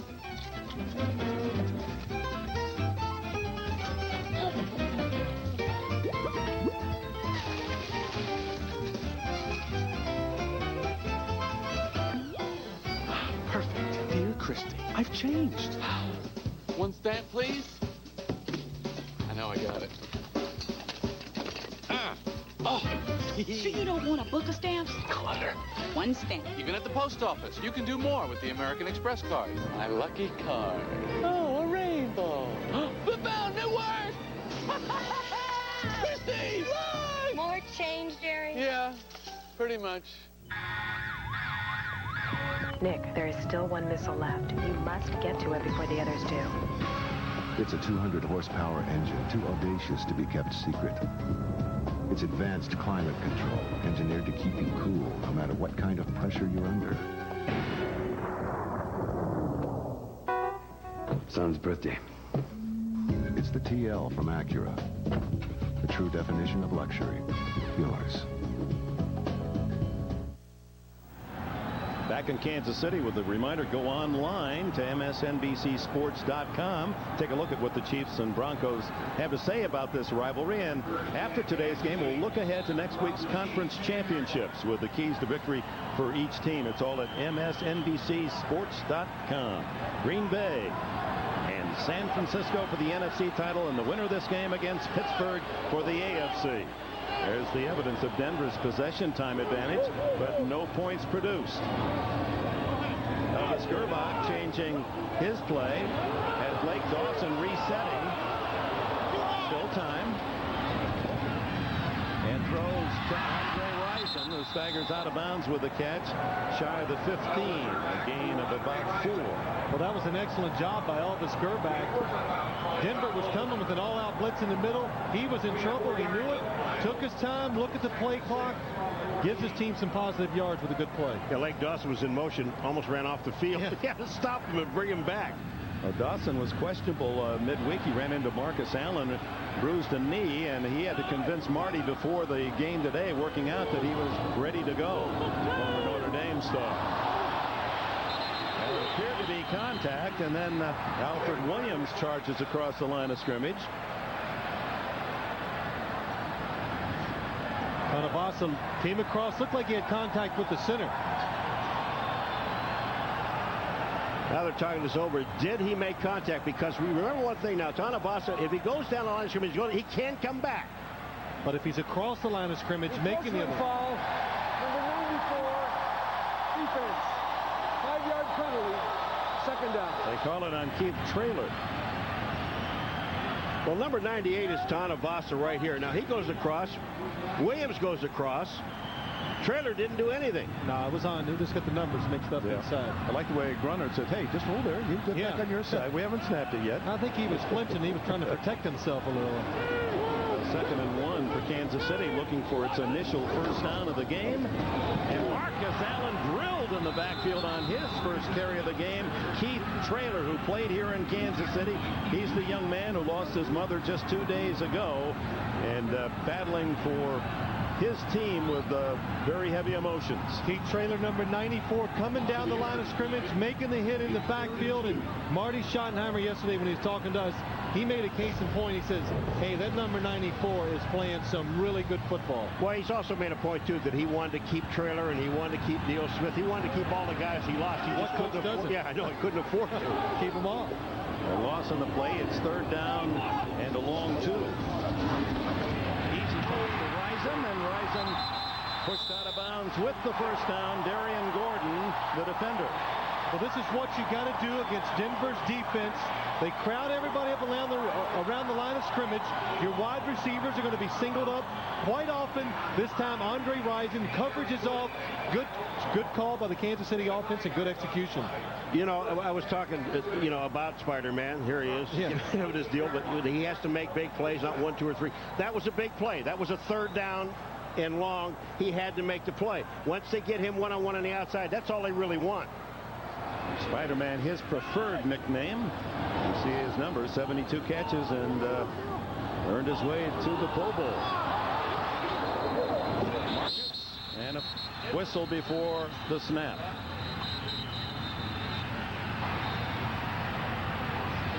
Alfred Williams and Jeff Criswell with a little chicken fighting there, a little bumping. First down.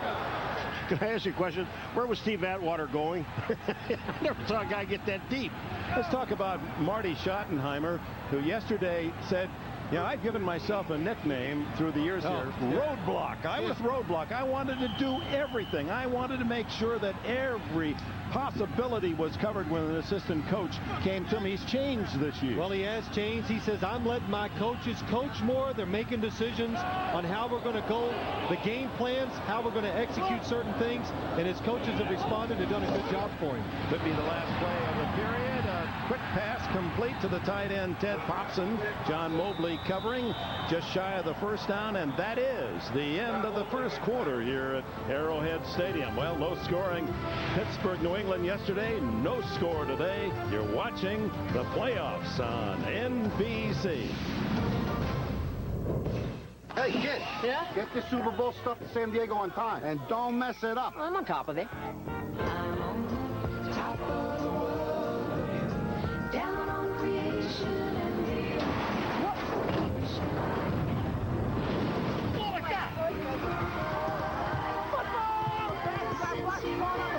Need official Super Bowl merchandise?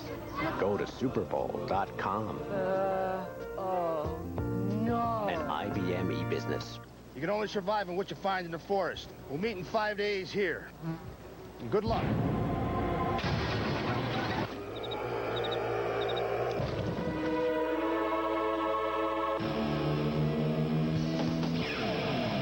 The Honda CR-V has its own picnic table, a waterproof storage compartment, and 2 power outlets. For those times when you have to rough it. I love nature.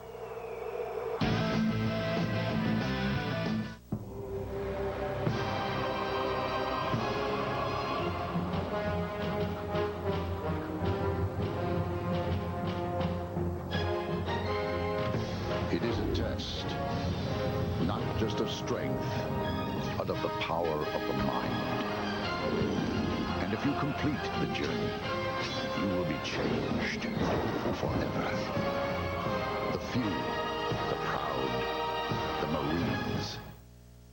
Tuesday, it's an all-new Frasier with a trip back to yesteryear and a young Frasier and Niles. Specifically requested my macaroni and cheese al dente. This munch is a culinary Hindenburg. Then on Just Shoot Me, Jack teaches the art of getting the upper hand. Can you teach me more? Can you help me down? All new NBC Tuesday. Back in Kansas City 2 years ago, the Chiefs were 13-3, and then last year down to 9-7. Marty said, I just didn't want players around that said, I got it, Coach, don't have to tell me anything, I know it all. And he's made some very distinct changes this year in his philosophy and in his personnel changes. Play action by Gerbach.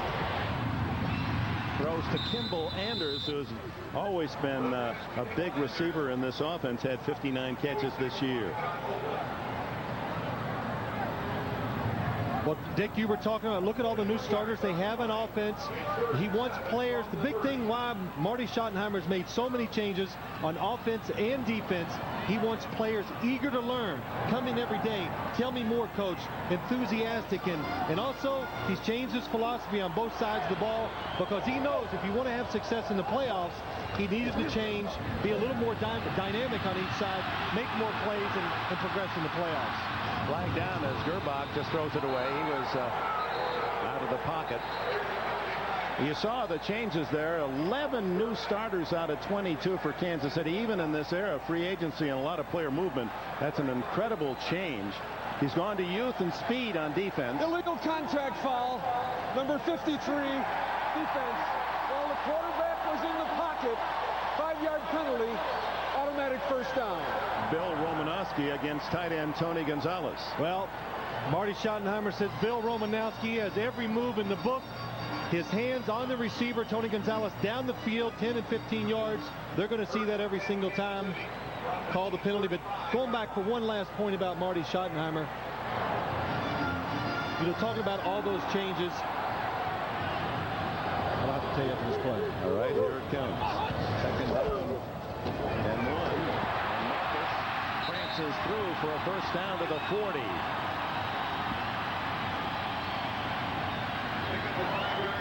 Marcus Allen, Heisman winner at Southern California, the oldest running back ever in the NFL. 222 games for Allen. No one's ever played more games. And when it comes to first down rushes, he led the league this year. He's their bread and butter on 3rd and 4th and short. Another first down for him at the 40. Check that, 2nd and 5. Now the first down. The thing that makes Marcus Allen so special is when he runs he makes a 5-yard gain like this was here. Looks spectacular. You know the reason why? Watch the moves that he makes. He sees the entire field. Marcus Allen goes out. Now he knows he's got to go back to his right. Now, when he makes that move, and his lean gets him the first down. That wasn't short yardage. He needed 5. 11 yards on 3 carries for Allen. Over 12,000 yards rushing in his brilliant career, nearly 600 catches. Play action to Allen. Gerbach has to eat it as Neil Smith, the former Chief, here's that famous home run swing. A mild boo of protest from the Kansas City fans. They love Neil Smith, and a Chiefs player is down. It's Jeff Criswell. Well, he was trying to get this ball to Andre Rison on the outside, and it looked like he ran this pattern just a little bit too deep, and Gerbach didn't have time. He also has Kimball Anders out to the outside. Neil Smith just keeps right on coming, sacks Gerbach. Glenn Parker says that's the big SWAT move. He kind of moves you, takes his arms, tries to throw you. That time it works, but what caused that sack? Ray Crockett covering Andre Rison on the outside. The loss back to the Kansas City 39. When we come back, it'll be 2nd and 18 for the Chiefs. I know a place. It's a great tradition, the family reunion. And if your family lives in another state, so what? We're Americans.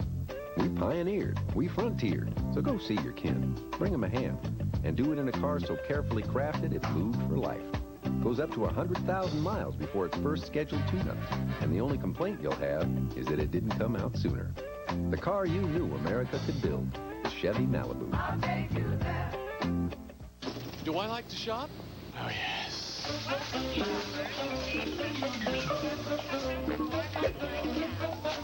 How you doing? Franks and beans? Aisle 5. Beans and franks? Aisle 7. Hi. Hi. Fat free. Nothing but carb. Check this out. You are 1 millionth shopper. Even at the supermarket, you can do more with the American Express card. I love this card. How fast do I really have to be going before I get a ticket? The law's the law. What is it, 5, 10 miles over? Huh. Deli-style Lays. Ooh. Well, it's a guessing game out there, Mike. Here, let me show you something. 72? Yep. Let me see that. 90. Hey, you're fast. Put crunch in your lunch. New Lay's Deli Style. The NFL on NBC is brought to you by Genuine Chevrolet, the cars more Americans trust. By Lay's, make your lunch special with Lay's. And by Frost Brewed Coors Light, the reminder, the 3 most important words are, hey, beer man. Broncos and Chiefs battling to face the Steelers next week. Steve Wallace replaces the injured Jeff Criswell at half. And the give straight ahead to Kimball Anders. Mobley and Aldridge, the backers for Denver, make the tackle. Jim? All right, thank you, Dick. Well, the trainers have taken Jeff Criswell back into the locker room. He has a right shoulder injury. They will examine him right now. He is questionable to return. He'll be x-rayed. When we have further results, we'll let you know. Dick? All right, Jim, just now Criswell making his way down the steps into the Kansas City locker room for x-rays. Gerbach, 5 for 5, but only 24 yards throwing, and he's been sacked twice. 3rd and 12. Blitz. Gerbach, quick throw, complete, but short of the first down at the Denver 46. First invasion of the Bronco half of the field by Kansas City. Rison's 3rd catch. Well, when you have 3rd and long in this league nowadays, what the defense is going to do, watch up top. You're going to see all the blitzers come. Now the receiver has to run a short route. The defender comes up, sees the catch, makes the tackle. Offense has to punt. Louis Aguilar, who set a playoff record for Kansas City on his last punt, 63 yards. Officially now 62. Darian Gordon, dangerous at the 10 for Denver. Very high. Gordon, late fair catch signal, lets it go. And it's in the end zone. Got it back, but I believe Bucky Brooks had a foot down in the end zone when he knocked it back. I thought it was good, Dick, not to. I thought he jumped before he hit the end zone line, knocked it back into play. That's how it's seen by the officials. Well, here it comes, and you've got 2 officials, Dick, one on each side. The ball is in the air. Brooks is on the line, Dick. Should be a touchback. You are absolutely right. Hey, great eyes. Watch, his right foot is on the line. So when we come back, Denver and Elway, first down and 98.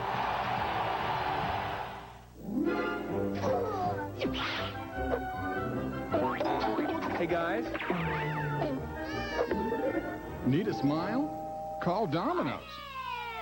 Yes. A Domino's pizza does the trick. Thin crust, hand-tossed, or deep dish.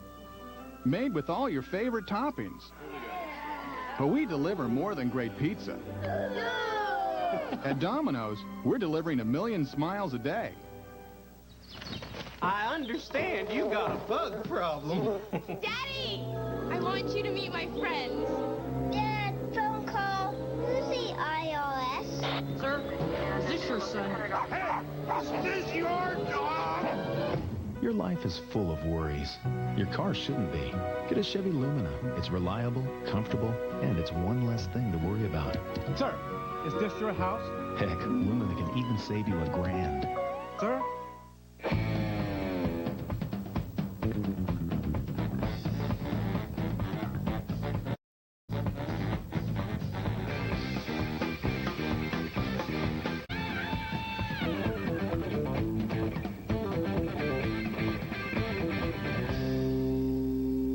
You can save $100 on professional installation and get $50 of programming certificates. So what are you waiting for? Go to your retailer today. Watch the right foot here first, but also look to the right of the screen. You see that? Look at the official. We're looking at it at an angle from here. He's looking right down the line at it.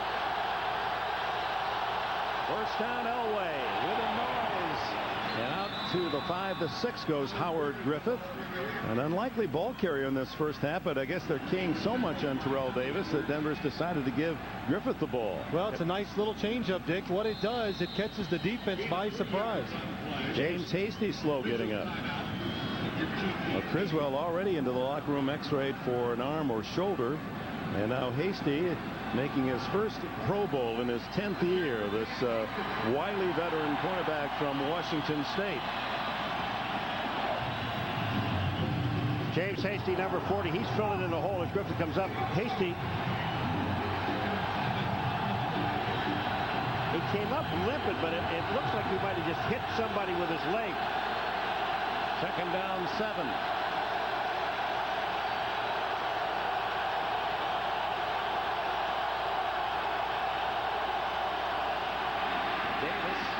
Breaks some tackles, fights his way out to the 11. Looks to be just shy of a first down. Anthony Davis, the young linebacker from Utah, made the stop. We talked to Terrell yesterday, Terrell Davis, and asked him about his running style. He makes one cut, and then he goes, watch this. One moves to the outside, back inside, and he's running. And we asked him, have you changed in all this time? He just smiled and said, no. Oh, that's right, he can't, because he's not allowed to. The coaches out there, Alex Gibbs, the offensive line coaches, and kind of in charge of this running game. When you're running back for the Broncos, you're allowed just one cut, no more.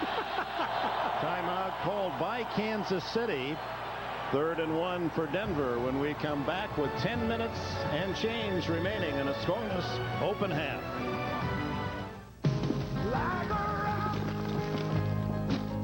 Isn't that a pretty sight? So how many miles? 50? 90. 90,000 miles. Dude, that's just getting broke in for Chevy. Is that a scratch? Scratches give character. The best long-term quality of any full-size pickup belongs to Chevy. Women like character. Chevy, the most dependable, longest-lasting trucks on the road. Whew, what'd you step in? If you're offended by tasteless humor, Half-Baked is not for you. I'm sorry. But for the rest of us, it's the feel-good comedy of the year. Half-Baked, rated R. He's coming. Starts Friday, January 16th. Want to exercise your right to shop? Now is the best time to buy a treadmill at Sears. This Space Saver model with power incline is only $588.88. Yep, now is the best time to buy. Only at Sears. You're going to want to wear comfortable shoes.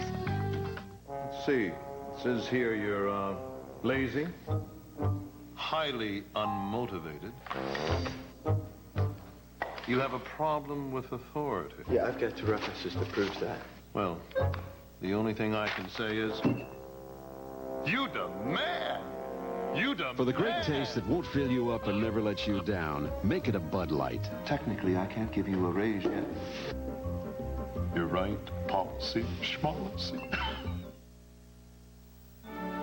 The NFL on NBC is brought to you by Domino's Pizza, delivering 1 million smiles a day. Call for a hot pizza now, and you'll be smiling by halftime.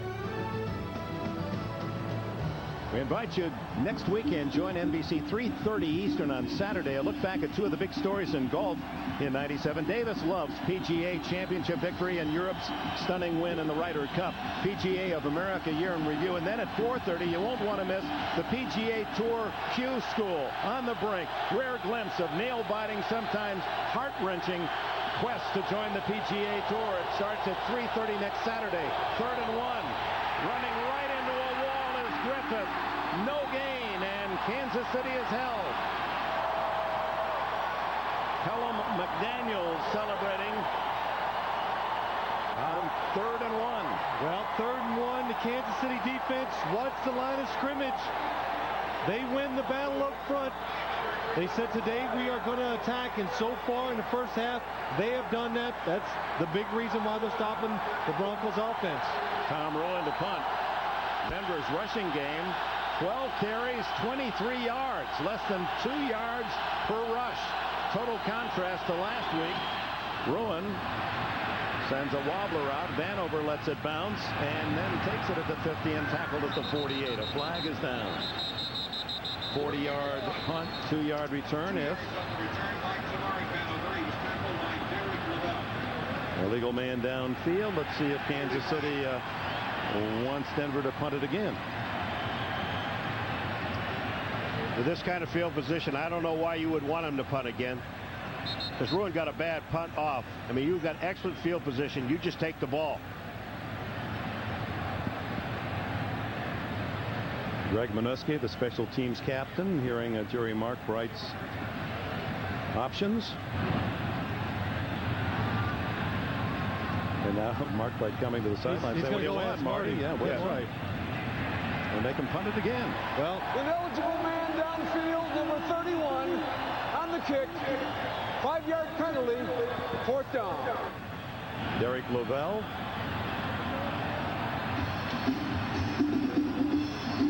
Lavelle is up right in the middle. He's the up blocker, and he can't leave until the ball is kicked. You see the ball being dropped, he's already gone. It gives yourself away when you're ahead of your teammates. Well, I think the reason Paul Marty must want him to repunt this ball because he has so much faith in his return man, Vanover. They press those outside men of Denver, does Kansas City. Ruin. Oh, bad kick off the side of his foot to the 30-yard line. So a gain of 18 yards for Kansas City by making Ruin punt a second time. Only 25 yards for Ruin. You know, there's only one thing a punter does when you're back in the end zone, and your job is to keep your eye on the ball and make the best kick you can.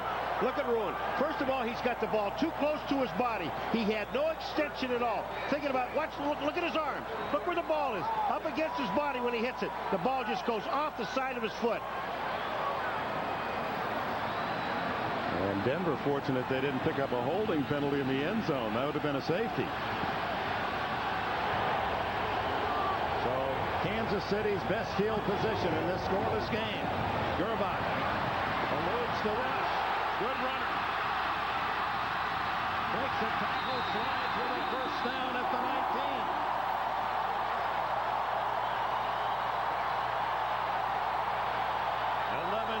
For Gerbach, who has 4.65 speed. Well, this is a little different for Kansas City. Marcus Allen down at the bottom. Look, they just spread the field. That's what creates the hole for Elvis Gerbach to run in. And one thing that people forget about Elvis Gerbach, 6'5", he does run very well. Rich Gannon said to Paul Hackett, the offensive coordinator, after the first minicamp, he says, "What did you think about the minicamp?" Paul Hackett's asking Rich Gannon, he says, "Boy, Elvis throws the ball and runs the ball a lot better than I expected." Marcus Allen hit by Neil Smith at the line of scrimmage, tried to spin away, and Alan Aldridge tackles him for a loss. In trying to make something out of the negative, Allen loses even more, 5 yards on the play. Paul Hackett, the offensive coordinator for Marty Schottenheimer's Chiefs, there he is. After the playoffs, he goes to Southern California, the university that is, as the head coach of the Trojans. Coached at Pittsburgh, University of Pittsburgh, prior to coming here to Kansas City. 2nd and 15 for Gerbach. pressure up the middle. Gets the throw away complete. And it's Allen at the 18-yard line, tackled by Steve Atwater. Picked up the 5 they lost in the previous play, plus a couple. Well, this is what Elvis Grbac does so well, being a big, tall quarterback, and what he brings that Rich Gannon can't do. The blitz inside, nobody picks up Mobley, but Elvis Grbac able to stand in there, and he can throw the ball down the field a lot easier than Rich Gannon can. That's one of the reasons why they had no doubt when the decision comes up, who's the quarterback? Marty Schottenheimer says, my job to get the best 11 on the field. Elvis Grbac is one of those guys. Perfect 7 for 7. Only 40 yards out of those 7 completions. Reed pumps and throws it away. There's no doubt about his intent there, up in about the 10th row. The other thing about Elvis Grbac, what I really liked was in the interview with him when he said, who should Marty start? He said, me. I mean, he has the confidence. He knows he is the starting quarterback. There is absolutely no quarterback controversy in Kansas City. None. Paul, that's right. You come around, you spend a couple days. If there was a controversy, you'd know one of the players or coach would go, I think we should be going with the other guy. They do that. We did not hear that one single time. Not even from the players. 34-yard field goal attempt by Stoyanovich. And he drills it. And Kansas City takes the lead, but a flag comes down. And Denver signaling we were held.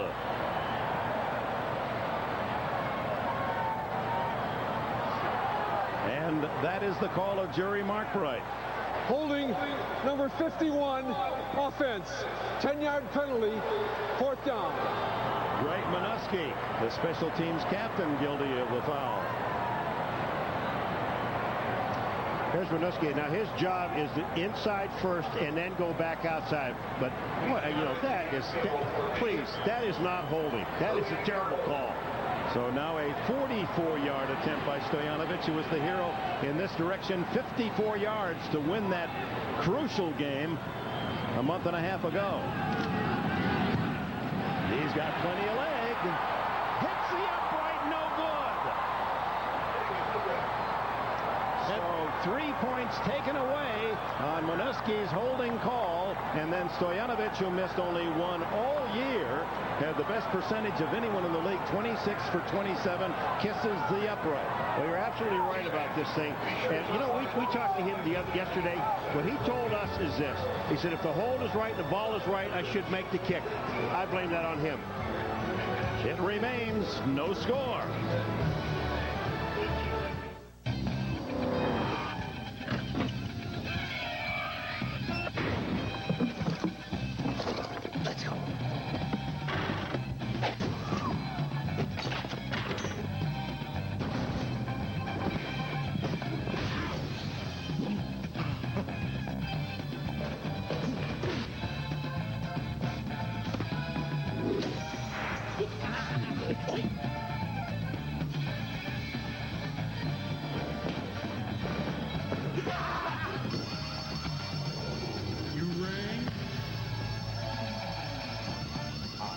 This is the Bombex residence, isn't it? Looking for Super Bowl tickets? Introducing Sprint's prepaid Super Bowl phone cards. 32 collectible cards, each an authentic replica. Free to new customers for joining and staying with Sprint. Good trade, Chops. Nice guys, huh? So who are we going to call? How about a cab? What? Can't believe you traded my van. Them call. Cost the Chiefs a field goal. Face mask call. This is a face mask. 56, defense. 5-yard penalty. Repeat, 1st down. Simmons acquired the start of the year from Green Bay for a number 5 draft pick. Little piece of the face mask as Elway goes down. So that's why everybody booed, because you can't tackle a quarterback if he leans forward. Now, if Elway is sliding, you have to try to avoid him, which is the face mask call. 1st down and 5 at the 40. Shannon Sharp resets right. Davis. Chiefs continue to do a great job against the running game. Gain of 3 for Davis. Tackled by Davis. Anthony, number 50 of Kansas City, not related. Terrell, of course, from University of Georgia, after playing the first 2 years at Cal State Long Beach for George Allen. And then when Long Beach dropped their football program. He migrated to Georgia. 2nd and 2.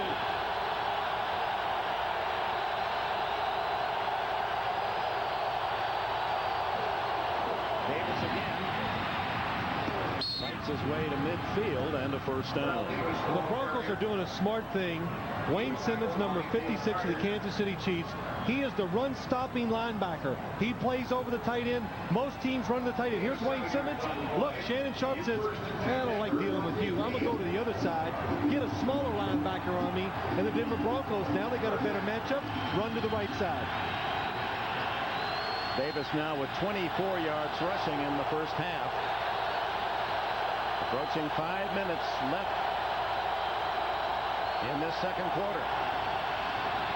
Over down the middle.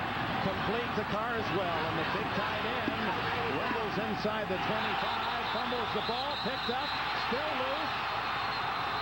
And now the Chiefs have it. Ruled dead, but there are flags all over the field.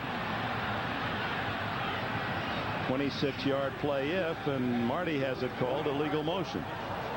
It's against Kansas City. Marty was wrong. Looked at that one with his heart, but coaches are willing to do that. The guys in the striped shirts kind of disagree, Dick. We had offside, number 92, defense, penalties declined, first down. Well, Dan Williams guilty of offside and a big play for Denver. Well, watch how the Denver Broncos, what happens here? Shannon Sharp comes down, going down the line field, and Dwayne Carswell inside, safety back deep. John Elway has his pick to which receiver he wants to throw to. Anytime there's just one safety in the middle, it leaves those inside seams open. John Elway knew that. Mike Shanahan knew that. Good call. The longest catch of his career for Dwayne Carswell in his 4th year out of Liberty. He had only 12 all season. The toss to Davis. Trying to make the corner and able to get to the 20-yard line, a gain of 4. I'll tell you what, you know, your guy, Eddie McCaffrey, the guy you played ball with one time, he's an excellent blocker. You said that a long time ago. Watch what he does with Derek Thomas. He's going to come in motion. Here comes Derek Thomas up the field. McCaffrey just gets a little piece of the shoulder. That's all he has to do, just to knock him off a little bit. He does that. And outside goes Terrell Davis. Mike Shanahan says he's the best blocking wide receiver I've ever seen.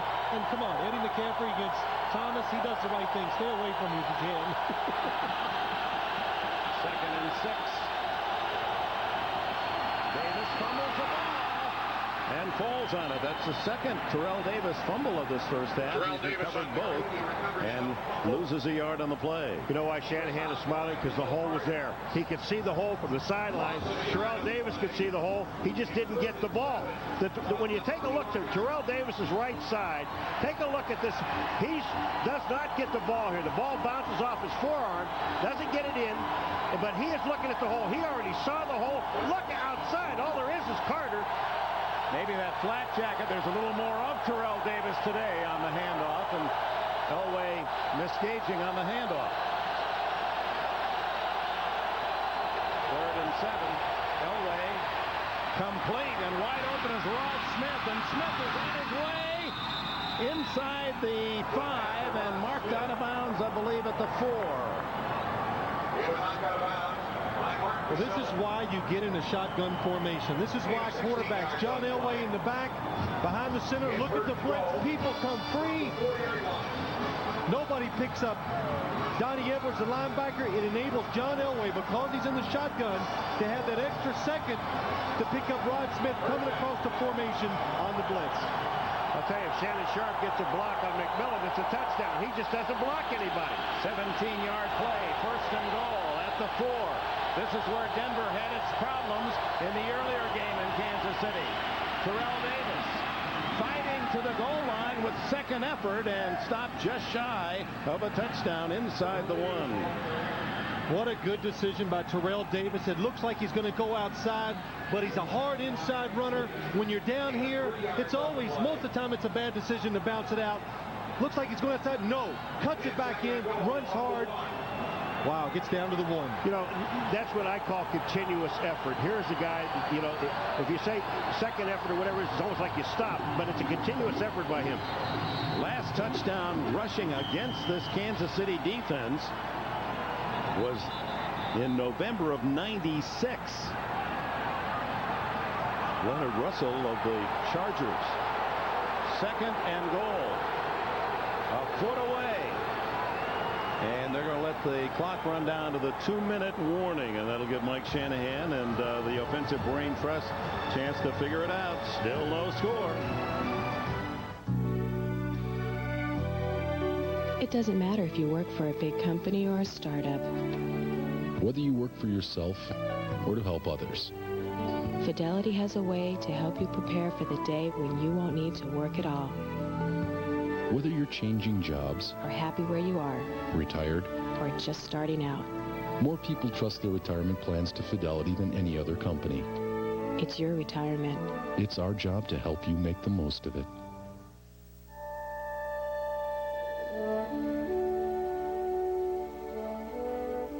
What would you call a guy who came up and tapped you on the shoulder and asked you to step outside? Well, if you'd had a few too many at the party, and the same guy asked for your car keys and got you home safely, you ought to call him your best friend. He'd sure be a friend of mine. New file, begin dictation. Who are you talking to? My computer. I do that too sometimes.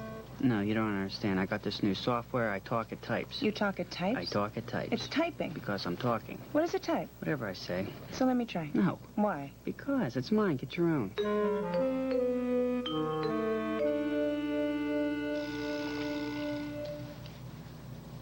Now when I talk, it types.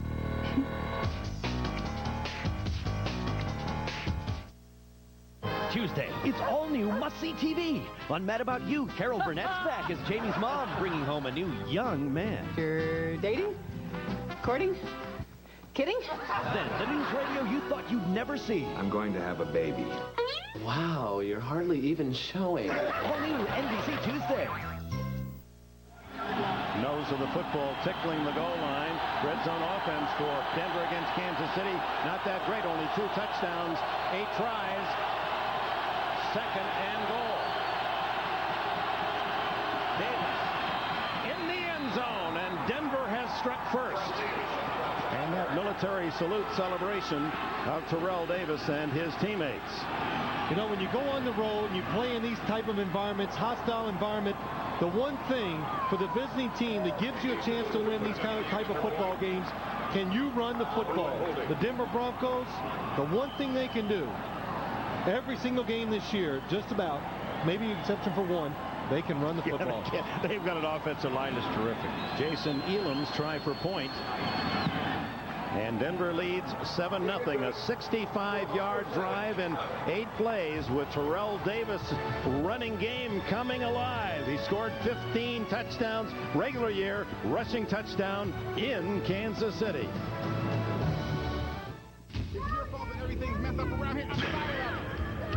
It can happen in any home and in any neighborhood.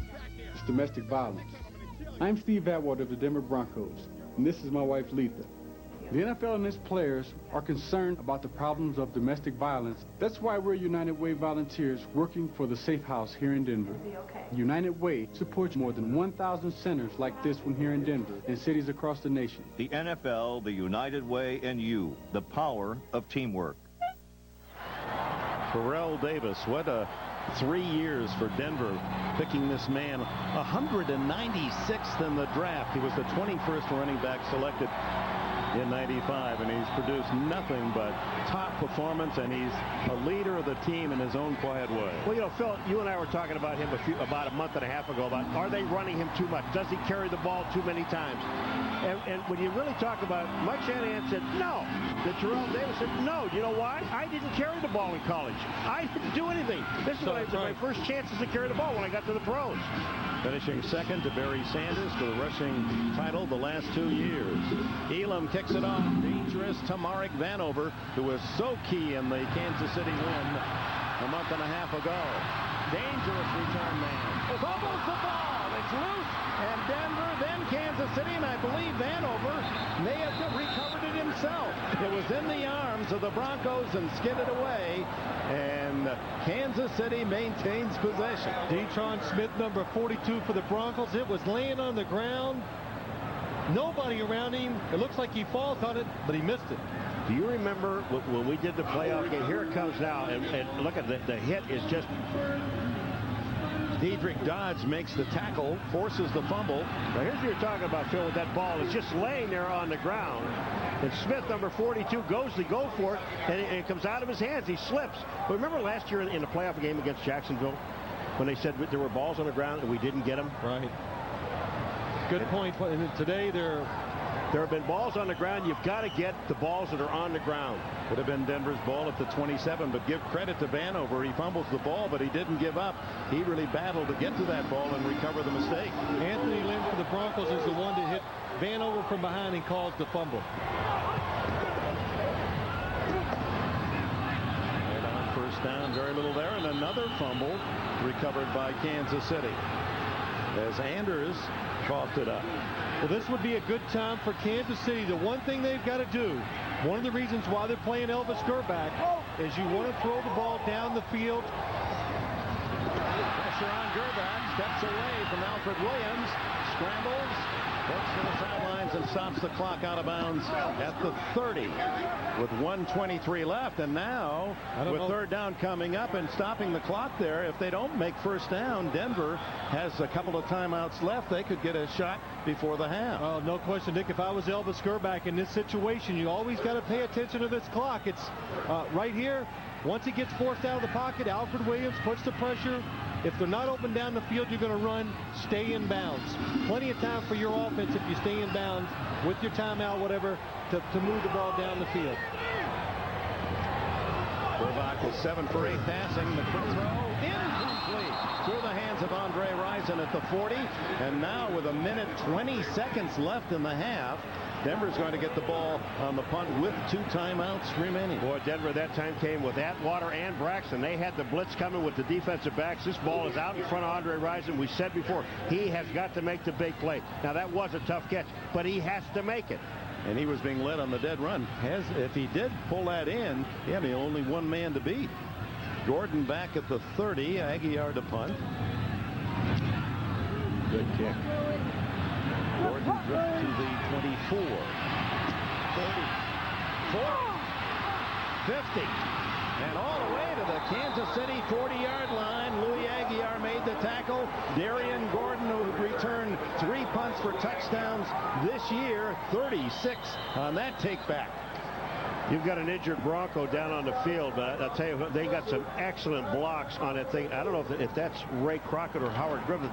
There's a 9 involved. And Aguiar, as the punter, that's what his job is. His job is not to really make the tackle. His job is to hold things up until he gets some help. But he also made the tackle. The number of the injured Bronco, you can see the 9, but don't want to guess. It's Ray Crockett. I mean, he came back and made an excellent block. Crockett, the starting cornerback and a valuable performer in that deep secondary for Denver. Also used on special teams. Appears to be shaken, but okay. All right, here comes Crockett coming back to make the block. You see, boom, they went shoulder to shoulder, head to head. Tony Richardson, big fullback, the man he blocked. Here it is right there. Yeah, they just looked, they hit shoulder to shoulder. Crockett's up. He's running off the field, so he's all right. Well, that would be big because Denver's defense, it's built around the fact that their corners can stand out there and play man coverage and let everybody else get in there and try to stop the running game. Last 2 minutes, and they charge Denver with a timeout because of that injury. And so now the Broncos with 1 timeout left. With Elway, usually you don't even need any. 1:07 left in the half. 7-0 Broncos. A big defensive challenge here for Kansas City. Ed McCaffrey waving, saying, either I'm wide open or don't snap the ball. Timeout, Chiefs. Ed McCaffrey waving wildly at John Elway. I'm over here. We'll be right back. The medal is funny, you know. It has its own personality. It's like a jigsaw puzzle, right? You had to study it and fit it and figure it out, you know. What's bigger than Super Bowl, tell me? Millions and millions of people watch it, right? That's the biggest thing of my life. After it's polished up, the trophy, right? We don't even breathe on it. That's got to be perfect. I tell you, you know what I'm always afraid of when they all hold it and everything. I said, gee, don't drop it, please. Look at me. See? Get goosebumps. What a feeling, I tell you. Watch Eddie McCaffrey at the bottom of your screen. He's going to yell to John Elway. Look, I'm wide open. What causes the problem? That's Terrell Davis at the top of the screen. The Kansas City defense couldn't figure out who was split out wide, who to line up where, so they have to call the timeout. So first down from the Chiefs, 40 for Elway in the shotgun. Full house blitz and a shovel pass to Rod Smith, the wide receiver, and it's good for 3. Well, you see, you have time to do that. You've got 1 minute and 4 seconds, Phil. You're either going to run the ball up in the middle, take the run, or a little shovel pass, which is a very safe play because if it's dropped, it's just an incompleted pass.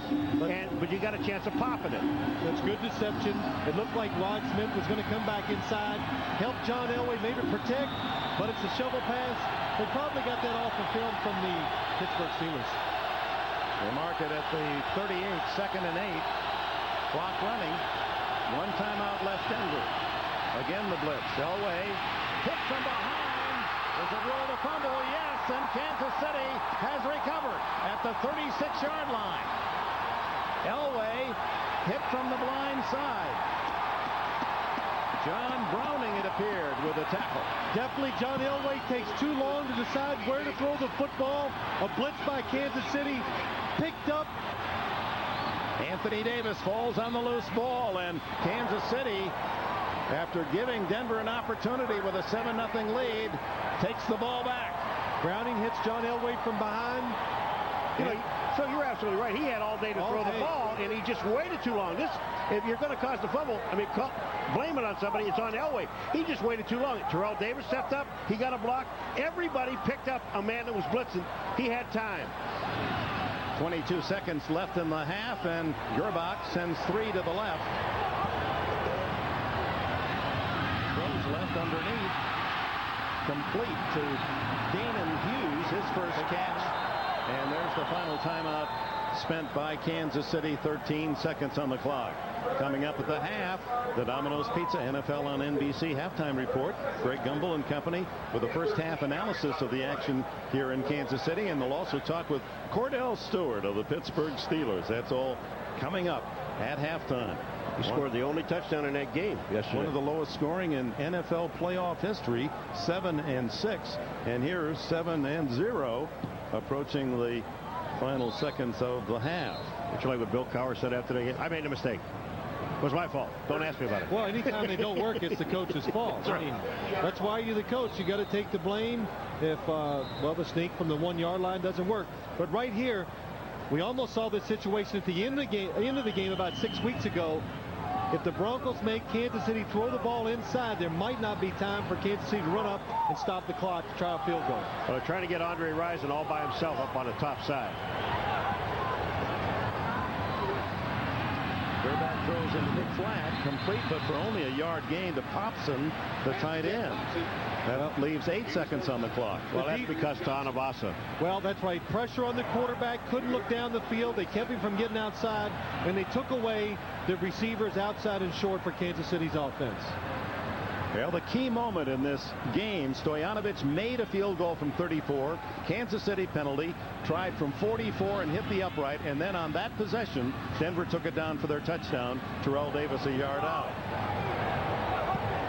Randy Hilliard of Denver's down on the goal line as Gerbach is stripped from behind, picked up by one of his linemen. It's Glenn Parker, and that's how the first half will end.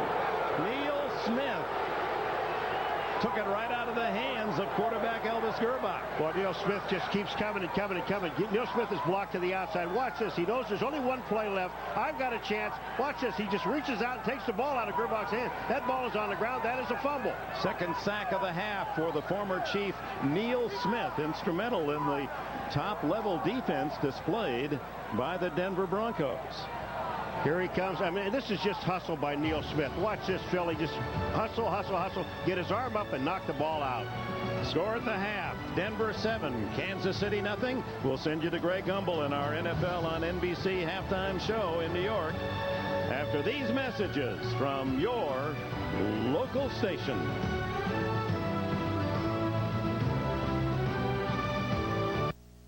Feeling alienated from the family? Now Third Rock presents an alien guide to the in-laws. Well, what do you think? Does Mary look more like me or George? Well, Martha, I did notice that you and Mary have the same patrician nose. I think she does favor Martha's side of the family more than mine. But at least she got her father's generous butt. It's a family affair. Third Rock from the Sun, Wednesday on NBC. Homeowners, now you can have the best garden in your neighborhood with tasty vegetables, beautiful flowers, fresh herbs, and your favorite plants, but without all the backbreaking work. Troy-Bilt tillers, always the best built, now the best buy with our new lower prices.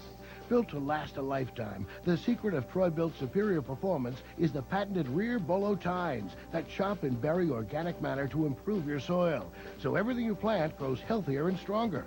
The Troy-Bilt tiller makes it easier to prepare soil anywhere and to care for your gardens with less work.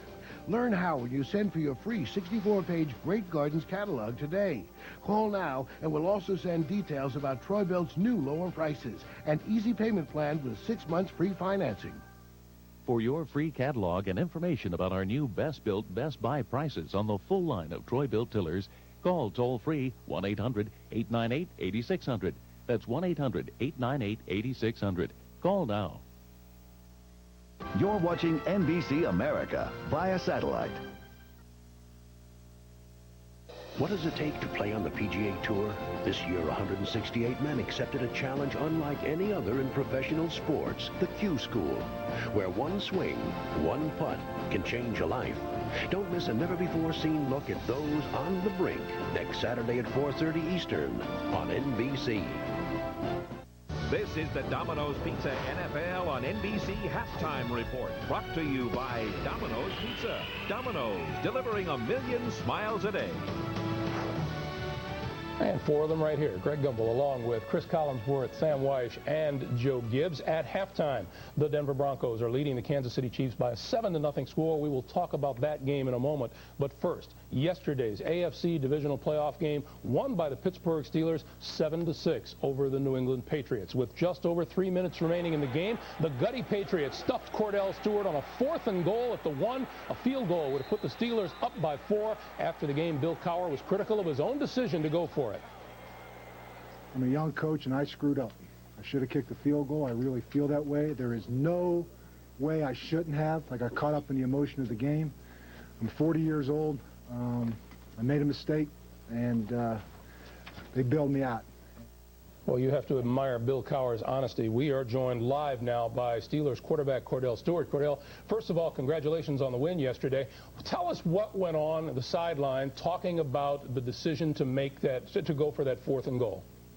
Well, it was a situation where we had an option to run a couple plays, and the coach wanted us to go for the sneak, and just sitting here hearing it, I mean, that's good that he apologized, but I feel he really didn't need to apologize because the decision he made was a decision that he wanted to make. And we was in we had a 50-50 chance of getting that touchdown, and the way the defense was playing all day, if we didn't get it, they was going to be on the -1 yard line, and they were playing wonderful yesterday to a point where, hey, if they go all the way down and get that touchdown, they deserve to win. But obviously our defense did a great job of stopping those guys. Yeah, Cordell, after the game, he apologized to the team. Did that surprise you guys, and what did you think of that?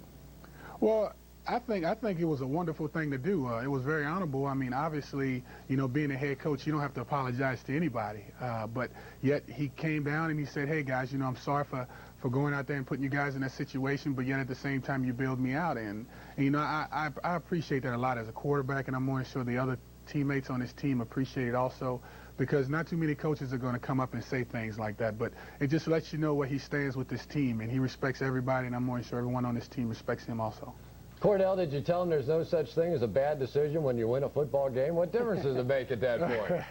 Well, to be honest with you, man, it does. I mean, when you're playing in a game like this, and obviously we were playing at home, you know, you want to make some calls like that. I mean, you have confidence in your offense to go out there and make some plays. And you know, you always having this situation where you're making a 50-50 chance of doing whatever you want to do to try to convert and make some things happen. And that was one of the plays he wanted to call to try to sit up there and go for the touchdown. I mean, early on in the game, it was a fourth down call where I think it was like 4th and 2 or 4th and 3, and we punted it off and we wound up getting them inside the 10 or 20-yard line or something like that. So, you know, it's all about decision. This game is all about inches. And, you know, it just so happened we won by 1 point, and, hey, it doesn't matter. As long as you win, that's all that matters. Let's not talk about the one where you didn't get in. Let's talk about the one where you did. That long run down the sideline. Talking about a game of inches. Looked like Todd Collins missed you by about an inch and maybe even just gave up on the play and let you scamper down the sideline.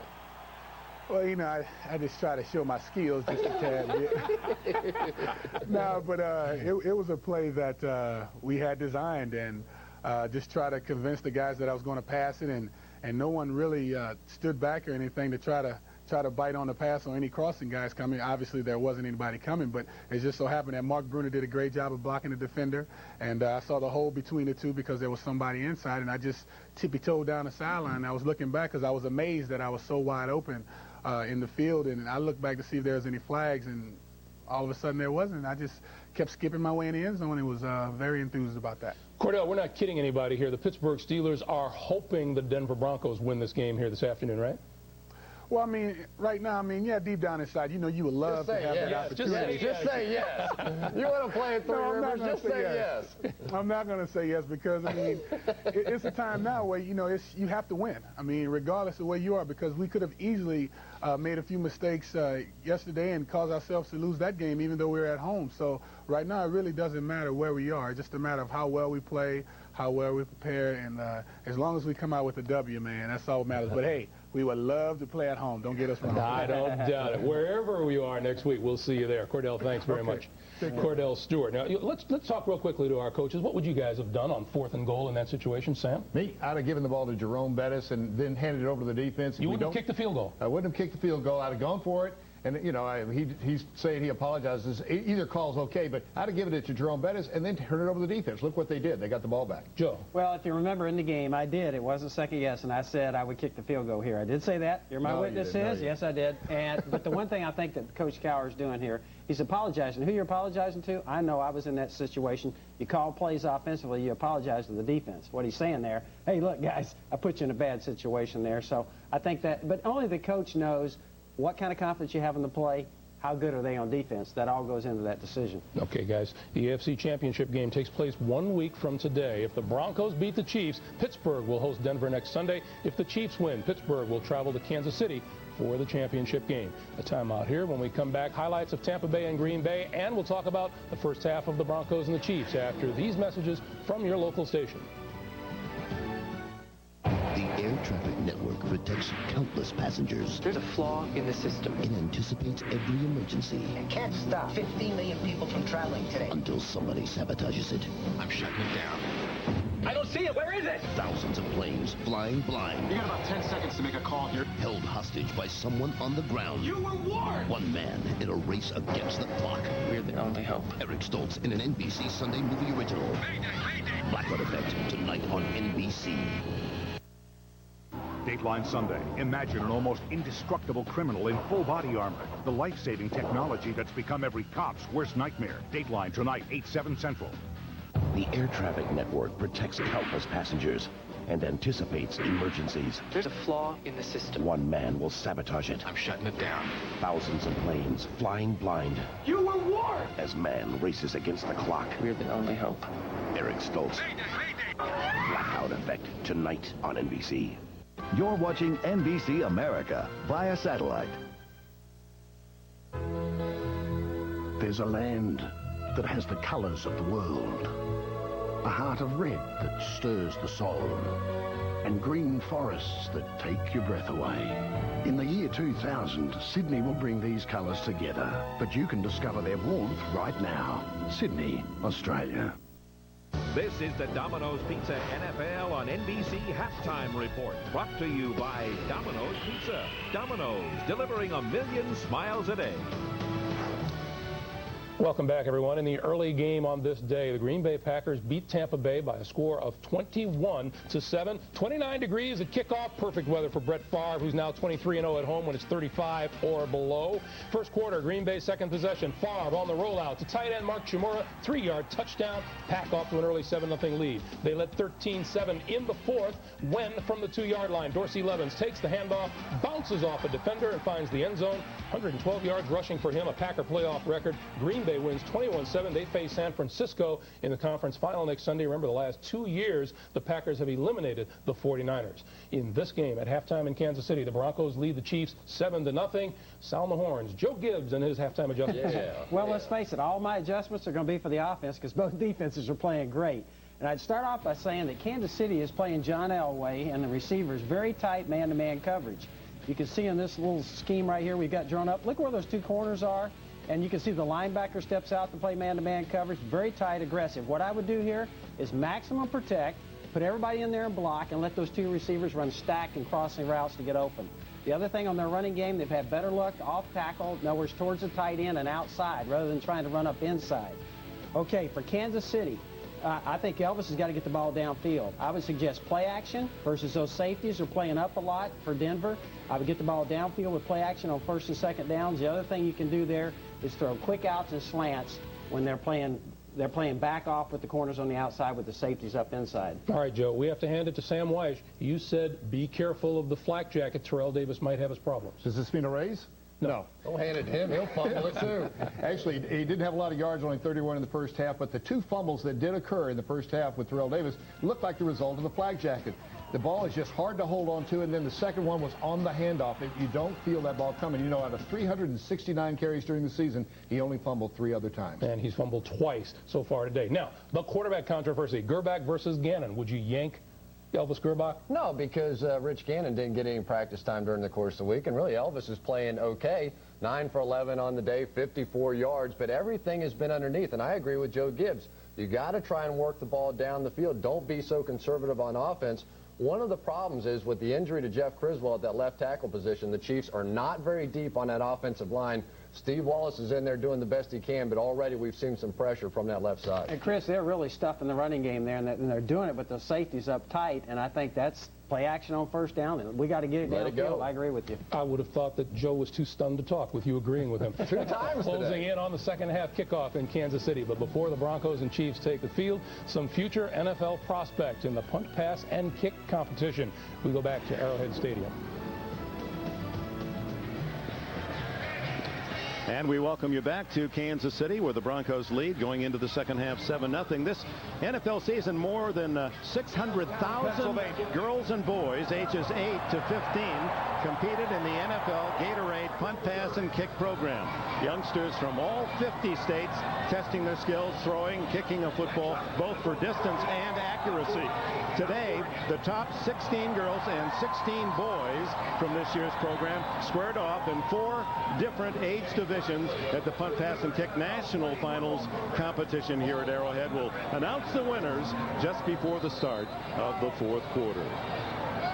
Look now at our Coors Light halftime statistics. The defense prominent on both sides, and Denver more successful in moving the ball.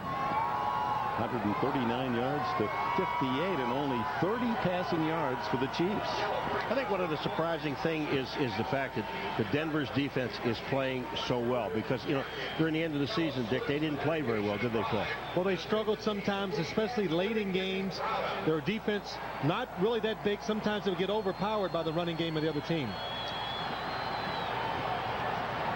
Quarterback statistics. Mike Shanahan's head man, John Elway, 7 for 11, 106 yards. Gerbach, better percentage, but only 54 yards, and he was sacked 3 times. Marty was very emphatic about the fact that he wouldn't take Gerbach out. It would take a lot to take him out. Well, I mean, he is 9 of 11. The opportunities have not been there for him so far down the field, but we heard it at halftime. Joe Gibbs, Chris Collinsworth saying it very well. Kansas City on offense. The protection, I think, has been fairly good by the offensive line of the Kansas City Chiefs. Gerbach has time to throw it down the field. Chiefs get it first. You saw Gerbach on the sidelines trying to fire up his offensive teammates. Elam to kick it off. Vanover at the 1-yard line. He returned a kickoff and a punt for touchdown during the regular season. To the 9, Vanover.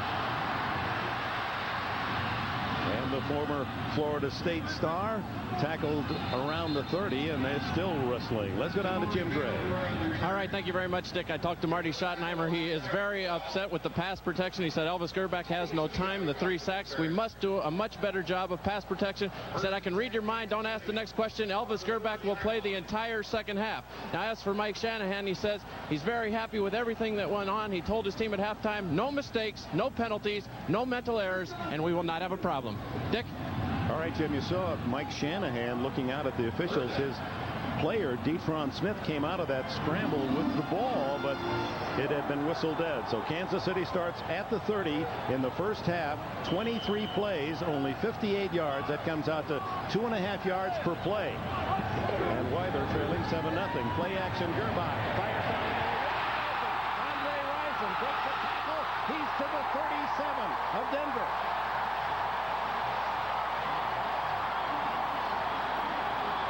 Boy, those coaches think alike. Just as Joe Gibbs indicated back in New York, Marty Schottenheimer calls the play down the middle. Well, what happens is it's a play-action fake. Everybody goes for it on the Denver defense. That creates a big seam between the linebackers and the safeties. That's the reason why Andre Rison wide open. A lot of time for Elvis Grbac to throw the ball. Biggest play of the game for Kansas City, 34 yards, and now Marcus Allen trying to skip through a hole. It closes quickly after a pickup of maybe 3.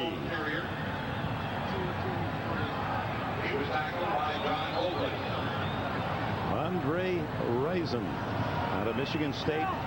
People forget what a great basketball player he was in his youth in Flint, Michigan. Played on the same high school team as Jeff Grayer and Glenn Rice, and won 2 state championships in the Wolverine State. Dick, I want to know how they lost that one game. You know, they lost one game in the final 2 years. We talked to him about it. He had 30 minutes of excuses. Into the flat to Rison, hit immediately by Gordon. Not much there.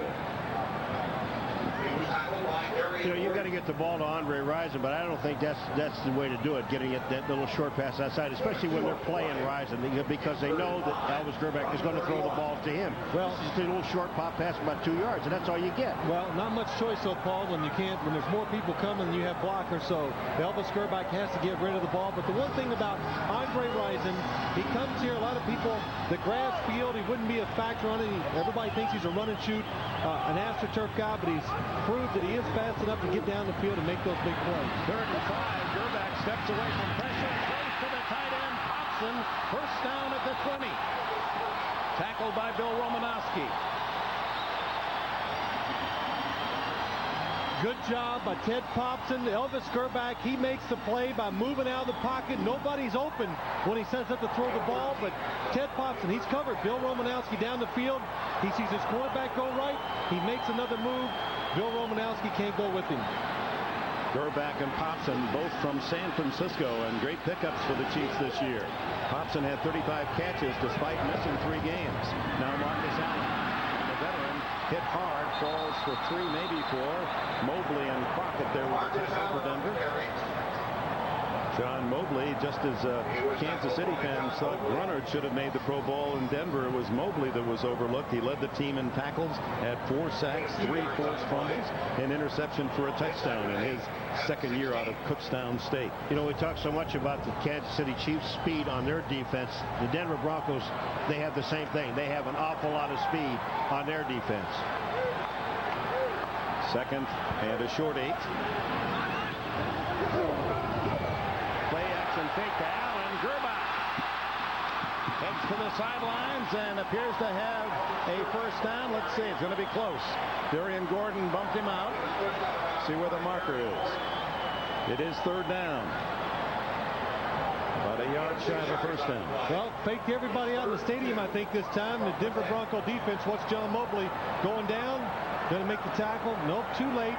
Elvis Grbac showing the speed for a big, tall quarterback. Gets outside and picks up a few yards. That's a huge mistake by the linebacker Mobley, because he's the outside guy. That is his job for any kind of bootleg, any reverse. Everything is his. Fake to Allen again, and it's Grbac. Same play. First down at the 7. is an outstanding call because you got back with the same call twice, and the thing that happens is you catch the linebacker doing the same thing. The linebacker at the end of the line of scrimmage, his job out here. Now, it's Romanowski here. Look at him slide inside. That's not his man. You're not going to get there anyway. Your job is this guy, number 11 on the outside, or anyone else that comes out there. Back-to-back bootlegs by Gerbach, and a 1st and goal at the 6. Marty Schottenheimer's team with their best chance to score. Run another one. Why not? Gerbach grabbing a breath, and the timeout called by Kansas City. 7-0 Denver. Why is almost everybody crying? What the heck is so darn sad? Why is almost everybody crying? What the heck is going on? The Miller Lite cheerleader search is over. That's what's going on. Everybody didn't make it except these 4 lucky ones. It's Laura from Ohio. It's Irene from Abilene. It's Trixie from Rhode Island. And Elaine from New Orleans. Laura, Irene, Trixie, and Elaine are the 4 Miller Lite cheerleaders. Watch out for them during 1998. Thanks, America. Come on now, open up your front foot a little bit. Come on, man. You got hands up. Get within yourself. I got an idea. Wisdom doesn't come easily, nor is it easy to pass on. Now Philips has a way to create your own CD that holds everything you know about the things that interest you, and share your words, pictures, and music with anyone you want. Got anything for the pictures? The Philips CD rewritable disc drive. Create CD-ROMs on your own PC.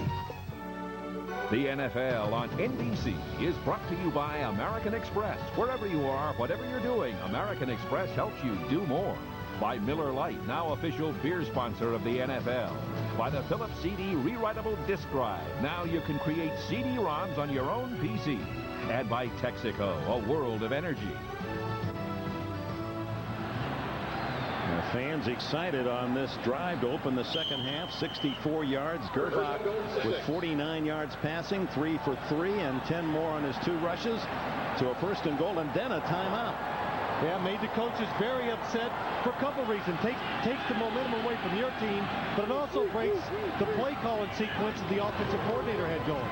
Gerbach on a roll again. Throws it away.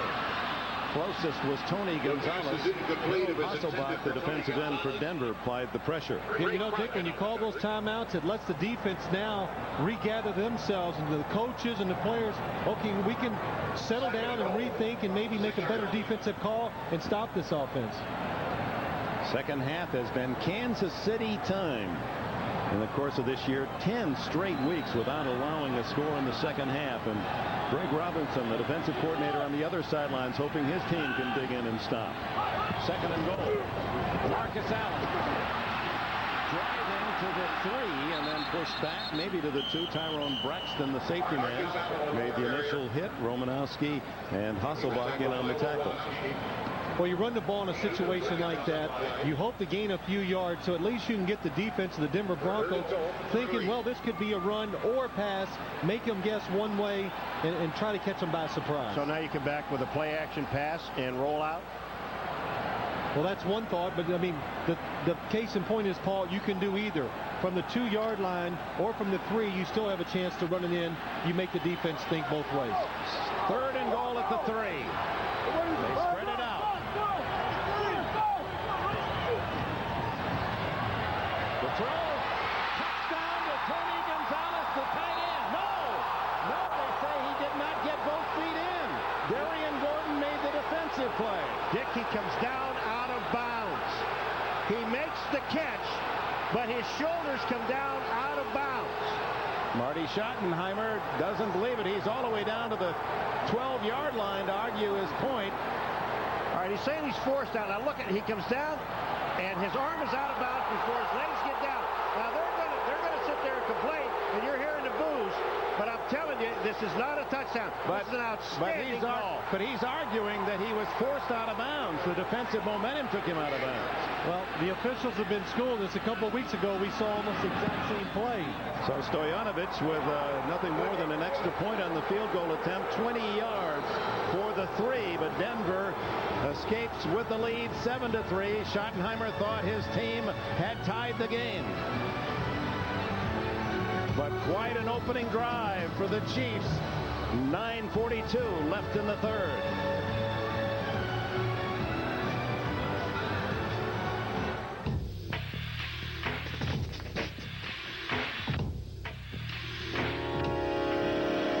The all-new Mazda B-Series truck. A powerful V6 engine, stronger suspension, a shift on the fly at any speed, four-wheel drive workhorse. 5/8 or 3/4? 10 millimeter. My favorite. Right now, get a great lease or low financing on all 98 Mazda B-Series trucks. Mazda, pure truck. From the moment you draw your first breath, you're different. Unique in look and personality. Footprint and DNA. And no one understands that more than the men and women of Fidelity, who work with 12 million investors, no two of whom are alike. How you work with us is your choice. Because it's your money. And helping you make the most of it is what makes Fidelity different.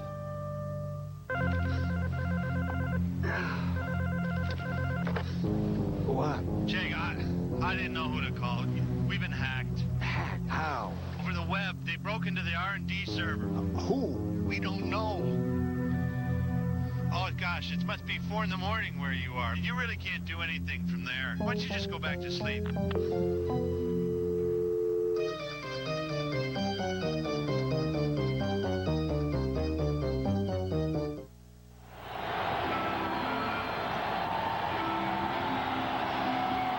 See the play that time. I think it's a good call by the officials. He landed out of bounds. The official right there in front of Tony Gonzalez. He can see that his body lands out of bounds before his feet hit the ground. So it's 7-3 the score. The kickoff by Aguilar. Here comes Vaughn Hebron. 25.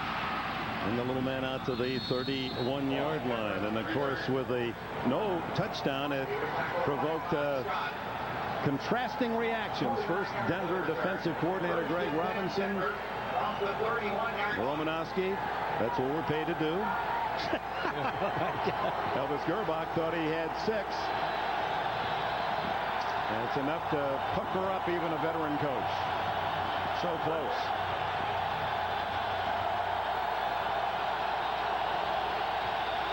But the drive by Kansas City reawakens this noisy audience.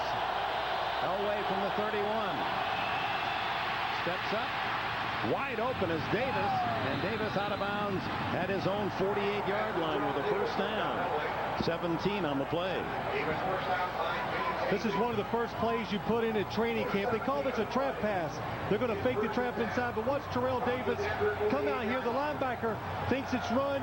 Now it's too late when he decides it's pass. Terrell Davis open on the outside.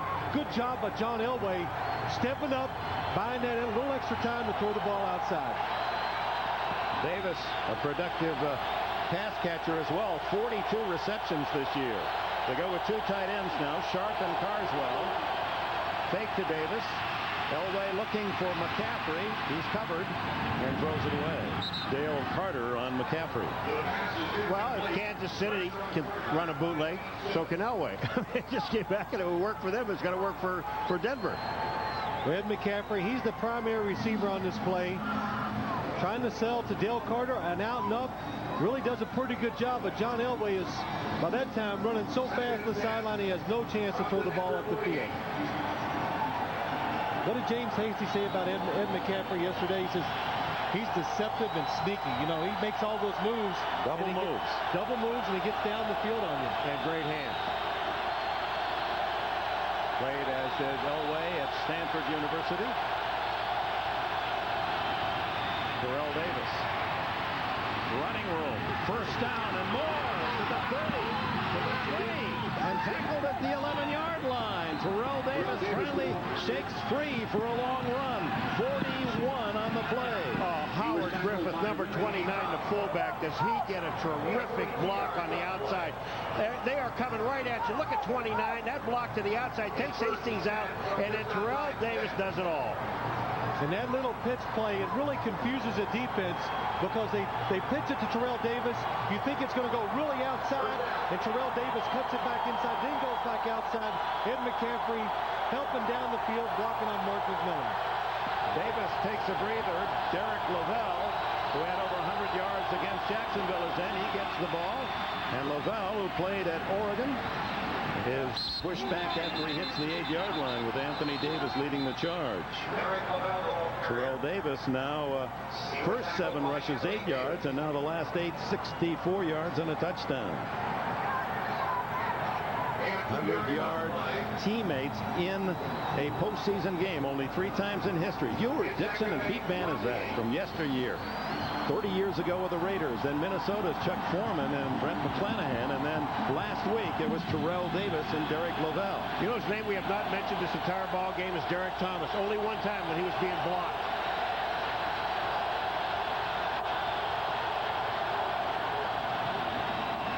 Lavelle again. Fumbled the ball. Kansas City has it at the 11. Reggie Tong recovered the fumble. Whoa, what a big defensive play by the Chiefs.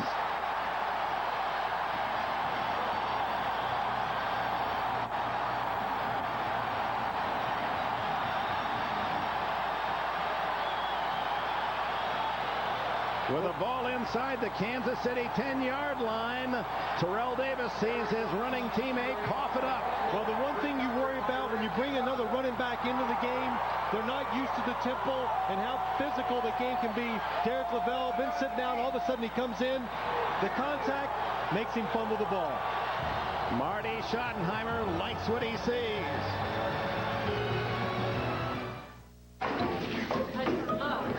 Let's see. Oh, it says you've been seen in the movies. That should read at the movies.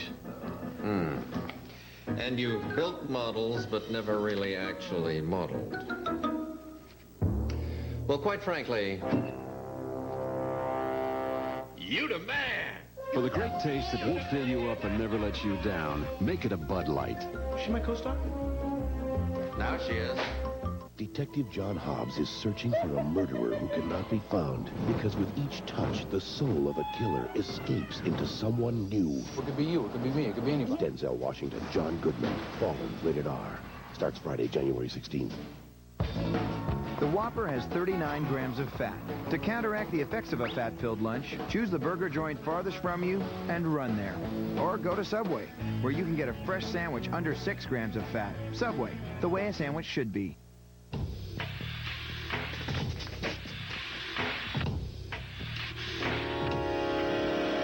The all-new Mazda B-Series truck.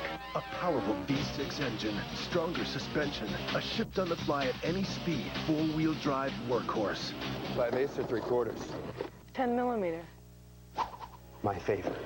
Right now, get a great lease or low financing on all 98 Mazda B-Series trucks. Mazda, pure truck. Doug Phillips, number 75, he's inside, coming across, sticks his arm in there and knocks it out. The fumble, but the big play of this right here, Shannon Sharp, number 84, making the tackle, could have saved a touchdown. Reggie Tong didn't have any room between him and the goal line, except for Shannon Sharp, as Donnell Bennett gets the call. Neil Smith makes the tackle, and we'll see emotionally what this does to Denver. They've seen the Chiefs take the opening kickoff of the second half, march it down for a near touchdown, settle for the short field goal, and now they deny Denver after Denver takes it right back inside the 10. Well, and what happens, and every time the defense makes a great play, the offense will respond. They have been able to run the ball most of this ball game. Now they just click off about 8 yards. On 2nd and 2, Bennett down in the backfield as Keith Traylor slashes through for the hit. I'll tell you, they haven't blocked Keith Traylor this entire day. Keith Traylor is a man that's possessed. Number 94, Paul, we've talked about him during some of the breaks and all game long. He's just so athletic, so big, an ex-linebacker. He uses all that agility and athletic ability to get in the backfield and make those plays. He took the center, Tim Grunard, and knocked him 5 yards back into the backfield. We told you his mother passed away suddenly just 2 days ago, and with the hurt and the anger out of that shock, he's taken it out on the Chiefs today. Alfred Williams, and the flag goes down. Was Williams, yes, offside Williams. No movement against Kansas City. Offside, number 91, defense. Elevated to the quarterback. And on 3rd and 3, a first down. Alfred Williams, number 91 to the outside, but this is really a really good job by Elvis Kerr. Going in your favor, you kick the field goal, now you make a big play on defense. You want this drive to continue, so you do it the good old Chief way. You draw them off sides. Well, actually what happened too is Williams saw a trailer move inside, and when he saw him move, he went right along with him. Blake Dawson in motion, and the handoff and tackled immediately. Bennett is Ma'a Tanuvasa, and Alfred Williams there to greet. Tanuvasa played at Hawaii, was injured. Knee and ankle injuries, lost a few games, but still finished with 8.5 sacks. Well, you can hear a little unrest by the fans here at Arrowhead Stadium. Tanuvasa making the play inside. They want to see some passes, and the first play of the second half, first down, they play action fake. There's people wide open down the field. Ma'a means in Samoan rock, and this handsome young man has provided that for him.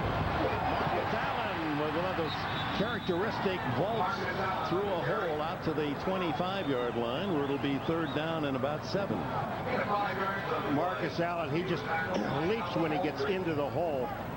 I mean, I don't know, there aren't many backs that pick up extra yards like Marcus Allen does. And he really never takes the big hit. He always gets himself away from the big hit.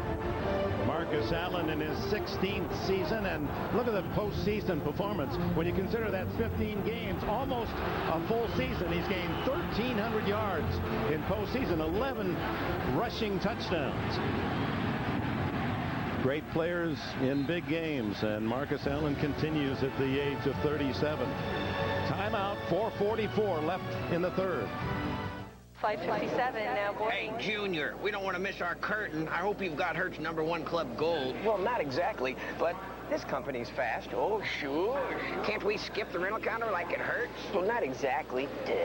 Hey, genius, I'm waterlogged. Doesn't your company have a canopy like Hertz? Well, not exactly. Remember, there's Hertz and there's not exactly. Choose the right one. So you still think I'm the dummy? Not exactly. So I got off the elevator, cut in line, and said, what is this, the 7th inning stretch? Bit of a culture clash. American Express. Lovely. Let's do the whole country. I'm a little light on the lingo. You getting a full gander down the frog with me? All right. We've got Cornish pasties, mashed peas, bangers and mash, bubble and squeak, and lovely Tony Owl. Looking for a bunch of fives? Bunch of fives. That's a good one. One genuine British bulldog. I'll take them. Don't mind it, sheep. They'll get narky. Narky. Don't go down there. Oh, by heckers not. We are getting so killed here. He might have a little husky in him. Is that going to hurt us? I'll have a banger, a squeak, and a toad. Maybe some bubbles on the side. I'm definitely bubbles intolerant. That was a wicked googly.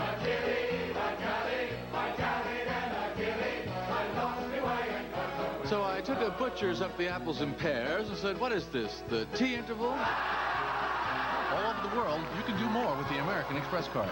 I have no idea what I'm talking about. Time flies, you know. Every week a game, both playoffs. The closer it gets, the more intense it gets. That's what's all about, you know. So who do you think gonna get it this year? That wonderful trophy?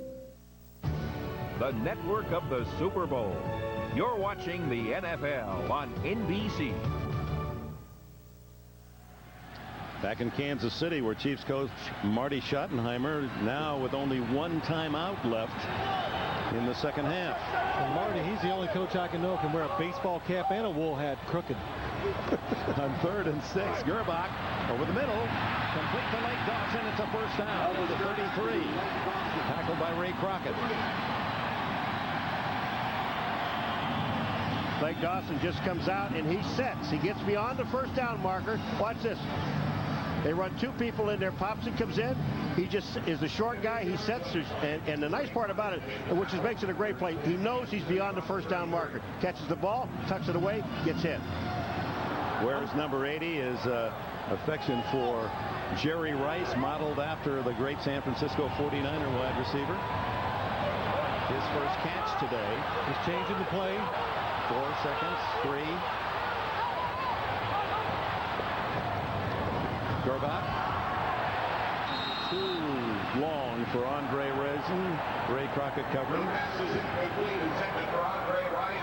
We invite you to join NBC, the NFL, and IBM Online as we follow the playoffs right up to Super Bowl 32 in San Diego.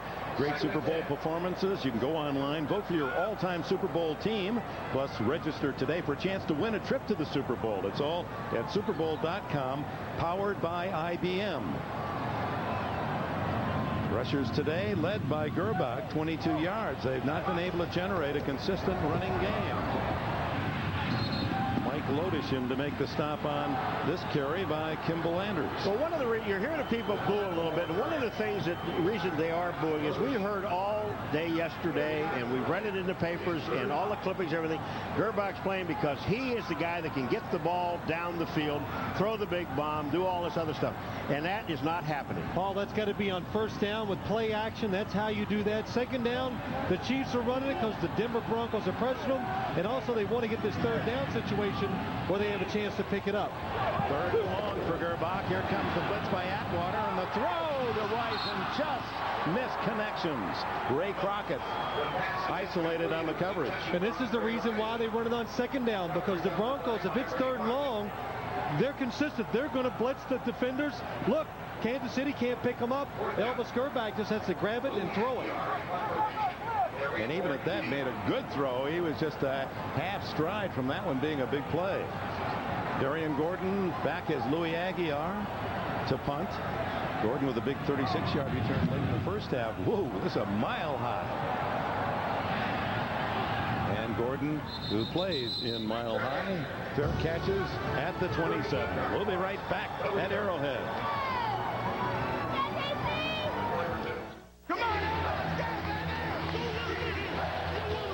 KFC presents Goal to Go.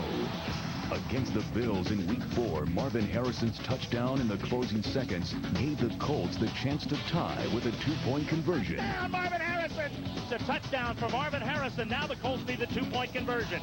Paul Justin's pass was broken up by Kirk Schultz, and the Bills escaped 37-35.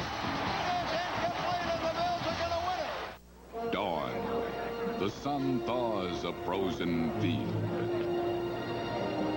The much-anticipated day is here. The smell of victory fills the air. Honey barbecue wings are back at KFC, and just in time for the big games. So kick off your meal with 6 wing pieces for $1.99, 20 for $5.99. They are the first quarter favorite, only at KFC. Rocks. Some people skip them, stack them, or just plain ignore them. But then there's these Texaco people. They love the darn things. Obsess over them. Go to the ends of the earth to find them. They study them. They scan them. Even taste them. Why? You find the right rocks. You find the energy the world needs to keep on running. Texaco. A world of energy. January 18th, an NBA doubleheader. Pacers coach Larry Bird returns to Boston for the first time ever to face the team he loved, the Celtics, then the Bulls, the Rockets, Michael Jordan, Charles Barkley. 2 of the most charismatic personalities in sports today take the floor. The NBA on NBC, January 18th. Here's the good news and bad news for Denver. 6 possessions in the game, and 5 times they've marched into Kansas City territory, but have only 1 touchdown. They start from the 28. Remember in the last series, Terrell Davis with some big runs. Davis to the 32-yard line, a gain of nearly 5. Reggie Tung, the tackler. Derek Thomas, 9 consecutive years, Pro Bowler, All-Pro. Well, Zimmerman handles him there. Sharp handles him there. They run inside. Zimmerman back again. He handles him there. And here comes Sharp again. A nice block. So, and again, I said it a little while ago, we have not mentioned his name. Well, the one thing you want to do if you're the Denver offense, you want to take care of neutralize the best player on KC's defense. That's Derek Thomas. Second down, flags fly. Derek Thomas, as we wait for Jerry Mark. Prior to the snap, false start, number 65, offense. Jerry Zimmerman. Penalty, second down. But back to Derek Thomas, he had the same injury as Neil Smith and Alfred Williams, a tricep injury that really handicapped him the first half of the year. But then he has been torrid down the stretch. 9.5 sacks, and 6 of those coming in the last month or so. You saw Zimmerman there as he's in his stance. Once you get in your 3-point stance, 2-point stance, or 4-point, you can't move. Second and 11, so Elway goes shotgun. Tipped, incomplete. Anthony Davis appeared to have a hand on it. This thing was hit twice. This ball was actually hit twice. The ball is hit there, and then it goes off the helmet. Then it's tipped again. Dan Williams also got a touch on it. Yeah, open. Well, yeah, that's what he's doing. When he does that, Phil, he knows he's got somebody open, and he should have made the play. He knew he had somebody open down the field, and again, Kansas City keeps blitzing. Denver keeps picking it up. Sooner or later, John Elway's got to hit a play down the field against the Kansas City blitz. They only rushed 4 men this time. Elway to Davis, incomplete. Davis was in the open and would have had the first down if he could pull it in. That time, John Elway buys himself some time.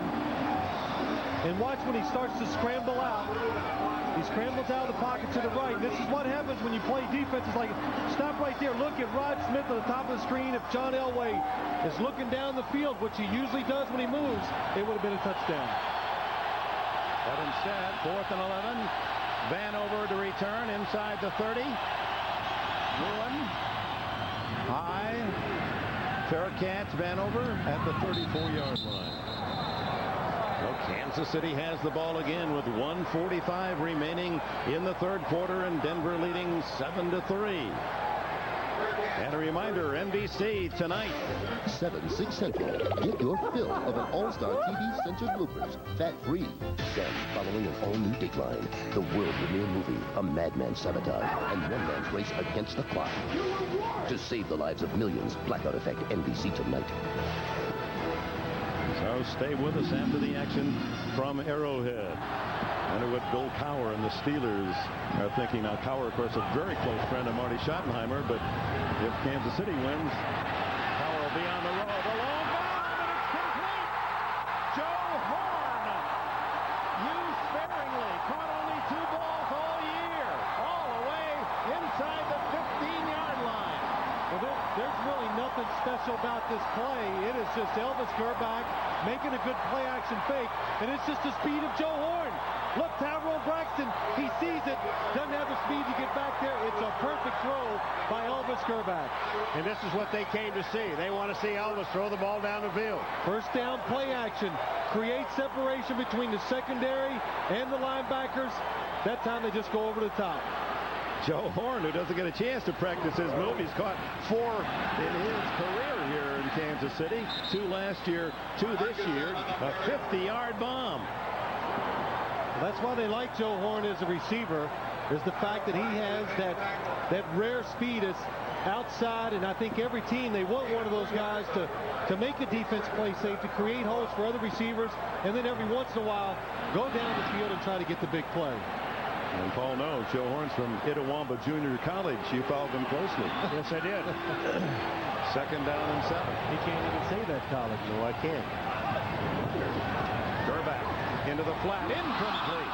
Marcus hadn't quite made that half-step turn to look to the quarterback. And Elvis Grbac knows that he has Marcus to the outside. He's got Alfred Williams, who's the defensive end. He's got him beat. All he had to do was get the ball into Marcus's hands. 3rd and 7 at the Denver 12, trailing 7-3. Blake Dawson right, Andre Rison to the left.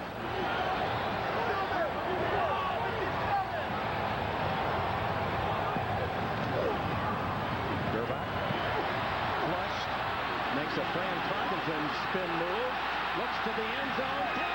Touchdown! Tony Gonzalez, the rookie tight end.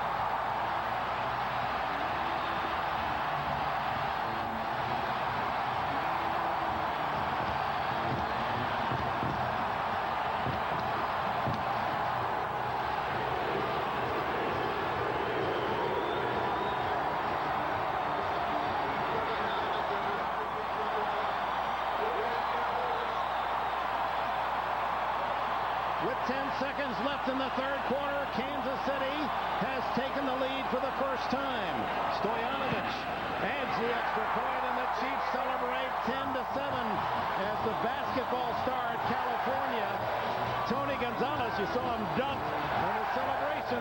That's his first love. Charles Barkley is hero, and Gerbach finds him alone in the end zone. Well, it's good protection, but watch this move by Elvis Gerbach.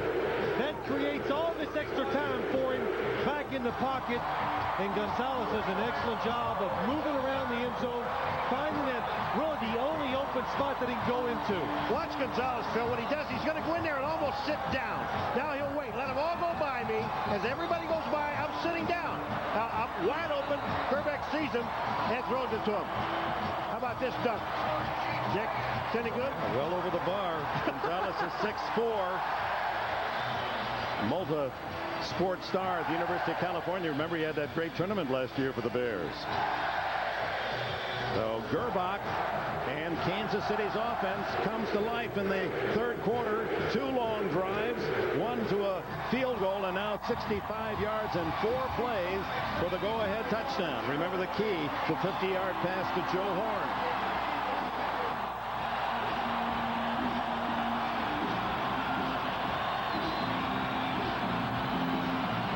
Seconds left in the 3rd quarter. Ron Hepburn deep. He's had a couple of good returns. Aguiar. This one a liner that comes up short to Lavelle. Lavelle at the 25, 30, 35, and out to the 37-yard line. Lavelle trying to make amends for that fumble inside the 10-yard line that cost Denver a chance to score earlier. And now this tussle is drawing some yellow flags as the clock stops with 2 seconds remaining in the 3rd.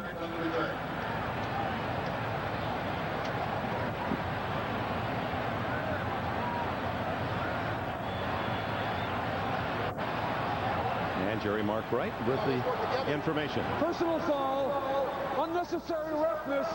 After the play, number 83, kicking team, 15-yard penalty. First down, Denver. This is a stupid penalty.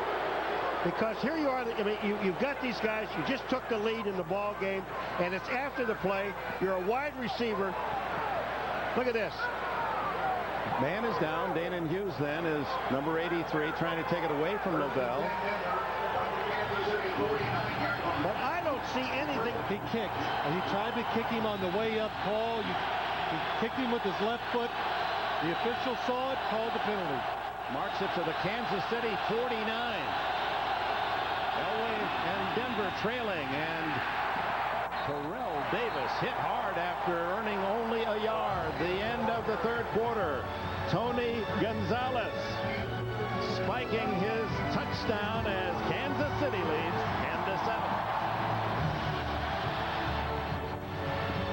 10-7. Dateline Sunday. For 9 years, Seinfeld's been one of TV's most popular comedies. Now hear from the man who helped create a show about nothing. Dateline tonight, 8, 7 Central.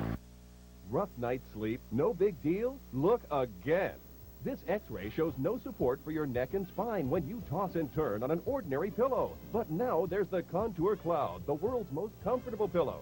Patented soft touch memory layer molds to fit your head, neck, even your ear for unparalleled softness and comfort. While Blue Base straightens and aligns your spine. Plus, exclusive Crescent provides comforting support to your neck and shoulders. It even cradles your back. Watch again how ordinary pillows simply don't support you. Now see how the Contour Cloud cradles your head in softness as it straightens and aligns your spine. Thousands have paid $90 for this memory pillow, but you can order ours direct for only $19.95 with a 90-day money-back guarantee. Order in the next 60 minutes and we'll include this hot-cold therapy gel pack, a $9 value, free. Call now to order 1-800-519-9922. Don't waste another night. Call right now, 1-800-519-9922. That's 1-800-519-9922. NBC's Working asks, don't you hate being labeled at work? The pie chart guy, the number cruncher guy. The guy who's always wet. Don't ask me. You don't put any credence in this? No, I'm the don't ask me guy. Think we just found our can't keep up guy? I'm the invisible guy. Of course, that's just metaphorical. Working, just like your job, only funny. NBC Wednesday. You're watching NBC America via satellite. This telecast is presented by the authority of the National Football League and is intended for the private use of our audience. Any rebroadcast or other use of this telecast without the express written consent of the NFL is prohibited. Well, we already have winners in Kansas City. Let's hear about the 4 boys, 4 girls, winners of the PP&K. Ladies and gentlemen, at this time, we would like to announce the national champions for the 1997 NFL Gatorade Punt, Pass, and Kick National Finals Competition. Presenting the awards are Gene Washington, representing the National Football League. Greg Bye, Director of Sports Marketing, representing Gatorade, and Lamar Hunt, owner of the Kansas City Chiefs. Beginning with our youngest competitors. In the 8- and 9-year-old boys division, the winner is Brian Hartzell of Concordia, Kansas. In the 8- and 9-year-old girls division, the winner is Nicole Flego of Doylestown, Pennsylvania. In the 10- and 11-year-old boys division, the winner is Todd Frazier of Toms River, New York. In the 10- and 11-year-old girls division, the winner is Kelsey Ketzik of Lansing, Michigan. In the 12- and 13-year-old boys division, the winner is Jared Jenkins of Westminster, California. In the 12- and 13-year-old girls division, the winner is Autumn of Mims, Florida.